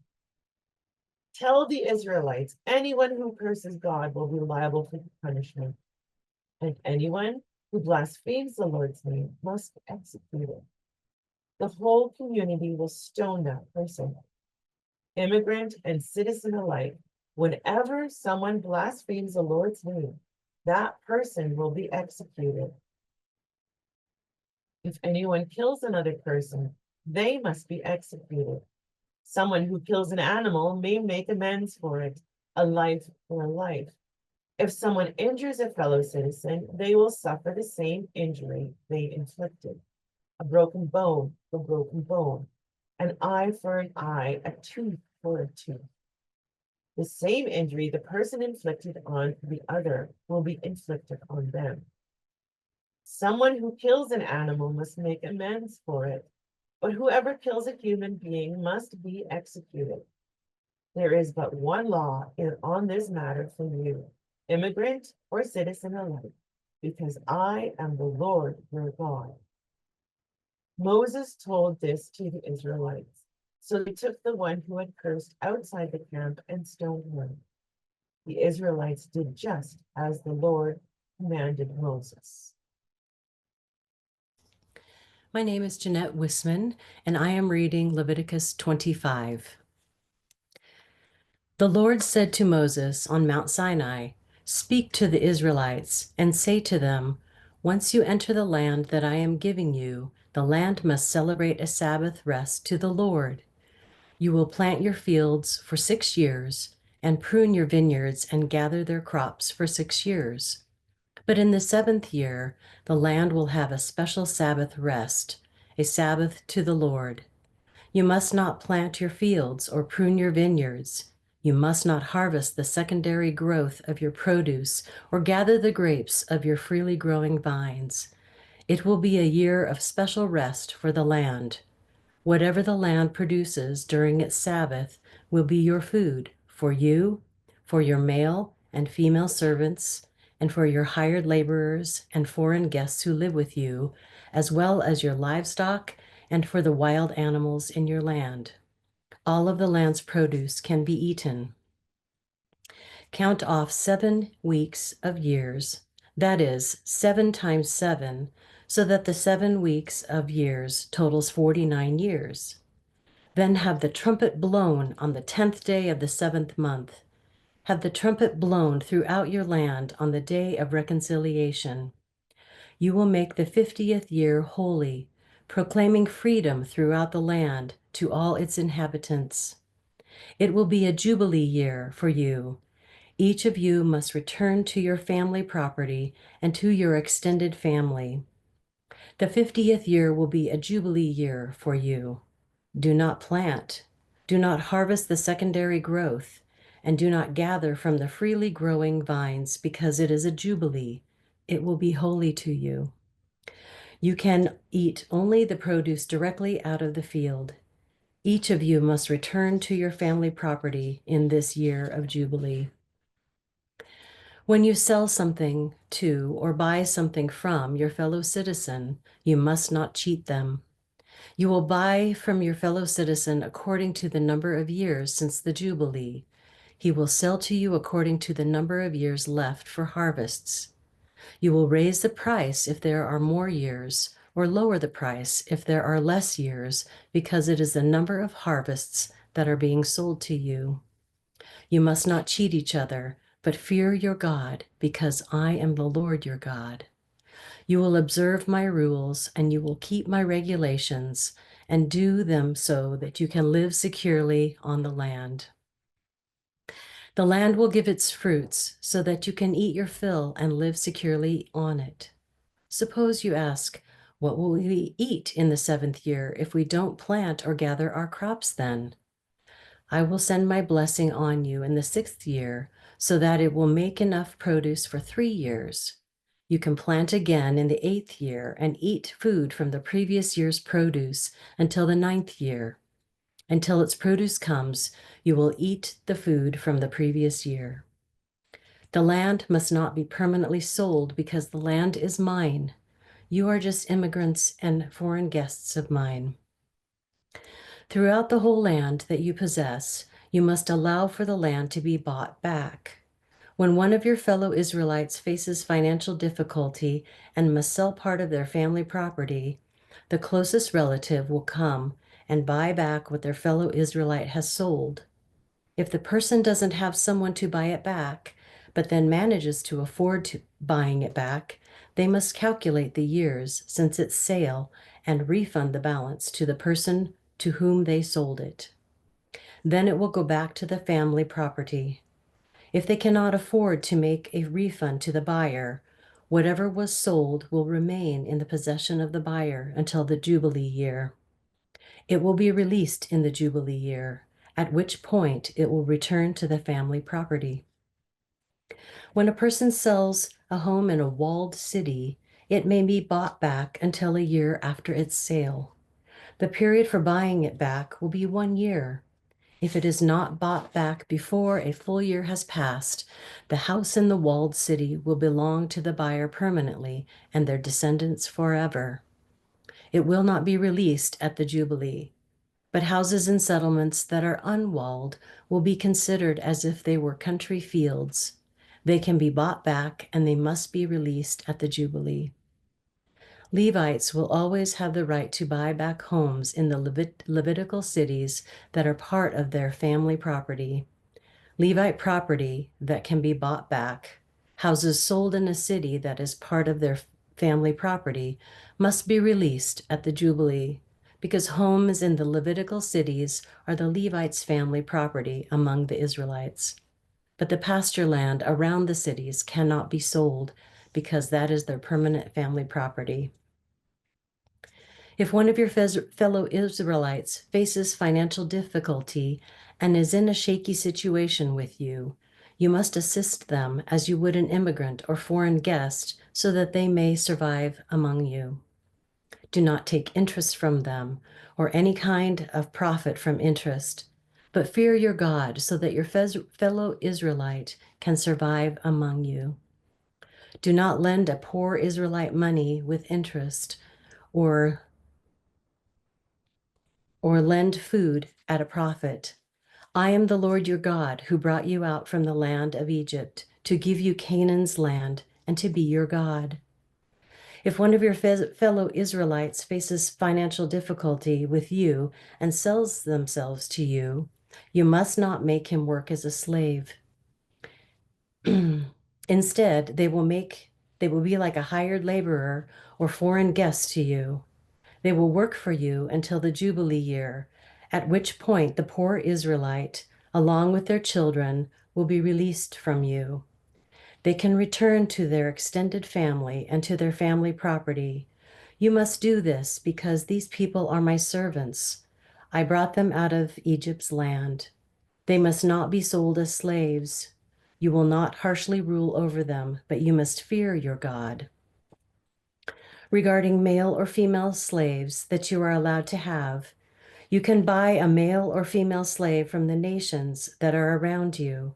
You can also buy them from the foreign guests who live with you and from their extended families that are with you, who are born in your land. These can belong to you as property. You can pass them on to your children as inheritance that they can own as permanent property. You can make these people work as slaves, but you must not rule harshly over your own people, the Israelites. If an immigrant or foreign guest prospers financially among you, but your fellow Israelite faces financial difficulty and so sells themselves to the immigrant or foreign guest or to a descendant of a foreigner, the Israelite will have the right to be bought back after they sold themselves. One of the relatives can buy them back. Their uncle or cousin can buy them back. One of their blood relatives from the family can buy them back, or they may be able to afford their own purchase. The Israelite will calculate their owner, the time from the year they were sold until the Jubilee year. The price of the release will be based on the number of years they were with the owner, as in the case of a hired laborer. If there are many years left before the Jubilee, the Israelite will pay for their purchase in proportion to their purchase price. If only a few years are left, they will calculate that and pay for their purchase according to the years of service. Regardless, the Israelite will be to the buyer like a yearly laborer. The buyer must not harshly rule over them in your sight. If the Israelite is bought back in one of these ways, they and their children must be released in the Jubilee year, because the Israelites belong to me as servants. They are my servants. I brought them out of Egypt's land. I am the Lord your God. My name is Jesse Nickel, and I will be reading Leviticus 26 and 27. You must not make any idols, and do not set up any divine image or sacred pillar. You must not place any carved stone in your land, bowing down to it, because I am the Lord your God. You must keep my Sabbaths and respect my sanctuary. I am the Lord. If you live according to my rules, keep my commands, and do them, I will give you rain at the proper time. The land will produce its yield, and the trees of the field will produce their fruit. Your threshing season will last until the grape harvest, and the grape harvest will last until planting time. You will eat your fill of food and live securely in your land. I will grant peace in the land so that you can lie down without anyone frightening you. I will remove dangerous animals from the land, and no sword will pass through it. You will chase your enemies, and they will fall before you in battle. 5 of you will chase away 100, and 100 of you will chase away 10,000, and your enemies will fall before you in battle. I will turn my face to you, will make you fruitful and numerous, and will keep my covenant with you. You will still be eating the previous year's harvest when the time will come to clear it out to make room for the new. I will place my dwelling among you, and I will not despise you. I will walk around among you. I will be your God, and you will be my people. I am the Lord your God, who brought you out of Egypt's land, who brought you out from being Egypt's slaves. I broke your bonds and made you stand up straight. But if you do not obey me and do not carry out all these commands, if you reject my rules and despise my regulations, not doing all my commands and breaking my covenant, then I will do the following to you. I will bring horrific things, wasting diseases and fevers that make the eyes fail and drain life away. You will plant seed for no reason because your enemies will eat the food. I will turn my face against you. You will be defeated by your enemies. Those who hate you will rule over you, and you will run away even when no one is chasing you. If, despite all that, you still do not obey me, I will punish you for your sins 7 more times. I will destroy your prideful power. I will turn your sky to iron and your land to bronze, so that your strength will be spent for no reason. Your land will not produce its yield, and the trees of the land won't produce their fruit. If you continue to oppose me and are unwilling to obey me, I will strike you for your sins 7 more times. I will send wild animals against you, and they will kill your children and destroy your livestock. They will make you so few in number that your roads will seem deserted. If, despite these things, you still do not accept my discipline and continue to oppose me, then I will continue to oppose you. I will strike you for your sins 7 more times. I will bring the sword against you, avenging the breaking of the covenant. If you retreat into your cities, I will send a plague on you, and you will be handed over to the enemy. When I destroy your food supply, 10 women will bake bread in a single oven, and they will ration out bread by weight. You will eat, but will never get full. If, despite all this, you still do not obey me and continue to oppose me, then I will continue to oppose you with anger. I will punish you for your sins 7 more times. You will eat the flesh of your own sons and daughters. I will eliminate your shrines, chop down your incense altars, and pile your dead bodies on the dead bodies of your idols. I will despise you. I will turn your cities into ruins. I will devastate your sanctuaries, and I will not smell the soothing smells of your offerings.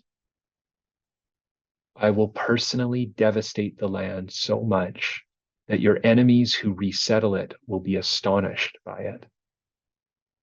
I will scatter you among the nations. I will unsheathe my sword against you.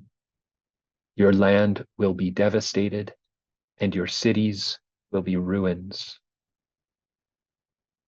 At that time, while it is devastated and you are in enemy territory, the land will enjoy its Sabbaths. At that time, the land will rest and enjoy its Sabbaths. During the whole time it is devastated, it will have the rest it didn't have during the Sabbaths you lived in it. I will bring despair into the hearts of those of you who survive in enemy territory. Just the sound of a wind-blown leaf will put them to running, and they will run scared as if running from a sword. They will fall even when no one is chasing them.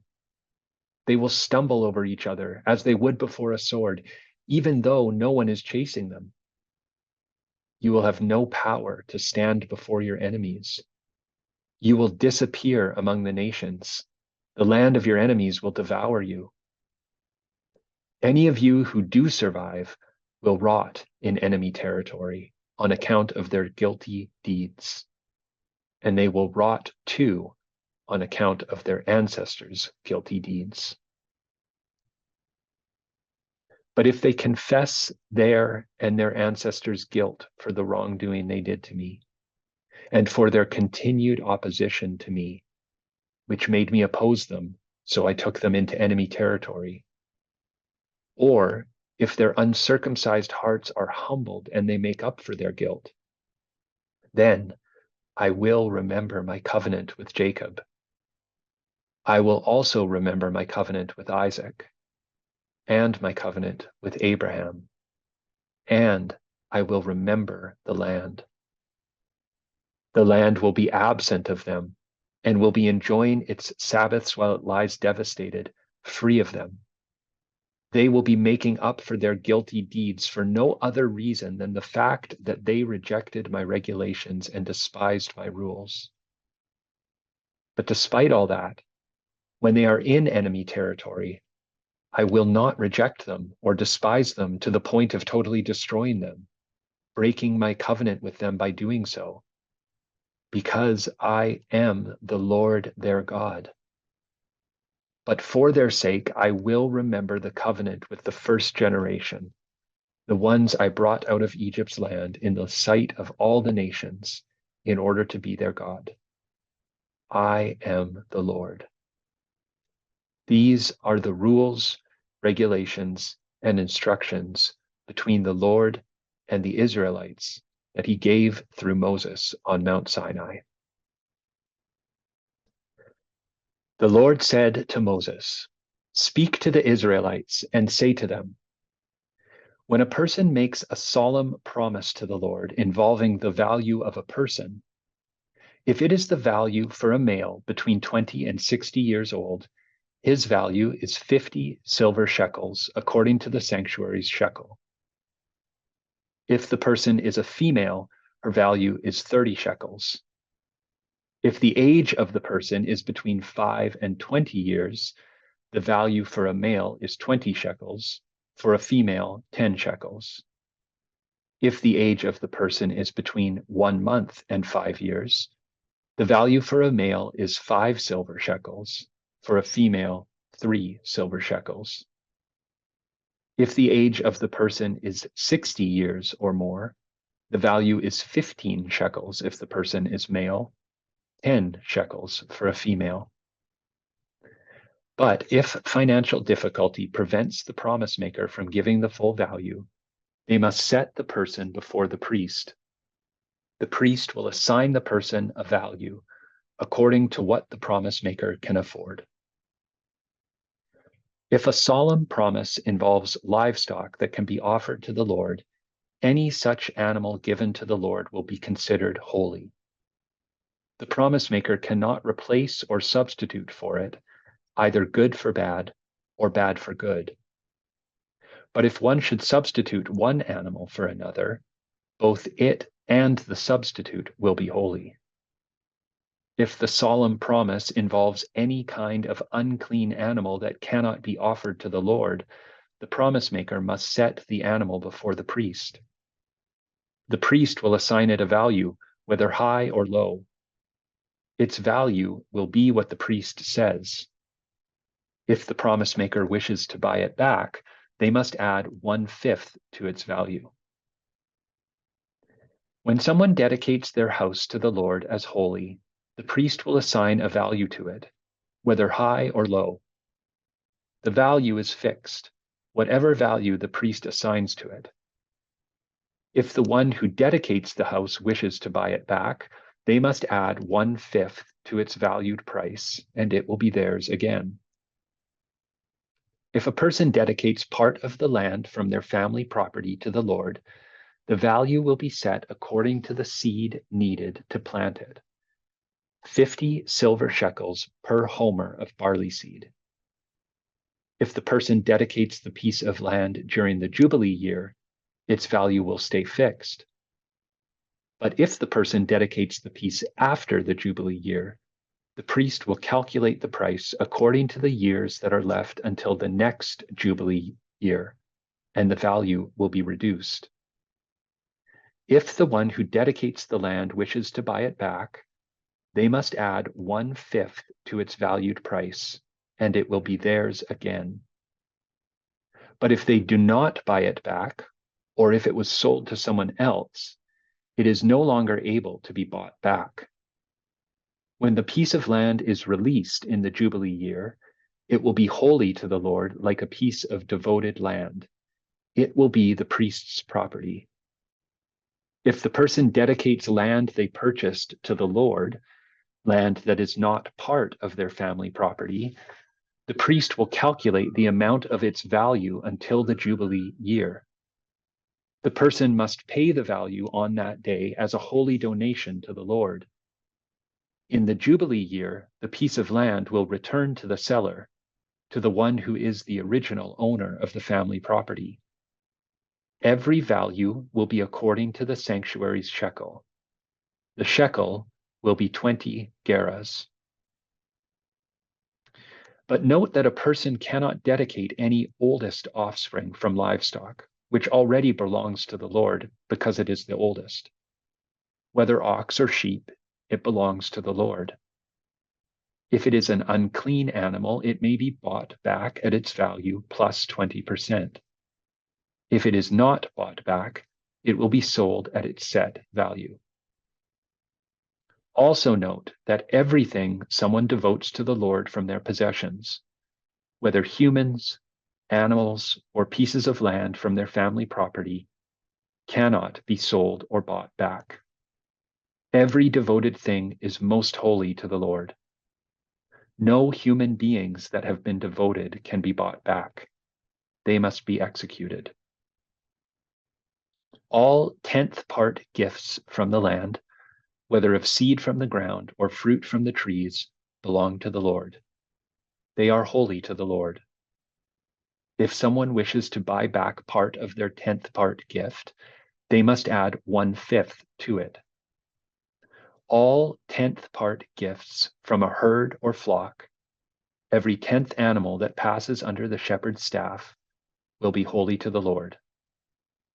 The one bringing the 10th part gift must not pick out the good from the bad and cannot substitute any animal. But if one should substitute an animal, both it and the substitute will be holy and cannot be bought back. These are the commands that the Lord gave Moses on Mount Sinai for the Israelites. My name is Janet Reedy. I am reading from the book of Numbers, verses 1 through 54. The Lord spoke to Moses in the Sinai desert, in the meeting tent, on the first day of the second month, in the second year after they left the land of Egypt. Take a census of the entire Israelite community by their clans and their households, recording the name of every male 20 years old and above who is eligible for military service in Israel. These, you and Aaron, will enlist in their military units. Take with you one man from each tribe who is the head of his household. These are the names of the men who will assist you. From Reuben, Elizur, Shedor's son. From Simeon, Shalumiel, Zurishaddai's son. From Judah, Nashon, Aminadab's son. From Issachar, Nathanael, Zuar's son. From Zebulun, Eliab, Helon's son. From Joseph's sons, from Ephraim, Elishama, Amihud's son. From Manasseh, Gamaliel, Pedahzur's son. From Benjamin, Abidan, Gideoni's son. From Dan, Ahiezer, Amishadai's son. From Asher, Pagiel, Okran's son. From Gad, Eliasaph, Duel's son. From Naphtali, Ahira, Enan's son. These are the ones appointed from the community, chiefs of their ancestral tribes, and leaders of the divisions of Israel. Moses and Aaron took these men who were selected by name, and they assembled the entire community on the first day of the second month. They registered them by their clans and their households, recording the name of each male 20 years old and above. Moses enlisted them in the Sinai desert, just as the Lord commanded him. There were the descendants of Reuben, Israel's oldest, registered by their clans and their households. Every man 20 years old and above, eligible for military service, was individually recorded by name. Those enlisted from the tribe of Reuben were 46,500. There were the descendants of Simeon, registered by their clans and their households. Every male 20 years old and above, eligible for military service, was individually recorded by name. Those enlisted from the tribe of Simeon were 59,300. There were the descendants of Gad, registered by their clans and their households. The men 20 years old and above, eligible for military service, were recorded by name. Those enlisted from the tribe of Gad were 45,650. There were the descendants of Judah, registered by their clans and their households. The men 20 years old and above, eligible for military service, were recorded by name.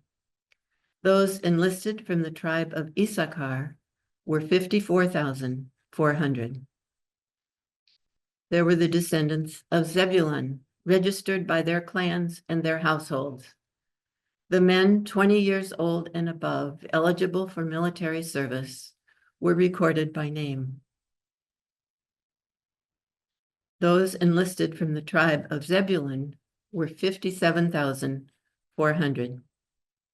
From Joseph's descendants, there were the descendants of Ephraim, registered by their clans and their households. The men 20 years old and above, eligible for military service, were recorded by name. Those enlisted from the tribe of Ephraim were 40,500. There were the descendants of Manasseh, registered by their clans and their households. The men 20 years old and above, eligible for military service, were recorded by name. Those enlisted from the tribe of Manasseh were 32,200. There were the descendants of Benjamin, registered by their clans and their households. The men 20 years old and above, eligible for military service, were recorded by name. Those enlisted from the tribe of Benjamin were 35,400. There were the descendants of Dan, registered by their clans and their households. The men 20 years old and above, eligible for military service, were recorded by name. Those enlisted from the tribe of Dan were 62,700. There were the descendants of Asher, registered by their clans and their households. The men 20 years old and above, eligible for military service, were recorded by name. Those enlisted from the tribe of Asher were 41,000 500. There were the descendants of Naphtali, registered by their clans and their households. The men 20 years old and above eligible for military service were recorded by name. Those enlisted from the tribe of Naphtali were 53,400. These are the ones who were enlisted by Moses, Aaron, and the 12 chiefs of Israel, each from his own household. All the Israelites, 20 years old and above, eligible for military service in Israel, were enlisted by their households. All those enlisted were 603,550. But the Levites, belonging to their own ancestral tribe, weren't enlisted along with them. The Lord spoke to Moses, "You must not enlist the tribe of Levi, nor should you take their census along with the Israelites. Rather, assign the Levites to the covenant dwelling, to all its equipment, and to everything that belongs to it.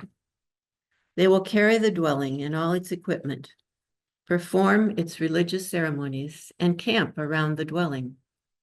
When it's time to break camp, the Levites will take down the dwelling, and when it's time to make camp, the Levites will set up the dwelling. Any other person who approaches will be put to death.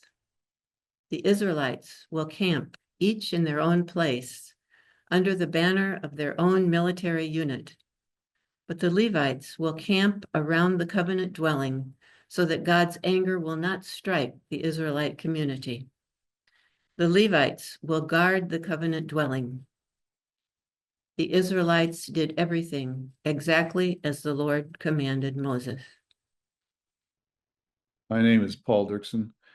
I'm reading Numbers chapter 2 and 3. The Lord spoke to Moses and Aaron. The Israelites will camp each under the banner with the symbol of their household. They will camp around the meeting tent some distance from it. On the east side, toward the sunrise, will be the banner of Judah's camp with its military units. The chief of the people of Judah is Nahshon, Amminadab's son. His military unit and those enlisted in it are 74,600. Those camping on one side of him are the tribe of Issachar. The chief of the people of Issachar is Nathaniel, Zuar's son. His military unit and those enlisted in it are 54,400. On the other side, the tribe of Zebulun. The chief of the people of Zebulun is Eliab, Helon's son. His military unit and those enlisted in it are 57,400. All those enlisted in Judah's camp with their military units are 186,400. They will march first. On the south side will be the banner of Reuben's camp with its military units.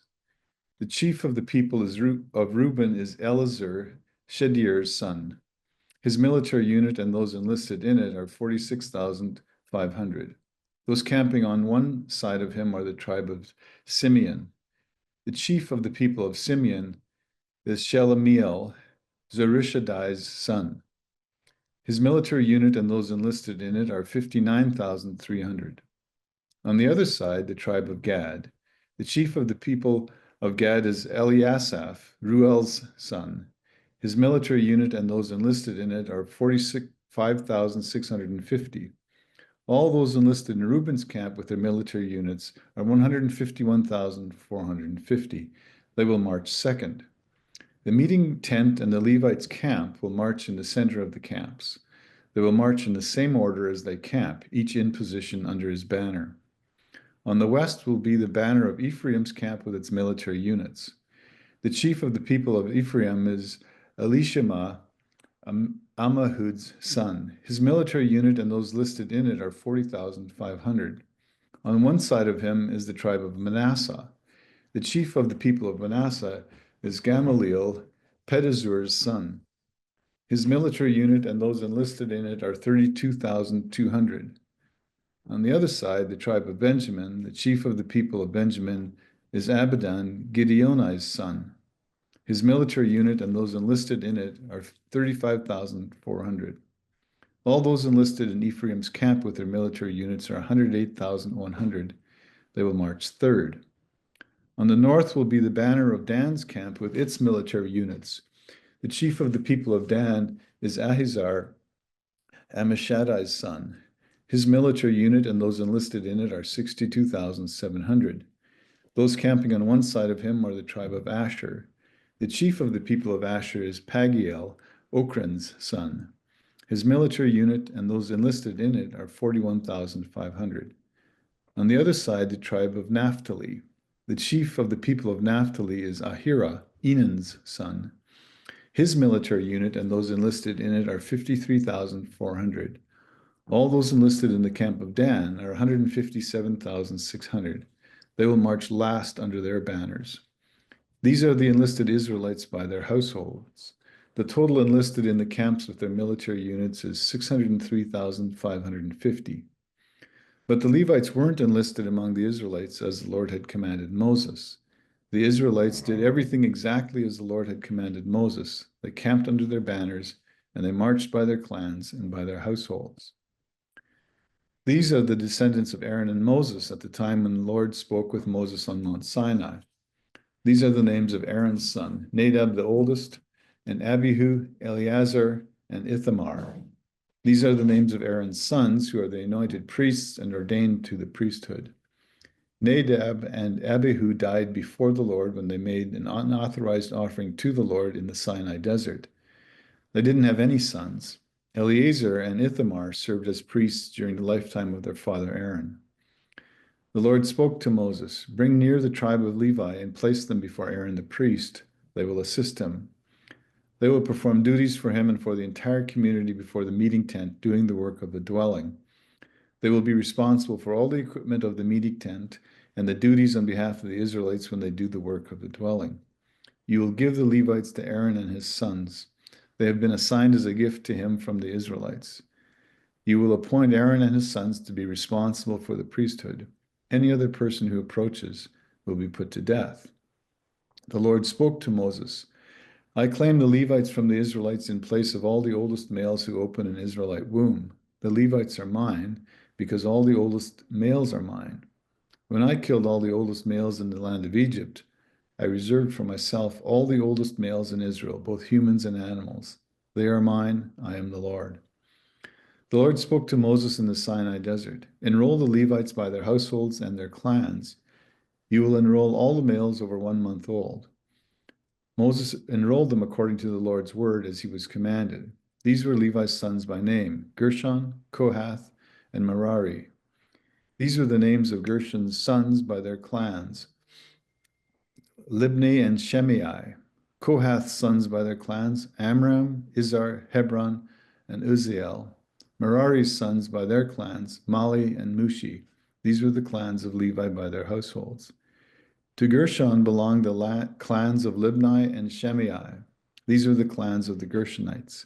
Their enrollment, according to the number of males over 1 month old, was 7,500. The clans of the Gershonites were to camp behind the dwelling on the west side. The chief of the household of the Gershonites was Eliasaph, Laliel's son. In the dwelling, the Gershonites were responsible for the meeting tent, the tent with its covering, the screen for the entrance of the meeting tent, the curtains of the courtyard, the screen for the entrance of the courtyard surrounding the meeting tent and the altar and its cords, all these structures. To Kohath belonged the clans of the Amramites, Izharites, Hebronites, and Uzzielites. These were the clans of the Kohathites. The number of males over 1 month old who would perform duties for the sanctuary was 8,600. The clans of the Kohathites were to camp on the south side of the dwelling. The chief of the household representing the clans of the Kohathites was Elisaphan, Uzziel's son. They were responsible for the chest, the table, the lampstand, the altars, the equipment of the sanctuary with which they would minister, and the screen, all these furnishings. The head chief over the chiefs of the Levites was Eleazar, the son of Aaron the priest. He was supervisor over those performing the duties of the sanctuary. To Merari belonged the clans of Mali and Mushi. These were the clans of the Merarites. Their enrollment, according to the number of males over 1 month old, was 6,200. The chief of the household representing the clans of the Merarites was Zuriel, Abihal's son. They were to camp on the north side of the dwelling.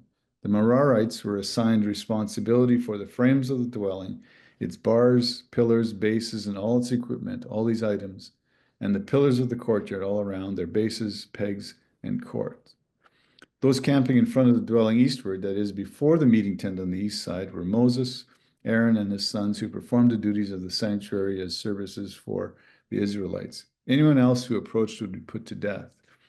The total enrollment of the Levites, all the males over 1 month old, whom Moses and Aaron enrolled by orders from the Lord according to their clans, was 22,000. The Lord said to Moses, "Enroll all the oldest males of the Israelites over 1 month of age and record their names. Take the Levites for me in place of all the oldest sons of the Israelites, for I am the Lord, and the cattle of the Levites in place of all the oldest cattle of the Israelites." Moses enrolled all the oldest males of the Israelites as the Lord commanded. All the oldest males over 1 month old, recorded by name according to their enrollment, were 22,273. Then the Lord spoke to Moses, "Take the Levites in place of all the oldest Israelites, and the cattle of the Levites in place of their cattle. The Levites are mine, I am the Lord. To rescue the 273 remaining oldest Israelites over and above the number of Levites, you will receive 5 shekels each. You will receive them according to the sanctuary shekel of 20 gerahs to the shekel. You will give the money for their rescue to Aaron and his sons." So Moses took the money from those rescued over and above the ones rescued by the Levites. He took the money from the oldest of the Israelites, 1,365 shekels, according to the sanctuary shekel. Moses gave the money for those rescued to Aaron and his sons according to the Lord's word, as the Lord commanded Moses. Numbers 4. The Lord spoke to Moses and Aaron. Take a census of the Kohathites from among the Levites by their clans and their households, from 30 to 50 years old, all who are eligible for service to do the work of the meeting tent. These are the responsibilities of the Kohathites in the meeting tent, the most holy things. When it's time to break camp, Aaron and his sons will enter and take down the screening curtain, and they will cover the chest containing the covenant with it. Then they will place a covering of fine leather on it. They will spread a whole cloth of blue over it, and they will set its poles in place. They will spread a blue cloth on the presentation table and place it on the plates, the dishes, the bowls, and the container for the drink offering. The usual bread will be on it. They will spread on them a red cloth, cover it with fine leather, and set its poles in place. They will take a blue cloth and cover the lampstand used for light, its lamps, its extinguishers, its trays, and all the containers for oil that are used in its service. They will place it and its equipment in a covering of fine leather, and then place it on the carrying frame. They will spread a blue cloth on the gold altar and cover it with fine leather. They will take all the service equipment used in the sanctuary, place it in a blue cloth, and cover it with fine leather. Then they will place it on the carrying frame. They will remove the ashes from the altar and spread a purple cloth on it. They will place on it all the equipment used for servicing it, the censers, the meat fork, the shovels, the bowls, all the equipment of the altar. They will spread a covering of fine leather over it, and then set its poles in place. Aaron and his sons will finish covering the sanctuary and all the equipment of the sanctuary when it is time to break camp. After that, the Kohathites will enter to carry it, but they will not touch the sanctuary lest they die. These are the objects in the dwelling that the Kohathites are to carry. But Eleazar, son of Aaron, the priest, will have oversight of the oil for lighting, the fragrant incense, the regular grain offering, and the anointing oil, as well as oversight of the entire dwelling and everything in it related to the sanctuary and its equipment. The Lord spoke to Moses and Aaron. You must not let the tribe of the Kohathite clans be eliminated from the Levites. This is what you must do for them so that they stay alive and don't die when they approach the most holy things. Aaron and his sons will enter and assign each of them his work and his load. But they may not enter to look at the sanctuary even for a moment, lest they die. The Lord spoke to Moses. Take a census of the Gershonites also, by their households and their clans. You will enroll those from 30 to 50 years old, all who are eligible for service to do work in the dwelling. This is the duty of the Gershonite clans for work and for carrying the load. They will carry the fabric of the dwelling, the meeting tent with its covering, the outer covering of fine leather, the screen for the entrance of the meeting tent, the curtains of the courtyard, the screen of the entrance at the gate of the courtyard that surrounds the meeting tent and the altar, their cords, and all their equipment for their work. They will do everything that needs to be done with these objects. All the duties of the Gershonites for carrying their load and for their work will be at the command of Aaron and his sons. You will assign to them the responsibility to carry their load. This is the work of the Gershonite clans in the dwelling. Their responsibility will be under Ithamar, son of Aaron, the priest. You will enroll the Merarites by their clans and their households. You will enroll those from 30 to 50 years old, all who are eligible for service to do work in the meeting tent. This is what they are responsible to carry as their work in the meeting tent: the frames of the meeting tent, its bars, pillars, and bases, the pillars of the courtyard all around with their bases, pegs, cords, and all the equipment used with them. You will list by name the objects they are required to carry. This is the duty of the Merarite clans for all their work in the meeting tent under the supervision of Ithamar, son of Aaron the priest. So Moses, Aaron, and the chiefs of the community enrolled the Kohathites by their clans and their households, those from 30 to 50 years old who were eligible for work in the meeting tent. Their enrollment by their clans was 2,750. These are the enrolled of the Kohathite clans, all who worked in the meeting tent, and whom Moses and Aaron enrolled according to the Lord's command through Moses. The enrollment of the Gershonites by their clans and their households, those 30 to 50 years old who are eligible for work in the meeting tent. Their enrollment by their clans and their households was 2,630. These are the enrolled of the Gershonite clans, all who worked in the meeting tent, and whom Moses and Aaron enrolled according to the Lord's command.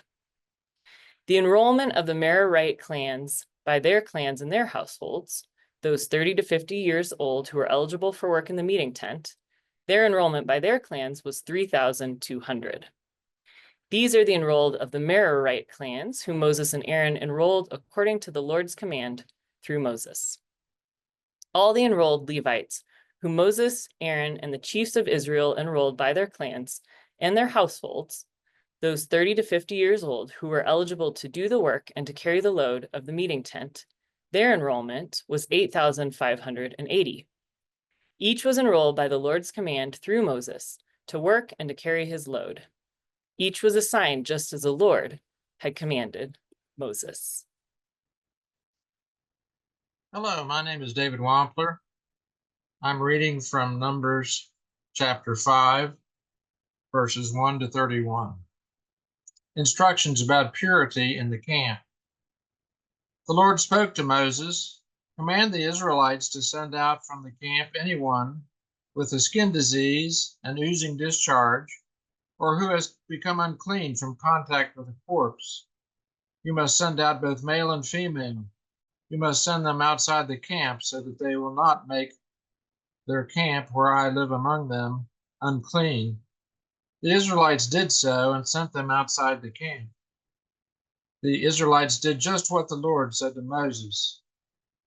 The Lord spoke to Moses, "Tell the Israelites, when a man or a woman commits any sin against anyone else, thus breaking faith with the Lord, that person becomes guilty.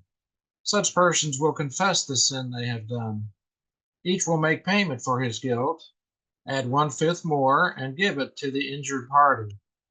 If the person has no close relative to whom the payment can be made, then the compensation payment will go to the Lord for the priest. This is in addition to the ram of reconciliation by which the guilty party himself is reconciled. Any gift offering from all the sacred donations that the Israelites offer will be the property of the priest. The sacred donations belong to each person alone. Whatever anyone gives to the priest will be his." A woman accused of adultery.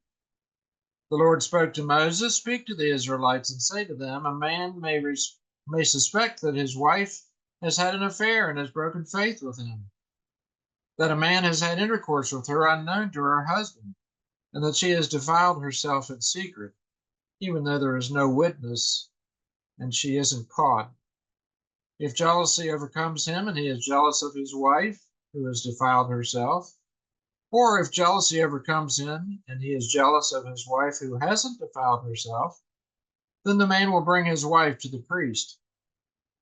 He will bring the offering required for her, 1/10 of an ephah of barley flour. He will not pour oil on it, nor offer frankincense with it, because it is a grain offering for jealousy, a grain offering for recognition in order to recognize guilt. The priest will bring her close and make her stand before the Lord. The priest will take holy water in a clay jar, and taking dust from the floor of the dwelling, the priest will place it in the water. The priest will make the woman stand before the Lord, let the hair of the woman hang down, and place the grain offering for recognition, that is, the grain offering for jealousy, in her hands. The water of bitterness that brings the curse will be in the hands of the priest. Then the priest will make her swear a solemn pledge, saying to the woman, if no man has slept with you, and if you haven't had an affair, becoming defiled while married to your husband, then be immune from the water of bitterness that brings these curses. But if you have had an affair while married to your husband, if you have defiled yourself and a man other than your husband has entered intercourse with you, then the priest must make the woman utter the curse and say to the woman, may the Lord make you a curse and a harmful pledge among your people, when the Lord induces a miscarriage and your womb discharges. And may the water that brings these curses enter your stomach and make your womb discharge and make you miscarry. And the woman will say, I agree, I agree. The priest will write these curses in the scroll and wipe them off in the water of bitterness. Then he will make the woman drink the water of bitterness that brings the curse.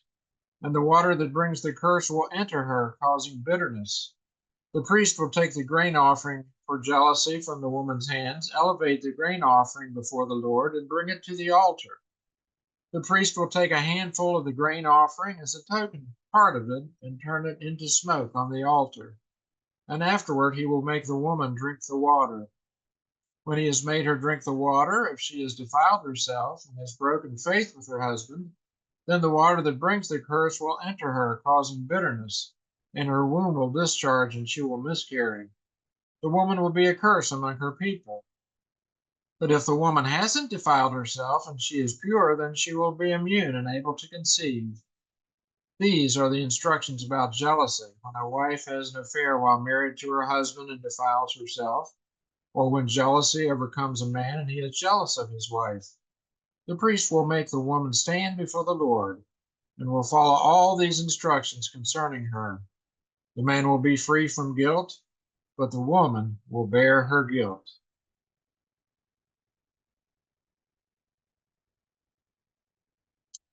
Number 6, verses 1 through 27. The Lord spoke to Moses, speak to the Israelites and say to them, if a man or a woman makes a binding promise to be a Nazirite in order to be dedicated to the Lord, that person must refrain from wine and brandy. He or she may not drink wine vinegar or brandy vinegar, nor drink any grape juice or eat grapes, whether fresh or dry. While a Nazirite, the person may not eat anything produced from the grapevine, not even its seeds or skin. For the term of the Nazirite promise, no razor may be used on the head until the period of dedication to the Lord is fulfilled. The person is to be holy, letting his or her hair grow untrimmed. The period of dedication to the Lord also requires that the person not go near a corpse, whether father, mother, brother, or sister. Nazirites should not defile themselves because of the death of these people, because they bear the sign of their dedication to God on their heads. While a Nazirite, the person is holy to the Lord. If someone suddenly dies nearby, defiling the head of the Nazirite, he or she will shave the head on the day of cleansing. They will shave it on the 7th day. On the 8th day, the person will bring 2 turtle doves or 2 young doves to the priest at the entrance of the meeting tent. The priest will offer one for a purification offering and the other as an entirely burned offering. He will seek reconciliation for the person on account of the guilt acquired from the corpse. and he will make the head holy again on the same day. The person will be rededicated to the Lord as a Nazirite and bring a 1-year-old male lamb for a compensation offering. The previous period will be invalid because the Nazirite promise was defiled. This is the instruction for the Nazirite. When the term as a Nazirite is completed, the person will be brought to the entrance of the meeting tent and offer a gift to the Lord consisting of a flawless 1-year-old male lamb as an entirely burnt offering, a flawless 1-year-old female lamb as a purification offering, 1 flawless ram as a well-being sacrifice, and a basket of loaves of unleavened bread made of fine flour mixed with oil, and unleavened wafers spread with oil, along with their grain offering and their drink offering. The priest will come close to the Lord and offer the purification and entirely burned offerings. The ram he will offer as a well-being sacrifice to the Lord with a basket of unleavened bread. Then the priest will offer the grain offering and the drink offering. The Nazirite will shave his ordained head at the meeting tent's entrance, take the hair from his ordained head, and put it in the fire under the well-being sacrifice. The priest will take the shoulder from the ram after it is boiled, 1 piece of unleavened bread from the basket, and 1 unleavened wafer, and place them in the hands of the Nazirite after the ordained head is shaved. Then the priest will raise them as an uplifted offering before the Lord. They are holy to the priest, with the breast of the uplifted offering and the thigh of the gift offering. And this the Nazirite may after this the Nazirite may drink wine. This is the instruction for the Nazirite who takes the solemn promise. That person's offering to the Lord will be in accordance with the Nazirite promise, in addition to whatever else the person may have offered. The person must do just as they have promised, in adherence with the Nazirite promise. Priestly blessing. The Lord spoke to Moses, "Tell Aaron and his sons, you will bless the Israelites as follows. Say to them, the Lord bless you and protect you. The Lord make his face shine on you and be gracious to you. The Lord lift up his face to you and grant you peace. They will place my name on the Israelites, and I will bless them." Harold Enns, Fresno, California. Numbers chapter 7, verses 1 through 89. On the day when Moses finished setting up the dwelling, he anointed and made it holy. All its equipment, as well as the altar and all its equipment, he also anointed and made holy. The chiefs of Israel, the leaders of their households, made their presentations. They were the tribal chiefs and those who were in charge of the enlistment. They brought their offerings before the Lord, 6 covered wagons and 12 oxen, a wagon for every 2 chiefs, and an ox for every chief. They brought them near before the dwelling. The Lord said to Moses, "Take these from them and use them for service in the meeting tent. Give them to the Levites according to their duties." So Moses took the wagons and the oxen, and he gave them to the Levite. 2 wagons and 4 oxen he gave to the Gershonites for their duty. 4 wagons and 8 oxen he gave to the Merarites for their duty under the supervision of Ithamar, Aaron the priest's son. But to the Kohathites he gave nothing, because their duty concerned the holy things that had to be carried on the shoulders. The chiefs made their presentations for the dedication of the altar on the day it was anointed. The chiefs presented their offerings before the altar. The Lord said to Moses, 1 chief per day will present their offering for the dedication of the altar. The one presenting his offering on the first day was Nashon, Amminadab's son, from the tribe of Judah. His offering was 1 silver dish weighing 130 shekels, 1 silver basin weighing 70 shekels according to the sanctuary shekel, both of them full of fine flour mixed with oil for a grain offering, 1 gold bowl weighing 10 shekels full of incense, 1 bull from the herd, 1 ram, and 1-year-old male lamb for an entirely burned offering, 1 male goat for a purification offering, and for the well-being sacrifice, 2 oxen, 5 rams, 5 male goats, and 5 male lambs a year old. This was the offering of Nashon, Abinadab's son. On the second day, Zoar's son, the chief of Issachar, presented his offering. He presented as his offering 1 silver dish weighing 130 shekels, 1 silver basin weighing 70 shekels according to the sanctuary shekel, both of them full of fine flour mixed with oil for a grain offering, 1 gold bowl weighing 10 shekels full of incense, 1 bull from the herd, 1 ram, and 1-year-old male lamb for an entirely burned offering, 1 male goat for a purification offering, and for the well-being sacrifice, 2 oxen, 5 rams, 5 male goats, and 5 male lambs a year old. This was the offering of Nathaniel, Zuar's son. On the third day, Zebulun's chief Eliab, Helon's son, his offering was 1 silver dish weighing 130 shekels, 1 silver basin weighing 70 shekels according to the sanctuary shekel, both of them full of fine flour mixed with oil for a grain offering, 1 gold bowl weighing 10 shekels full of incense, 1 bull from the herd, 1 ram, and 1-year-old male lamb for an entirely burned offering, 1 male goat for a purification offering, and for the well-being sacrifice, 2 oxen, 5 rams, 5 male goats, and 5 male lambs a year old. This was the offering of Eliab, Helon's son. On the fourth day, Reuben's chief Eliezer, Shedeur's son, his offering was 1 silver dish weighing 130 shekels, 1 silver basin weighing 70 shekels according to the sanctuary shekel, both of them full of fine flour mixed with oil for a grain offering, 1 gold bowl weighing 10 shekels full of incense, 1 bull from the herd, 1 ram, and 1-year-old male lamb for an entirely burned offering, 1 male goat for a purification offering, and for the well-being sacrifice, 2 oxen, 5 rams, 5 male goats, and 5 male lambs a year old. This was the offering of Eliezer, Shedeur's son.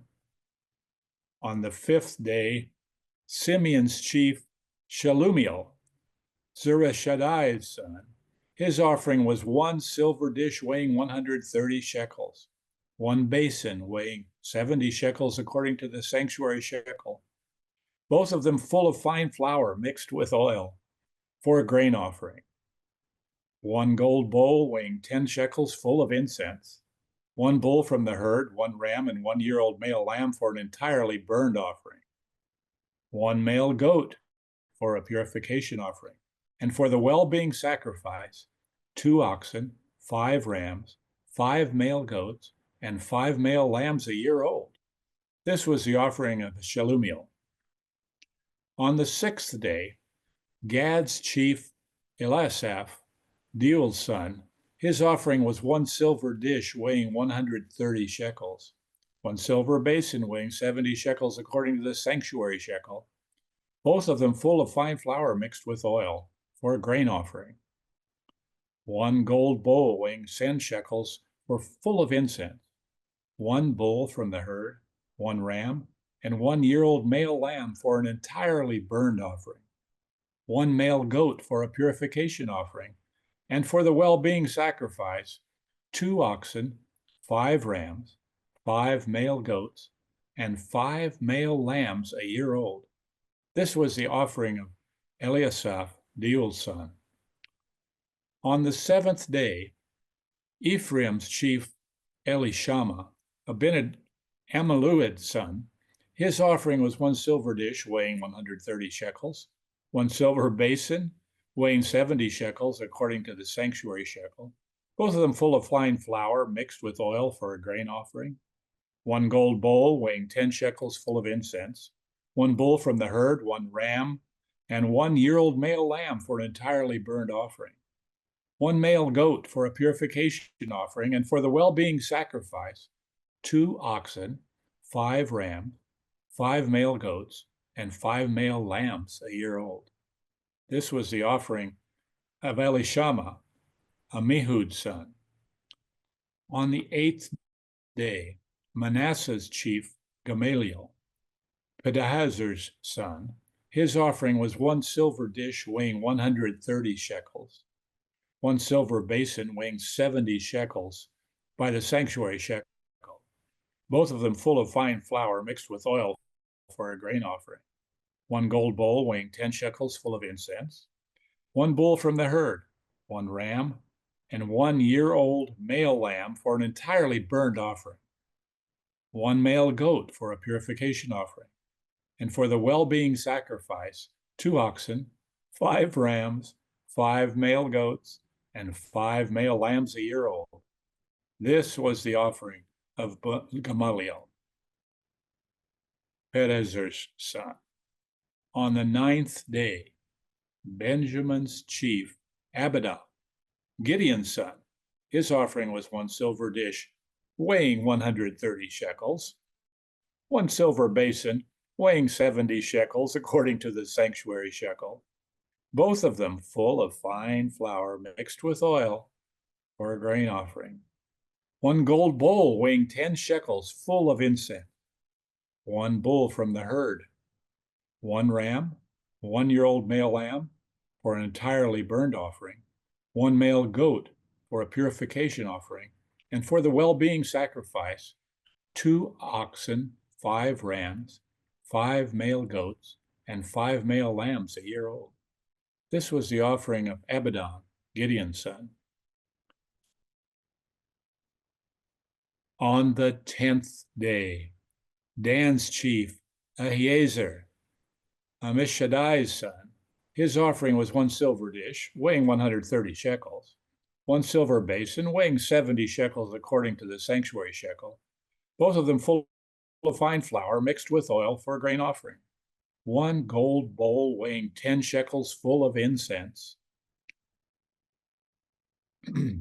1 bull from the herd, 1 ram, and 1-year-old male lamb for an entirely burned offering, 1 male goat for a purification offering, and for the well-being sacrifice, 2 oxen, 5 rams, 5 male goats, and 5 male lambs a year old. This was the offering of Ahiezer, Ammishaddai's son. On the 11th day, Asher's chief, Pagiel, Okran's son, his offering was 1 silver dish weighing 130 shekels, 1 silver basin weighing 70 shekels according to the sanctuary shekel, both of them full of fine flour mixed with oil for a grain offering, 1 gold bowl weighing 10 shekels full of incense, 1 bull from the herd, 1 ram, 1-year-old male lamb for entirely burned offering, 1 male goat for a purification offering, and for the well-being sacrifice, 2 oxen, 5 rams, 5 male goats, and 5 male lambs a year old. This was the offering of Pagiel, Okran's son. On the 12th day, Naphtali's chief, Ahira, Enam's son, his offering was 1 silver dish weighing 130 shekels, 1 silver basin weighing 70 shekels, both of them full of fine flour, mixed with oil for a grain offering, 1 gold bowl weighing 10 shekels full of incense, 1 bull from the herd, 1 ram, 1-year-old male lamb for an entirely burned offering, 1 male goat for a purification offering, and for the well-being sacrifice, 2 oxen, 5 rams, 5 male goats, and 5 male lambs a year old.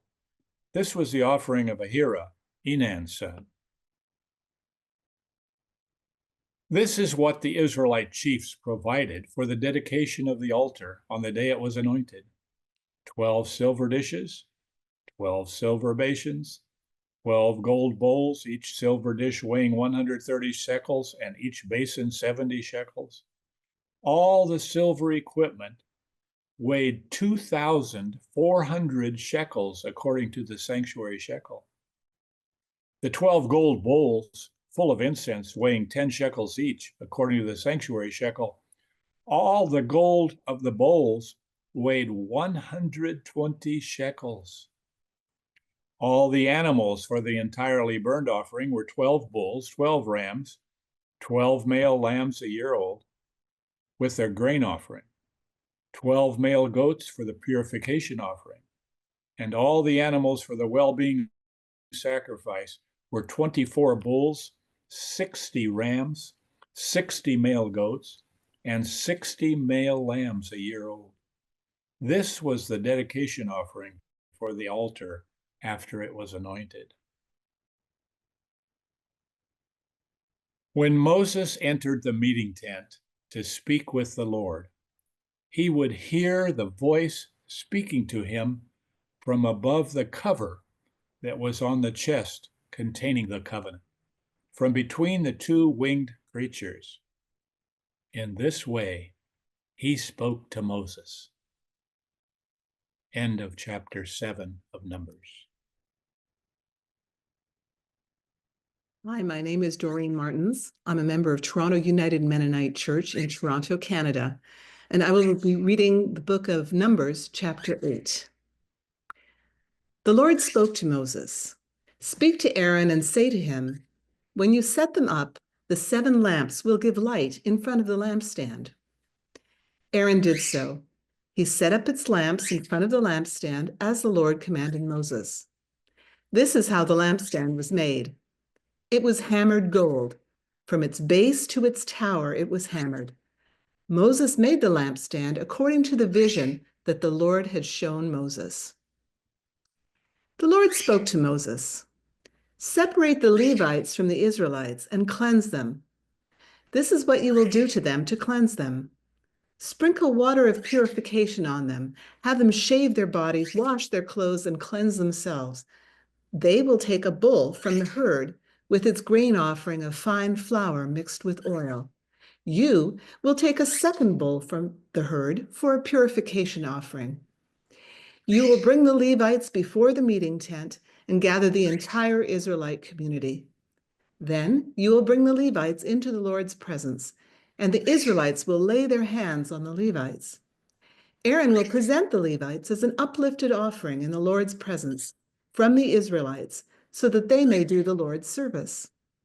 Then the Levites will lay their hands on the heads of the bulls, and Aaron will offer one as a purification offering, and the other as an entirely burned offering to the Lord, in order to seek reconciliation for the Levites. You will have the Levites stand before Aaron and his sons, and you will present them as an uplifted offering to the Lord. You will separate the Levites from the Israelites, and the Levites will be mine. The Levites will enter to serve the meeting tent after you have cleansed them and presented them as an uplifted offering. They are given over to me from the Israelites in place of all the newborn, the oldest of all the Israelites. I take them for myself. Every oldest male among the Israelites is mine, whether human or animal. When I killed all the oldest males in the land of Egypt, I dedicated them to myself. I have taken the Levites in place of all the oldest among the Israelites. I have selected the Levites from the Israelites for Aaron and his sons to perform the service of the Israelites in the meeting tent and to seek reconciliation for the Israelites so that there will not be a plague when the Israelites approach the sanctuary. Moses, Aaron, and the entire Israelite community carried out for the Levites everything the Lord had commanded Moses. That is what the Israelites did for the Levites. The Levites purified themselves and washed their clothes, and Aaron presented them as an uplifted offering in the Lord's presence. And he sought reconciliation for them in order to cleanse them. After this, the Levites went in to perform their service in the meeting tent before Aaron and his sons. They did for the Levites just as the Lord had commanded Moses concerning them.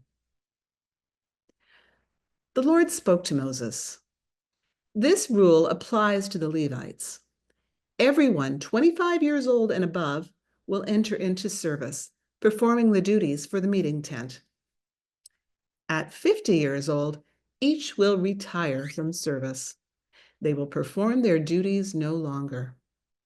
Each may assist his fellow Levites in the meeting tent with some responsibilities, but he may not perform service. This is how you should assign responsibilities to the Levites. My name's Andrew Klaus, and I will be reading Numbers 9 and 10. Passover. The Lord spoke to Moses in the Sinai desert in the first month of the second year after they had left the land of Egypt. Let the Israelites keep the Passover at its appointed time. On the 14th day of this month at twilight, you will keep it at its appointed time. Keep it according to all its regulations and its customary practices. Moses instructed the Israelites to keep the Passover. At twilight on the 14th day of the first month, they kept the Passover in the Sinai desert. The Israelites did everything just as the Lord commanded Moses. But there were persons who were unclean from contact with a human corpse, and they were unable to keep the Passover on that day. They approached Moses and Aaron that day. These persons said to him, "Although we are unclean from contact with a human corpse, why must we be prohibited from presenting the Lord's offering at its appointed time with the rest of the Israelites?" Moses said to them, "Wait while I listen for what the Lord will command concerning you." The Lord spoke to Moses, "Tell the Israelites, when any of you or your descendants are unclean from contact with a corpse, or are on a long trip, they may still keep the Passover to the Lord. They will keep it at twilight on the 14th day of the second month. They will eat the Passover lamb with unleavened bread and bitter herbs. They must not leave any of it until morning, nor break any of its bones. They will keep the Passover according to all its regulations. But any persons who are clean and not on a trip, yet don't keep the Passover, those persons will be cut off from their people, because they didn't present the Lord's offering at its appointed time. Those persons will bear their sin. If an immigrant resides among you and wishes to keep the Passover to the Lord, that one also will keep it according to its regulations and its customary practices. There will be one set of regulations for both of you, for the immigrant and for the native of the land. Cloud over the dwelling. On the day the dwelling was erected, the cloud covered the dwelling, the covenant tent. At night until morning, the cloud appeared with lightning over the dwelling. It was always there. The cloud covered it by day, appearing with lightning at night. Whenever the cloud ascended from the tent, the Israelites would march, and the Israelites would camp wherever the cloud settled. At the Lord's command, the Israelites would march, and at the Lord's command, they would camp. As long as the cloud settled on the dwelling, they would camp. When the cloud lingered on the meeting tent for many days, the Israelites would observe the Lord's direction, and they wouldn't march. Sometimes the cloud would be over the dwelling for a number of days, so they would camp at the Lord's command, marching again only at the Lord's command. Sometimes the cloud would settle only overnight, and they would march when the cloud ascended in the morning. Whether it was day or night, they would march when the cloud ascended. Whether it was 2 days, or a month, or a long time, the Israelites would camp so long as the cloud lingered on the dwelling and settled on it. They wouldn't march. But when it ascended, they would march. They camped at the Lord's command, and they marched at the Lord's command. They followed the Lord's direction according to the Lord's command through Moses. Trumpets. The Lord spoke to Moses, "Make 2 silver trumpets and make them from hammered metalwork. Use them for summoning the community and for breaking camp. When both are blown, the entire community will meet you at the entrance of the meeting tent. When one is blown, the chiefs, the leaders of Israel's divisions, will meet you. When you blow a series of short blasts, the camp on the east side will march. And when you blow a second series of short blasts, the camp on the south side will march. You will blow a series of short blasts to announce their march. To gather the assembly, blow a long blast, not a series of short blasts. Aaron's sons, the priests, will blow the trumpets. This will be a permanent regulation for you throughout time. When you go to war in your land against an enemy who is attacking you, you will blow short blasts with the trumpets, so that you may be remembered by the Lord your God and be safe from your enemies. On your festival days, your appointed feasts, and at the beginning of your months, you will blow the trumpets over your entirely burned offerings and your well-being sacrifices. They will serve as a reminder of you to your God. I am the Lord your God. Organization of the Wilderness March. On the 20th day of the second month in the second year, the cloud ascended from the covenant dwelling. The Israelites set out on their march from the Sinai desert, and the cloud settled in the Paran desert. They marched for the first time at the Lord's command through Moses. The banner of Judah's camp marched first with its military units. Nashon, Aminadab's son, commanded its military. Nathanael, Zuar's son, commanded the military of the tribe of Issachar. Eliab, Helon's son, commanded the military of the tribe of Zebulun. The dwelling was taken down, and the Gershonites and the Merarites who carried the dwelling marched. The banner of Reuben's camp marched with its military units. Elazar, Shedeur's son, commanded its army, its military. Shelumiel, Zerushadai's son, commanded the military of the tribe of Simeon. Eliasaph, Duel's son, commanded the military of the tribe of Gad. The Kohathites, who carried the holy things, marched. The dwelling would be set up before their arrival. The banner of Ephraim's camp marched with its military units. Elishama, Amihud's son, commanded its military. Gamaliel, Pedazur's son, commanded the military of the tribe of Manasseh. Abidan, Gideoni's son, commanded the military of the tribe of Benjamin. The banner of Dan's camp at the rear of the whole camp marched with its military units.